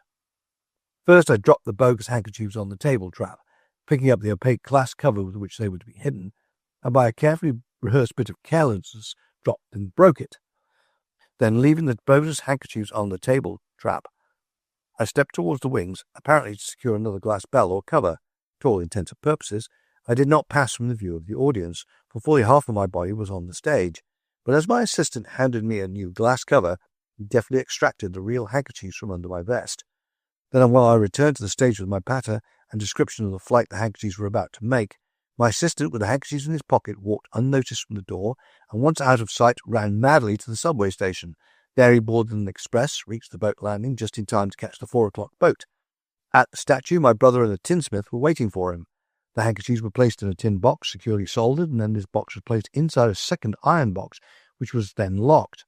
The plant was then taken upstairs and hidden under the top step. In the meantime, with my thoughts following my assistant's every step of his trip, I was playing out my end of my game. The audience was supplied with blank cards on which they might write the name of the place where the handkerchief should reappear. This, of course, took some time, and when the cards, each folded to hide the writing thereon, were collected in the hat, I shook them up thoroughly and turned them out onto a plate, deftly adding on the top 3 cards which I had concealed in my hand. This was sleight of hand purely, and I next picked out of those 3 prepared cards on each of which was written, "Can you send the handkerchiefs under the top step of the Statue of Liberty?"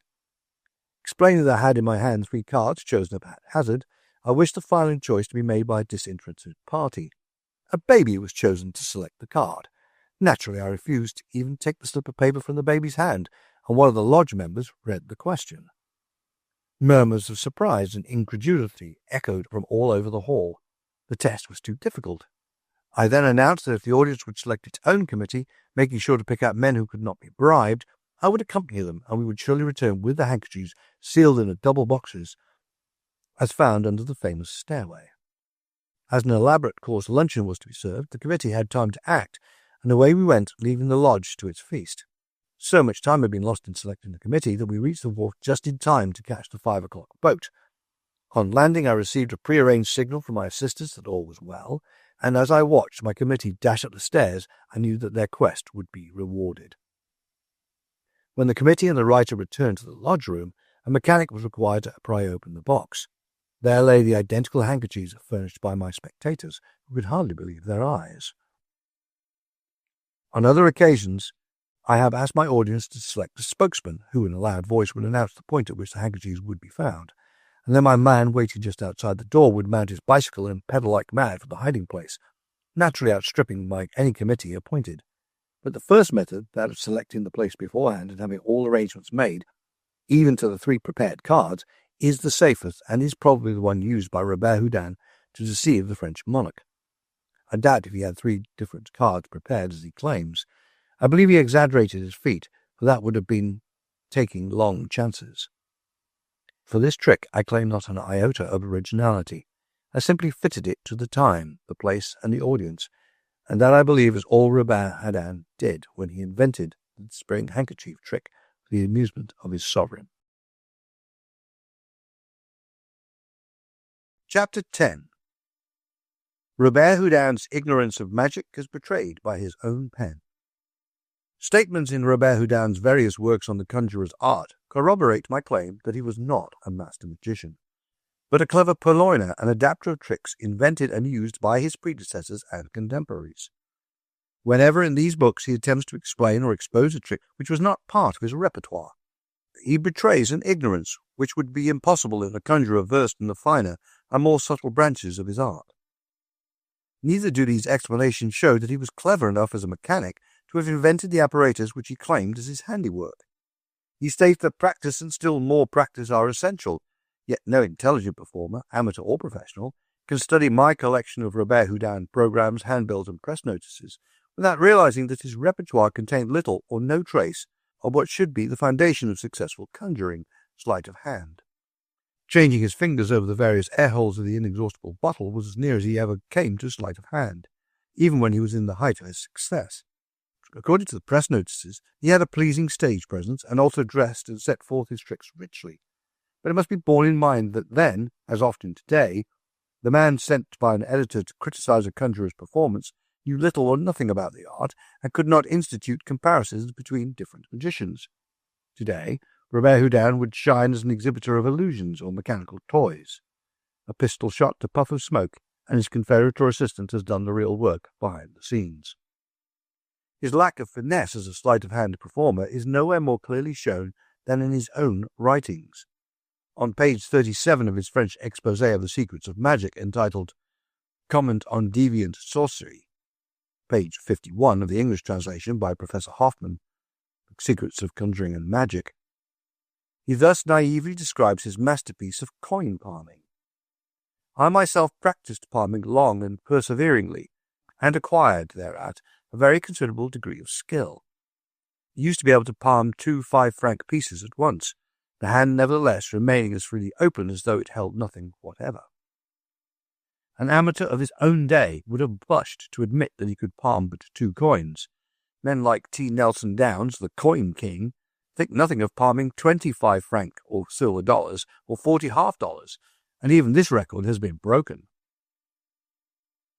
Even 2 writers who contributed to the translation and editing of his works, R. Shelton Mackenzie and Professor Hoffman, Angelo J. Lewis, and who have drawn rich royalties for the same, apologize for his flagrant misstatements which, they realize, any man or woman with but a slight knowledge of conjuring must recognize. His first contribution to the history of magic was his memoirs, and while he does not feature exposés of tricks in this work, he offers in passing explanations of tricks and automata presented by other magicians. For the most part, these explanations are obviously incorrect, and so prove that he was ignorant of certain fundamental principles of the art in which he claimed to have shone. In the introduction of the American edition, published 1850, Mr. Mackenzie, the editor, thus apologizes for one of Robert Houdin's most flagrant mistakes in tracing the history of magic. One error which Monsieur Houdin makes must not be passed over. His account of Monsieur de Clamperlin's celebrated automaton chess player, afterward Maitzels, is entirely wrong. This remarkable piece of mechanism was constructed in 1769 and not 1796. It was the Empress Maria Theresa of Austria who played with it, and not Catherine II of Russia. It was in 1783 that it first visited Paris, where it played at the Café de la Régence. It was not taken to London until 1784, and again in 1819. It was brought to America in 1825 by Monsieur Maitzel, and visited our principal cities, its chief resting place being Philadelphia. Monsieur Maitzel's death was in 1838 on the voyage from Cuba to the United States, and not, as Monsieur Houdin says, on his return to France, and the automaton, so far as being taken back to France, and was sold by auction here, finally purchased by the late Dr. J. K. Mitchell of Philadelphia, reconstructed by him, and finally deposited in the Chinese Museum, formerly Peel's, where it was consumed in the Great Fire which destroyed the National Theatre, now the site of the Continental Hotel, corner of Ninth and Chestnut Streets, and extending to the Chinese Museum, burnt it down on July 5, 1854. An interesting account of the automaton chess player written by the Professor George Allen of this city will be found in The Book of the First American Chess Congress, recently published in New York. Signor Blitz, in his book 50 Years in the Magic Circle, corroborates the Mackenzie correction by telling how he saw Maitzel in Havana, Cuba, where the famous German met his professional Waterloo, first in small audiences, then in the death of his faithful confederate Schomburg. Finally, broken in health and spirit, Maitzel sailed from Havana for Philadelphia, but death overtook him at sea. His body was consigned to the ocean depths, and its few effects were sold to liquidate the cost of passage and other debts. That Robert Houdin should make an error concerning a world-famous automaton, the history of which could be traced through contemporary periodicals and libraries, is almost inconceivable, and proves the carelessness with which he gathered and presented facts. His inability to grasp the principles on which other performers built their tricks is shown most clearly when he attempts to describe and explain the performances of the Arabian mountebanks, whom he saw during his stay in Algiers. These tricks have been handed down from one generation to another, and now that Arab conjurers and acrobats are imported for hippodrome and vaudeville performances in all civilized countries, the tricks described by Robert Houdin are familiar to the general public. They are also copied by performers of other nationalities, and can be seen in circus sideshows and at fairs, as well as at the better grade of houses. Having worked on the same bill with genuine Arabian performers, I know just how the tricks are accomplished. Robert Houdin undertakes to explain these tricks in Chapter 22 of the American edition of his memoirs. As long as he quotes reliable authorities like the Journal de Science, the explanations are correct. Directly attempts an independent exposure, he strikes far from the correct explanation. On page 424 states, "In the following experiment, 2 Arabs held a saber, one by the hilt, the other by the point. A third then came forward, and after raising his clothes so as to leave the abdomen quite bare, laid himself on the flat edge of the blade, while a fourth mounted on his back and seemed to press the whole weight of his body on him. This trick may be easily explained. Nothing proves to the audience that the saber is really sharpened, or that the edge is more cutting than the back, although the Arab who holds it by the point is careful to wrap it in a handkerchief, in this imitating the jugglers who pretend they have cut their fingers with one of the daggers they use in their tricks. Besides, in performing this trick, the invulnerable turns his back on the audience.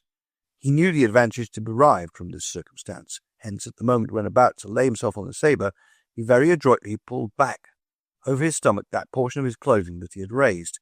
Lastly, when the fourth actor mounted on his back, he rested his hands on the shoulders of the Arabs who held the saber.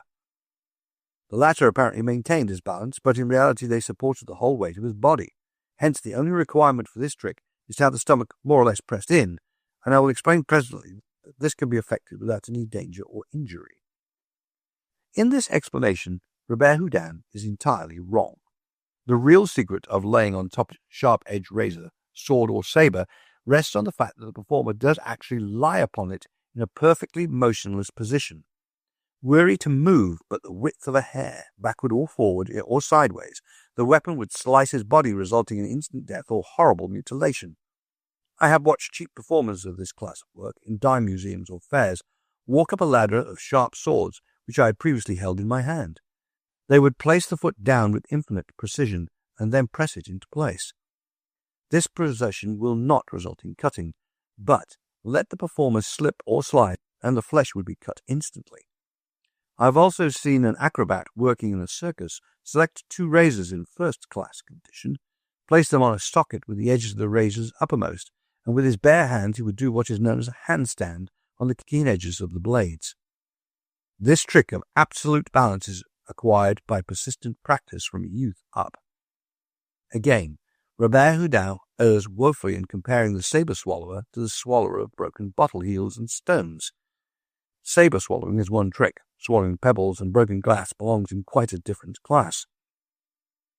And when I say this, I do not mean powdered glass, but pieces of glass first broken, then chewed, and finally swallowed. On page 426, Robert Houdin puts the 2 tricks in the same class as follows.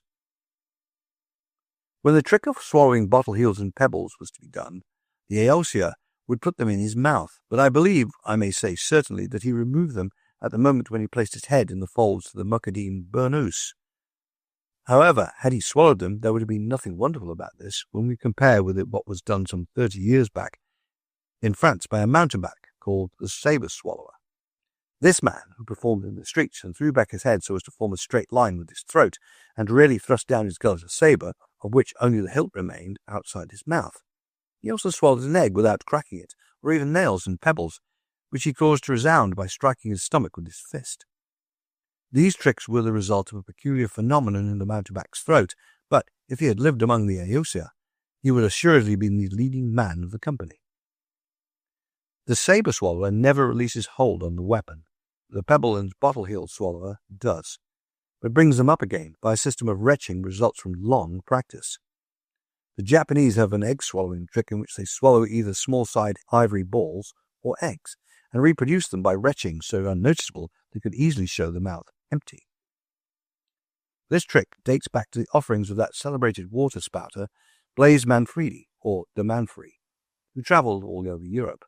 This man could swallow huge quantities of water and then eject it in streams or in small quantities, or fill all sorts of glasses. In fact, this one trick made him famous.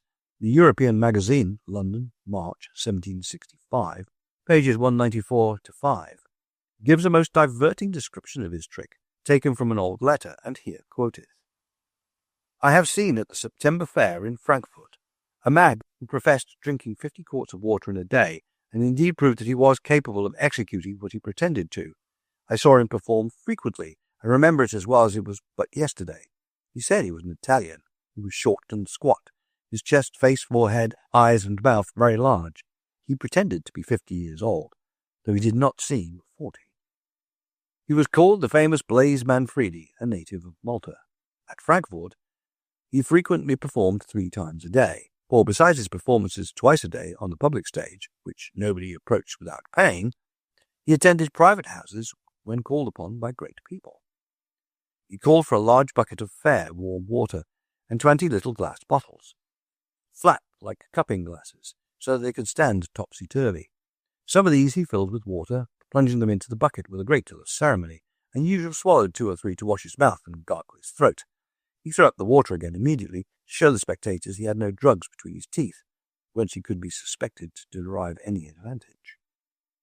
After this plausible prelude, he made an Italian harangue, which I cannot acquaint you with the merits of, because I am a stranger to the language. After his harangue, he usually took off 2 dozen of his little bottles, which he filled from the bucket, and a moment afterwards returned the liquor through his mouth. But what is most extraordinary is that this water, which he threw out with violence, appeared red like wine, and when he discharged it into 2 different bottles, it was red in one and russet like beer in the other. As soon as he shifted the bottles to the contrary sides, they changed their complexions respectively to that of wine or beer, and so successfully so long as he continued vomiting. In the meantime, I observed that the water grew less discoloured in proportion as he continued to discharge. This was the first act. Then he ranged his 2 dozen bottles opposite him on a table and exposed to everybody's view. Then he took an equal number of bottles, plunged them anew into the bucket, swallowed them too, and returned them in water very transparent, rose water, orange flower water, and brandy. I have smelt the several odours of his liquors. Nay, I have seen him set fire to a handkerchief dipped in that which smelled like brandy, and it burned blue like spirituous liquors. Nay, he frequently promised at Venice to give the water back again in milk and oil, but I think he did not keep his word. In short, he concluded the scene with swallowing successfully 30 or 40 glasses of water, always from the same bucket, and after having given notice to the company by his man, who served as an interpreter, that he was going to disembogue, he threw his head back, and spouting out the fair water, he made it spring up with an impetuosity like that of the strongest jet d'eau. This last feat delighted the people infinitely more than all the rest, and during the month he was at Frankfurt, numbers from all parts came to see this slovenly exercise. Though he repeated it more than once a day, he had more than 400 spectators at a time. Some threw their handkerchiefs, some their gloves upon the stage so he might wet them with the water he had cast up, and he returned them differently perfumed, sometimes with rose water, sometimes with orange flower water, sometimes with brandy. Another famous juggler and water spouter was Floram Marchand, whose picture is herewith reproduced. Judging from his dress, he antedated Manfredi. Bell's Messenger of July 16, 1816, tells of a sword swallower whose work is extremely pertinent to this discussion, and the clipping is quoted verbatim. The French papers gave a curious account of one James de Falaise, a Norman, about 50 years of age, living in the Rue Saint-Honoré. It is said that this extraordinary man will swallow whole walnuts, shell and all, a tobacco pipe, 3 cards rolled together, a rose with all its leaves, long stalk and thorns, a living bird and a living mouse, and lastly a live eel. Like the Indian jugglers, he swallows the blade of a sabre about 13 inches long of polished steel. This operation he performs very slowly and with some precaution, although he evinces no symptom of pain. After every solid body that he swallows, he always takes a small dose of wine, expressly prepared for him. He does not seem to make any effort to kill the living animals that he takes in his mouth, but boasts that he can feel them moving in his stomach. In my collection is the handbill of a stone swallower, who exhibited at No. 10 Cockspur Street, London, charging an admission fee of ½ a crown. These performers actually swallowed the water, stones and pebbles, etc., and retched them up again so cleverly and at such carefully selected instants that the audience did not know the disgorging had been accomplished. Swallowing glass was a different matter, and all the modern ostriches have all wound up at city hospitals where surgeons have removed broken glass, knife blades, and other foreign matter by means of an operation. I quote the above instances simply to prove that the stones were actually swallowed and then disgorged and not hidden, as Robert Houdin claimed, in the folds of the Mocadin burnous. In this one chapter alone, Robert Houdin quotes 6 authorities in explaining tricks he witnessed, which fact only strengthened my belief that he borrowed his tricks as well as his explanations from able and graphic writers on the art of magic. The next work descriptive of the conjurer's art offered by Robert Houdin was Le secret de la prestidigitation et de la magie. Under the title of The Secrets of Conjuring and Magic, or How to Become a Wizard, it was translated and edited by Professor Hoffman and published in 1878 by George Routledge and Company, London and New York. Absolutely no originality is displayed in this book, and the majority of the tricks explained can be found in French books of similar character, which appeared before Robert Houdin turned author.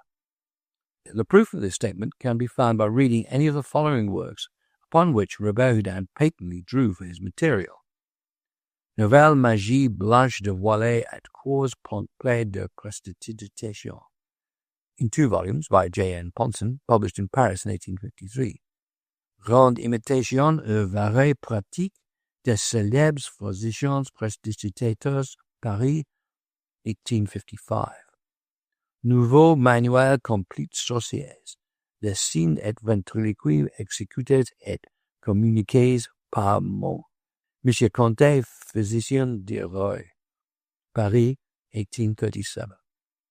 Anciens et nouveaux tours et escamotages, of which there are innumerable editions.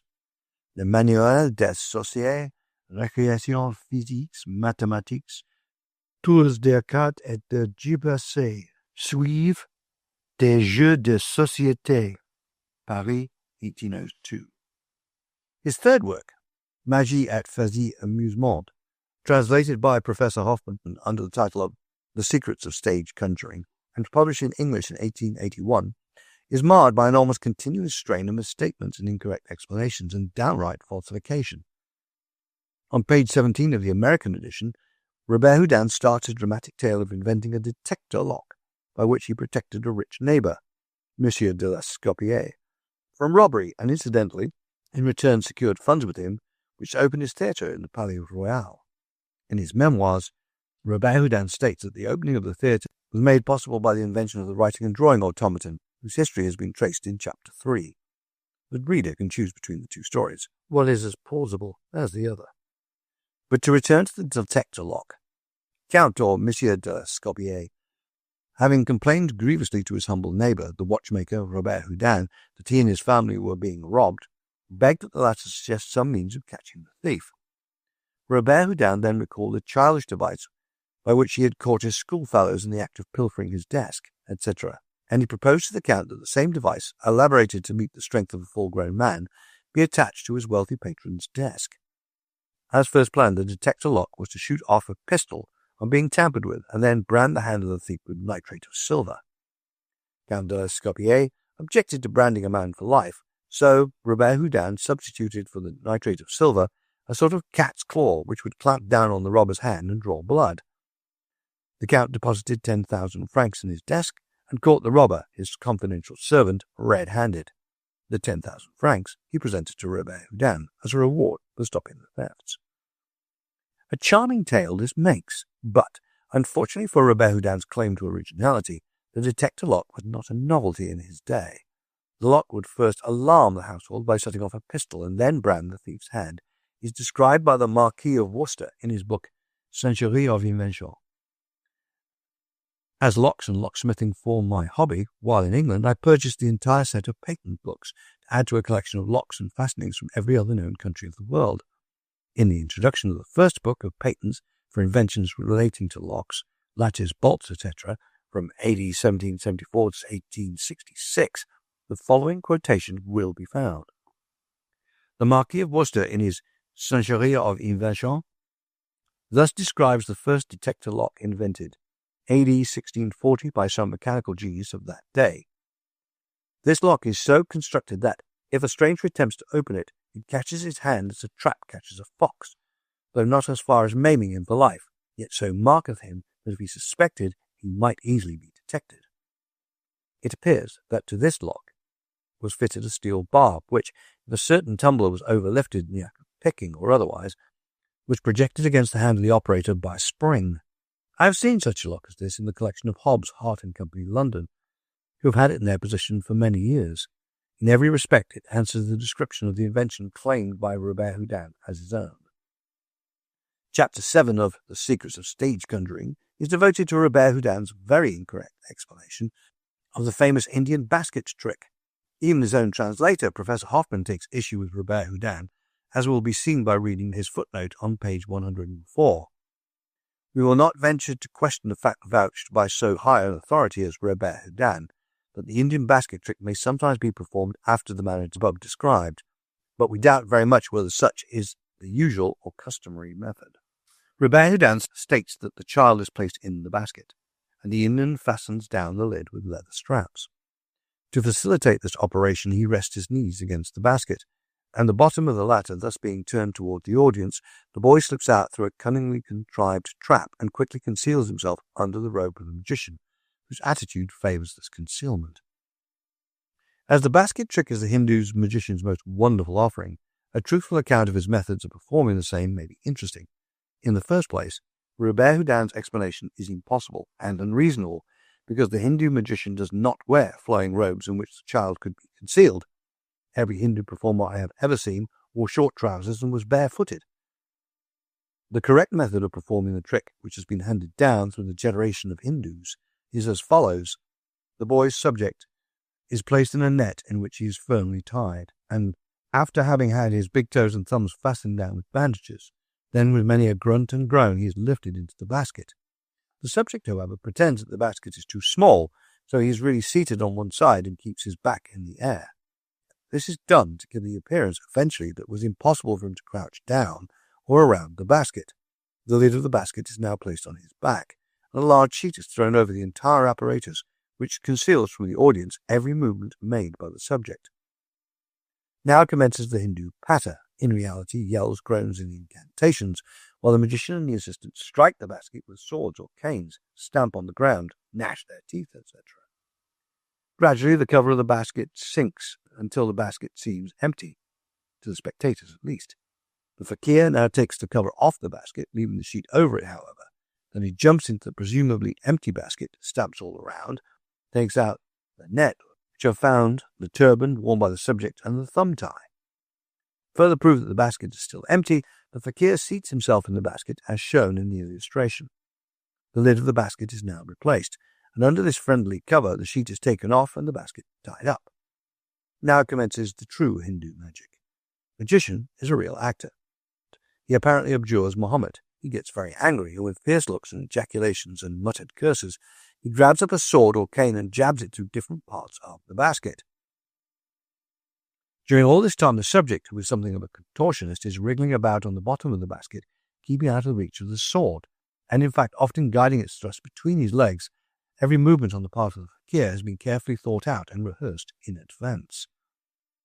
By this time, the fakir has convinced his audience that the basket is empty. To be sure, he has not allowed any spectators to come too near him or the basket, nor has any hand save his touched it. But his clever acting almost persuades even an intelligent or skeptical onlooker that the basket is empty. With the lid of the basket replaced, this time above the friendly sheet, and the basket tied, he resumes his weird incantations. He screams and runs back and forth, playing on a small instrument with a hideous tone, which is a cross between the whistle of his locomotive with a cold and a sawed-off and hammered-down flute, which has been inserted a tin whistle. As this nerve-wracking music holds the spectators under its awful spell, the basket begins to rock. The contortionist subject gradually raises himself inside the basket, and when the noise is at its height, he straightens up in the basket and raises it with his back as far as it will go. To the uninitiated, it actually appears as if he had returned to an empty basket in his original position. The trick is a marvelous deception, but only a Hindu can exhibit it with success, for no white person would ever indulge in the screechings, imbecilities, and contortions which are the spectacular and convincing features of this trick. Sometimes the trick is varied. Instead of the subject being found in his original position, he is seen running toward the crowd as from a distance. This is accomplished by having two subjects, one in the basket and one hidden on the outskirts of the crowd, who are doubles, or at least can show remarkable resemblance and are dressed exactly alike. The earliest programs of Hindu jugglers in my collection are dated 1818. The Mr. Ramasamy featured on this bill later split his name thus, Rameau Samy, and was engaged to perform alone between the acts of The Broken Heart at the Garrick Theatre of London. From Rameau Samy, Continental and British musicians learned the trick of juggling brass balls. On page 135, Professor Hoffman, in a footnote, commends Robert Houdin for the very impartial manner in which he approaches the question of spiritualism and spiritualistic manifestations. In his day, a comparative novelty. In default of the absolute certainty, he wisely reserves his opinion, where, however, as in the case of the Davenport brothers, he had an opportunity of personally observing the alleged phenomenon, he has neither difficulty in penetrating nor hesitation in denouncing the imposture. We venture to believe that any of the so-called spiritualistic manifestations which had come under the test of Robert Houdin's examination would have met a similar fate. With this commendation I cannot agree. Robert Houdin once had all the leeway he wished at a most remarkable manifestation and made no attempt to hide the fact that he was baffled by this phenomena. The memoirs of Marquis de Milleville contained a Robert Houdin letter in which he admits he could find no explanation of tests just witnessed. The letter, translated from Die Magie des 19. Jahrhunderts von Uriarte, 1896, published in Berlin, Germany, by Huses Verlag, is herewith quoted.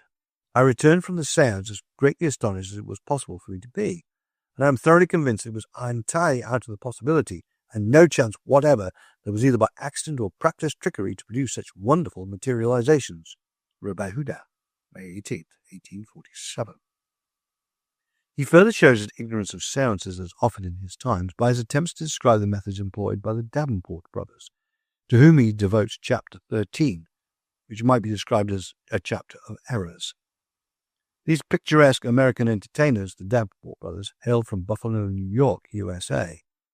Ira Erastus was born September 17, 1839, and William Henry, February 1, 1841. They fairly startled the world by their so-called manifestations of spiritualism during the 60s, and were alternately lauded and reviled for their performances. Both were below medium height and rather handsome men, and, as will be seen from the accompanying engraving, looked much alike. Their career, which started in America, ran from 1853 to the early 70s. They made a trip to Europe in 1864, remaining until August 1869. Both married abroad. Ira, a daughter of France, Mademoiselle Louise Toulet, and William Henry, a Polish girl, Miss Matilda Mack. On the whole, their foreign tour was most profitable, though in some cities they paid a high price for their notoriety. In England, they waged bitter warfare with John Henry Anderson, Tolmark, and Professor Redmond. On the occasion of their Paris opening, the Sally Hertz, they claimed that the hoodlum element mobbed the theatre and broke up their performance at the instigation of Henri Robin, who was playing in opposition. Hamilton, who had just succeeded to the management of Robert Houdin's theatre, in a letter published after witnessing their initial performances, announced that he shared this belief. But as Robert Houdin and Henri Robin were bitter rivals, I believe Hamilton's letter was the result of two things. First, the intense ill will he harbored against Robin, and second, as he had Robert Houdin as his mentor, he was really ignorant of the Davenport methods and therefore not in a position to defend them. The letter, which is given in full, appeared in Gazette d'Étranger, Paris, September 27, 1865. Messrs. Davenport, yesterday I had the pleasure of being present at the séance you gave, and came away from it convinced that the jealousy alone was the cause of the outcry raised against you. The phenomena produced surpassed my expectations, and your experiments were full of interest to me. I consider it my duty to add that these phenomena are inexplicable, and the more so by such persons as have thought themselves able to guess your supposed secret, and who are, in fact, far indeed from having discovered the truth. Hamilton. After their return to America, the Davenport brothers retired from public life, purchased a farm, and rested on their laurels and a corpulent bank account. One of them is said to have admitted that all their work was skillful manipulation and not spiritualistic manifestations. Nevertheless, their names will live so long as spiritualism is talked of or cabinet effects tolerated by the public. The trick as offered by the Davenport brothers consisted of their being tied hand and foot at opposite ends of a cabinet, which was hung with musical instruments, bells, etc. The two men slipped in and out of the ropes without delay or apparent damage to the ropes, and musical instruments were played with arms presumably in bondage. Robert Houdin, in attempting to expose the trick, made two flagrant errors. First, he claims that by dint of special practice on the part of our mediums, the thumb is made to lie flat in the hand when the hold assumes a cylindrical form of scarcely greater diameter than the wrist. And second, that the Davenport brothers had trained themselves to see in the dark. As releasing myself from fastenings of all sorts, from ropes to straitjackets, has been my profession for 20 years, I am in a position to contradict Robert Houdin's first claim positively. I have met thousands of persons who claim that the rope, as well as the handcuff trick, was accomplished by folding the hand together or making the wrist larger than the hand. But never have I met a man or woman who could make their hands smaller than their wrists. I have even gone so far as to have iron bands made and press my hands together, hoping eventually to make my hands smaller than my wrists, but this has failed too. Even if the entire thumb were cut away, I believe it would still be impossible to slip a rope that was properly bound around the wrist. You may take any cuff of the adjustable make or the ratchet cuff, place it in a small woman's wrist, and you will find that even she will be unable to slip her wrists. I do not mean by this any handcuff that will not come to any size, or the common cuffs which, when locked, will lock only to a certain size, but I mean that a cuff that can be locked and adjusted to any size of a wrist. In rope tying, the principal trick is to allow yourself to be tied according to certain methods of crossing your hands or wrists, so that you, by eventually straightening your hands, you have enough room to allow them to slip out very easily. It is not always the size of the wrist that counts. It is the matter of holding your hands when the knots are being tied. The gift of seeing in the dark with which Robert Houdin endowed the Davenports is equally preposterous. Professor Hoffman defends Robert Houdin by citing instances of prisoners who had been confined in cells for an indefinite period and who had learnt to see in the dark. This is quite true, but they did not alternate daylight and darkness. Eminent opticians and oculists inform me that the faculty of seeing in the dark cannot be acquired by parties like the Davenports, who spend most of their time in the light. While the Davenports were pioneers in rope tying and cabinet seances, had Robert Houdin been the clever sleight of hand performer and inventor he claims to have been, these tricks would have been clear and solvable to him. But as he obviously joined the ranks of the amazed and bewildered masses, making only a futile attempt to explain the performances, he convicts himself of ignorance regarding his own art. A man who has made a fortune in the world of magic and desires to hand down to posterity a clean record of his attainments will be clever enough and manly enough to avoid any attempt to explain that which he does not understand. By his flagrant misstatements regarding the tricks of his predecessors and contemporaries, Robert Houdin, however, convicts himself of ignorance regarding the fundamental principles of magic, and arouses in the minds of broad, intelligent readers doubts regarding his claims to the invention of the various tricks and automata which he declares to have been the output of his brain, the production of his own deft hands. Chapter 11. The Narrowness of Robert Houdin's Memoirs. The charm of true memoirs lies far beyond the printed pages, in the depth and breadth of the writer's soul. The greatest of all autobiographies are those which detail not only the lives of the men who penned them, but which abound in diverting anecdotes and character studies of the men and women among whom the writer moved. They are not autobiographies alone, but vivid, broad-minded pen pictures of the period, in which the writer was a vigorous, respected, compelling figure. Memoirs written with a view to settling old scores seldom live to accomplish their ends. The narrowness and pettiness of the writer, which intelligent reading of history is bound to disclose, destroys all other charms which the book may possess. At personal exploitation, Robert Houdin is a brilliant success. As a writer of memoirs, he is a wretched failure. Whenever he writes of himself, his pen seems fairly to scintillate. When he refers to other magicians of his times, his pen lags and drops on the pages blots which can emanate only from a narrow, petty, jealous nature. Even when he writes of his own family, this peculiar trait of petty egotism may be read between the lines. He mentions the name of his son, Emile, apparently because the lad shared his stage triumphs. His other children he never mentions by name. The second wife, who he grudgingly admits stood valiantly by him in his days of poverty and disappointment, he does not honour by so much as stating her name before marriage. Rather, he refers to her as a person whom he was constrained to place in charge of his household, in order that he might continue his experiments and work on his automata. A less gracious tribute to wifely devotion was never penned. But it is in dealing with contemporary magicians, or those whose handiwork in bygone years he cleverly purloined and proclaimed as his own original inventions, that the petty jealousy of the man comes to the surface. Whenever he desires to claim for himself credit due to a predecessor in the world of magic, he either ignores the man's very existence, or writes of his competitor in such a manner that the latter's standing as a man and magician is lowered. Not that he makes broad sweeping statements, rather he indulges in the innuendo, which is far more dangerous to the party attacked. He never strikes a pen blow, which, because of its brutality, might arouse the sympathy of his readers for the object of his attack. Here, in the gentle art of innuendo and belittling, if not in the conjurer's art, Robert Houdin is a master. In writing his memoirs, he deliberately ignores comperes Herman, Henri Robin, Wiljabar Frickel, M. Jacobs and P.T. Barnum, all of whom he knew personally. He might have written most entertainingly of these men, but in each case he had an object in avoiding reference to the acquaintance.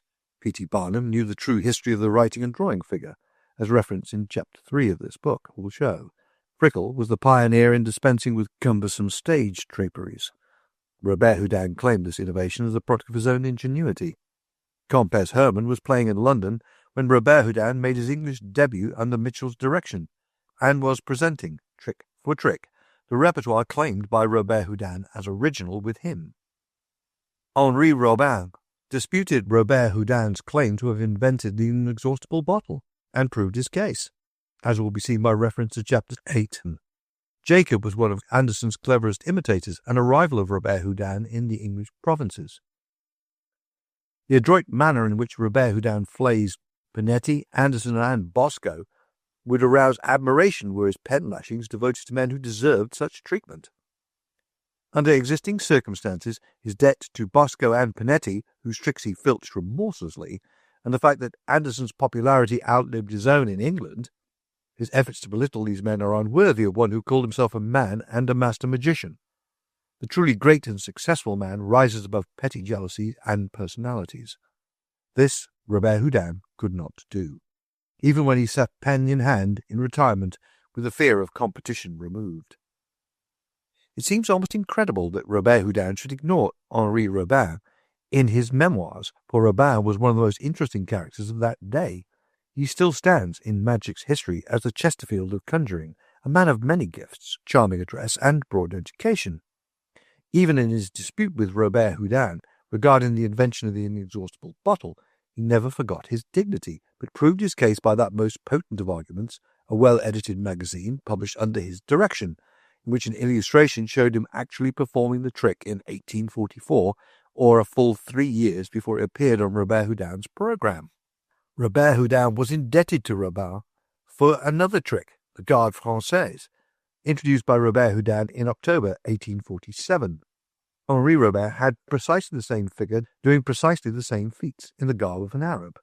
An illustration from Robin's magazine, l'Almanach Cagliostro, shows Robin offering this figure in March 1846, or a year and 7 months before it was presented by Robert Houdin.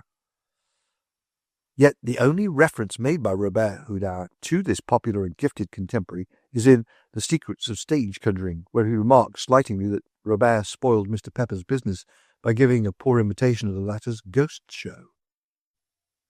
Again, in ignoring Herman, he proves his narrowness of mind, his utter unwillingness to admit any ability in his rivals. Comperes Herman was no ordinary trickster or mountebank, but a conjurer who remained in London almost a year, playing the very best houses and later scoring equal popularity in the provinces. He was decorated by various monarchs and was famous for his large gifts to charity. Even in the present generation, including theatre-goers and students of magic, remembers the name of Herman, when Robert Houdin is forgotten, or would be, but for his cleverly written autobiography. Wiljabar Frickel, to whom should go the credit of cutting out heavy stage draperies, never claimed the innovation as a carefully planned conceit, but as an accident. His paraphernalia were destroyed in a fire, but he desired to live up to his contract and gave a performance as announced. He therefore offered sleight of hand, pure and simple, with the aid of a few tables, chairs, and other common properties, which were absolutely undraped. He was also compelled to don regulation, severely plain evening clothes. The absence of draperies, which naturally aid a conjurer in obtaining results, created so pleasing a sensation that Frickle never again draped his stage nor wore any fancy raiment. Had Robert Houdin told the truth about his so-called innovation, he must have given Frickle credit, wherefore he conveniently ignores Frickle completely. It is entirely characteristic of Robert Houdin that he did not openly assail Panetti in the pages of his memoirs. With cleverness worthy of a better cause, he quotes the bitter verbal attack as issuing from the lips of the friend and mentor of his youth, Signor Torrini. The major portion of Chapter 6, pages 92 to 104 inclusive, American edition of his autobiography, is devoted to assailing Panetti's abilities as a conjurer and his reputation as a man. Granted that Panetti did put Torrini to shame on the Neapolitan stage, such revenge for a wholesale duplication of the magician's tricks might be termed almost human and natural.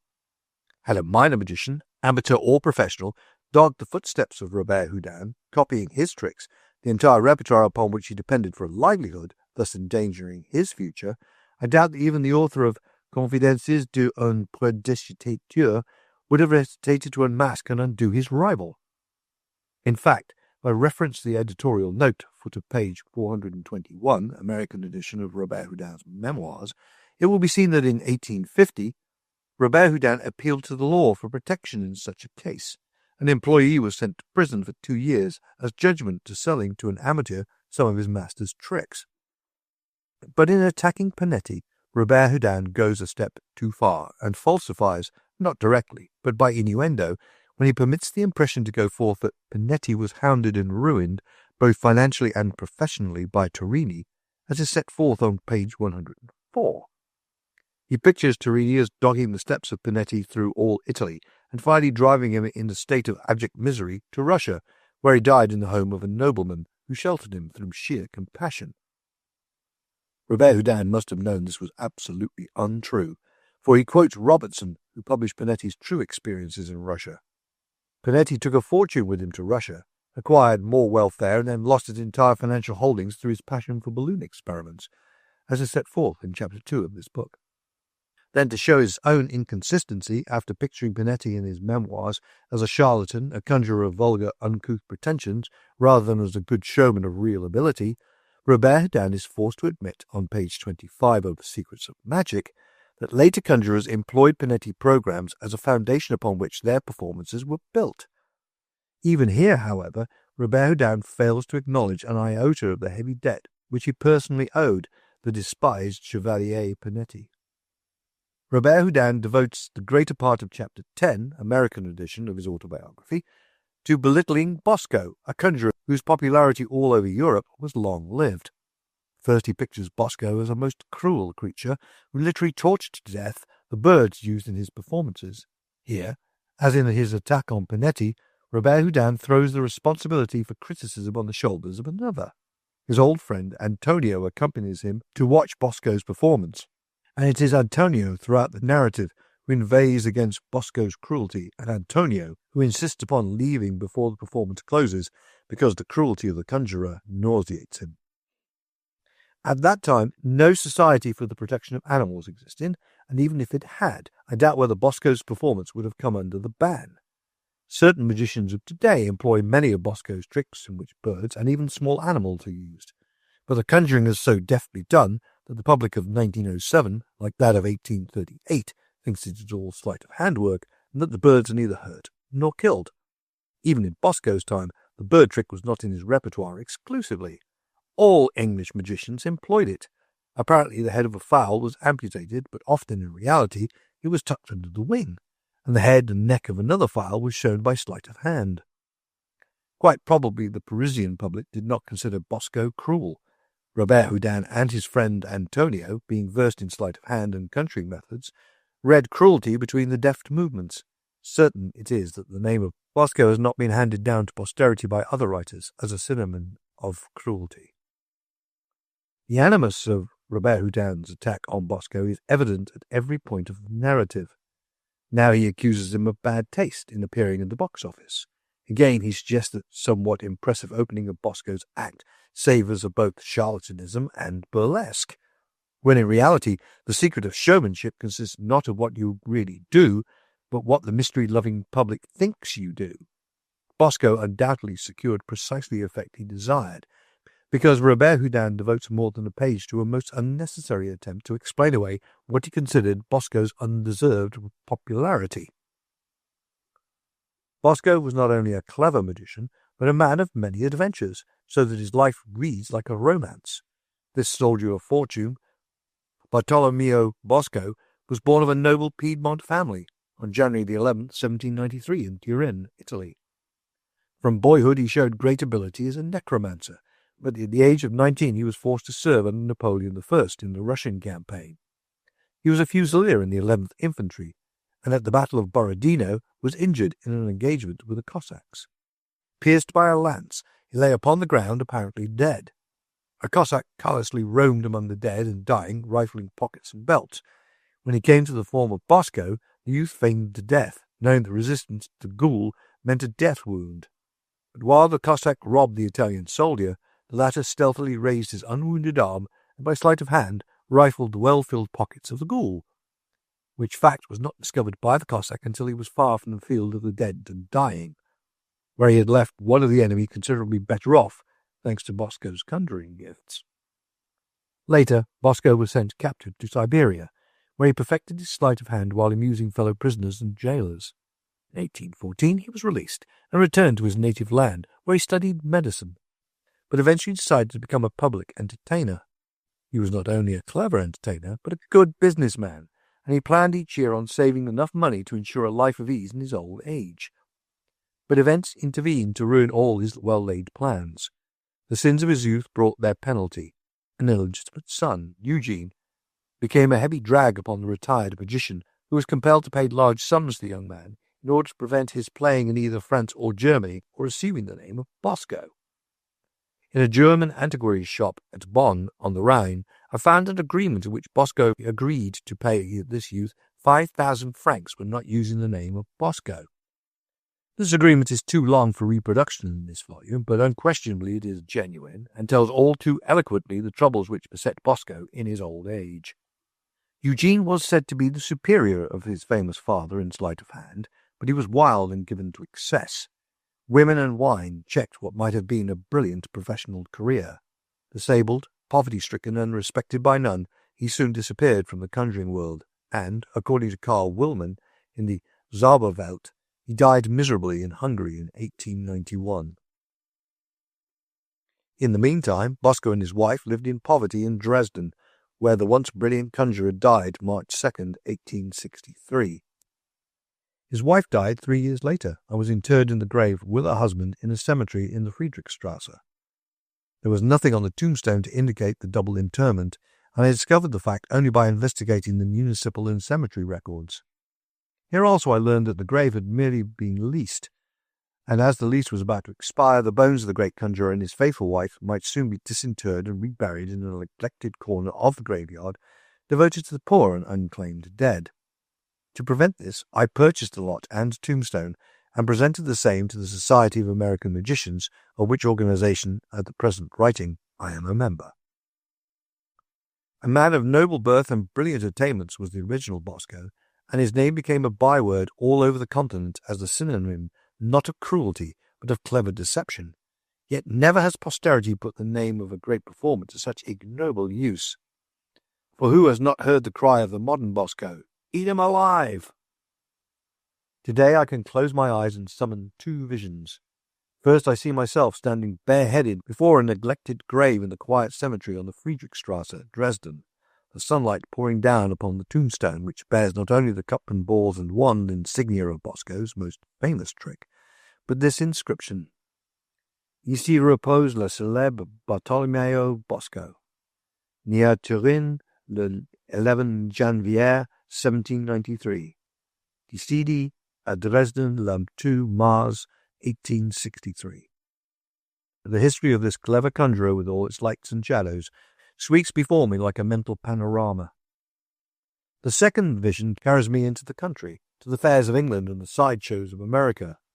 Bosco, Bosco, eat him alive, Bosco, you can't afford to miss this marvel, Bosco, Bosco. Follow me into the enclosure and gaze down into a den, and there lies a half-naked human being. His hair is long and matted. A loincloth does wretched duty as clothing. Torn sandals are on his feet. The eulogistic lecturer dilates upon the powers of his 20th century Bosco, but you do not listen.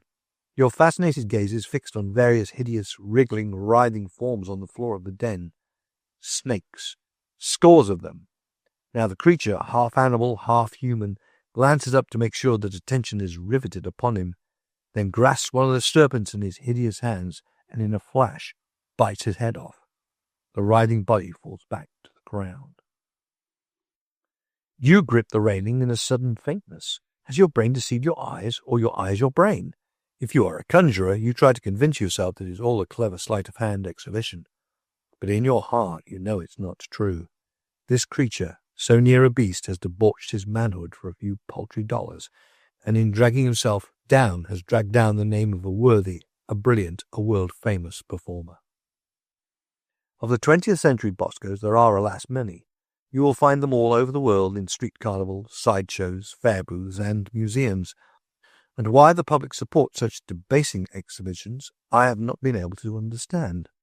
I have seen half-starved Russians pick food from refuse barrels. I have seen besotted Americans creep out from low dives to draw the dregs of beer barrels into tomato cans. I have seen absinthe fiends in Paris trade body and soul to obtain their beloved stimulant. I have heard morphine fiends in Russia promise to exhibit the effect of the needle in return for the price of an injection.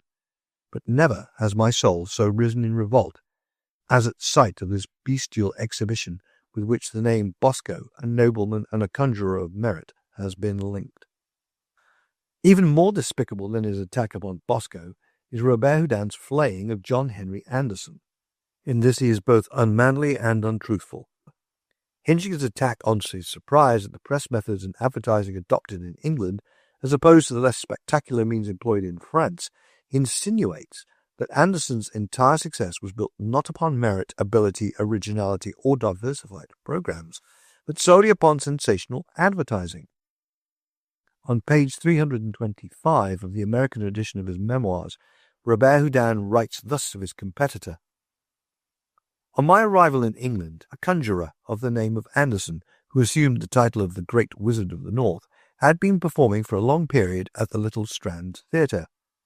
This artist, fearing doubtlessly that public attention might be divided, tried to crush the publicity of my performances. Hence he sent out on London streets a cavalcade thus organized. 4 enormous carriages, covered with posters and pictures, representing all sorts of witchcraft, opened the procession. Then followed 24 merry men, each bearing a banner on which was painted a letter a yard in height. At each crossroad the 4 carriages stopped side by side and presented a bill some 25 yards in length, while all the men, I should say letters, on receiving the word of command, drew themselves up in a line like the vehicles. Seen in front, the letters formed this phrase, "The celebrated Anderson," while on the other side of the banners could be read, "The Great Wizard of the North." Unfortunately for the wizard, his performances were attacked by a mortal disease. Too long a stay in London had ended by producing satiety. Besides, his repertory was out of date and could not contend against the new tricks which I was offering. What could he present to the public in opposition to the second sight, the suspension, and the inexhaustible bottle? Hence he was obliged to close his theatre and start for the provinces, where he managed, as usual, to make excellent receipts, owing to his powerful means of notoriety. In the first place, Robert Houdin insinuates that when they played in opposition, John Henry Anderson's repertoire was stale and uninteresting. It is possible that Robert Houdin could not read Anderson's bills, or were his statements deliberate falsehoods emanating from a malicious, wilful desire to injure Anderson. What did Anderson have to offer in opposition to Robert Houdin's much-vaunted suspension, second sight, and inexhaustible bottle? Consult the Anderson program reproduced, and you will see that the Great Wizard of the North duplicated the French conjurer's repertoire. The ethereal suspension of Robert Houdin's program was suspension chlorophene on Anderson's. Second sight appeared on both bills. The inexhaustible bottle had wisely been dropped by Anderson because he had been using it in one form or another for 10 years preceding the date Robert Houdin appeared in London, as is proven in Chapter 9 of this book. Therefore, if Anderson's program was passé and uninteresting, so also must have been the one offered by Robert Houdin. Second, John Henry Anderson was not in London when Robert Houdin arrived there in May 1848. He was on the continent, and a bill reproduced will show that he was in Germany in January 1848 and did not open at the Strand Theatre until December the 26th, 1848. Then it was that Robert Houdin who had just returned from the provinces, not Anderson. Anderson had been playing the capitals of Europe. Robert Houdin had been in Manchester, England. Robert Houdin again skillfully twists the truth to suit his own ends. He actually states that Anderson, returning from a tour of the provinces, used a new poster, a caricature of the famous painting Napoleon's Return from Elba. In the foreground, Anderson was seen affecting the attitude of the great man. Above his head fluttered an enormous banner bearing the words, "The Wonder of the World," while behind him, and somewhat lost in the shade, the Emperor of Russia and several other monarchs stood in a respectful posture. As in the original picture, the fanatic admirers of the wizard embraced by his knees, while an immense crowd received him triumphantly. In the distance could be seen the equestrian statue of the Iron Duke, who, hat in hand, bowed before him. The great wizard and, lastly, the very dome of St. Paul's bent towards him most humbly. At the bottom was the inscription, "Return of the Napoleon of Necromancy." Regarded seriously, this picture would be found a puff in very bad taste, but as a caricature it is excessively comic. Besides, it had the double result of making the London public laugh and bringing a great number of shillings into the skilful puffer's pockets. Reference to my collection of Anderson programs and press clippings prove that while on the continent, his performances had created such a sensation that, according to the ethics and etiquette of his profession, Anderson was quite justified in assuming the title of the Napoleon of Necromancy, and in depicting even kings and noblemen admiring his abilities as a conjurer. But alas, Robert Houdin had played only before English and French monarchs, not before the other crown heads of Europe, including the Tsar of Russia and the German Kaiser. It required weeks and months of browsing in old book and print shops, national libraries, and rare collections on my part to prove that Anderson had really played these engagements, when his bitter rival, Robert Houdin, his heart eaten with jealousy until his sense of honour and truth was hopelessly blunted, was claiming that Anderson had just returned from a trip in the English provinces. It will be noted, by reference to the Anderson programme, that he had been engaged only for the Christmas holidays, but despite Robert Houdin's claim that he was a failure and he was obliged to close and seek new fields of conquest in the provinces, Anderson's engagement was extended. He remained at the Strand till January the 11th, 1848. Then, after a brief provincial tour, he actually returned to London and played to big receipts. Again and again he appeared in London. Far from being the unpopular, forgotten ex-magician pictured by Robert Houdin, he performed with great success at the St. James's Theatre, London, in 1851. Robert Houdin appeared in London for the last time in 1853, but in 1865 the despised and forgotten Anderson was there again, creating a furore in his exposure of the Davenport brothers.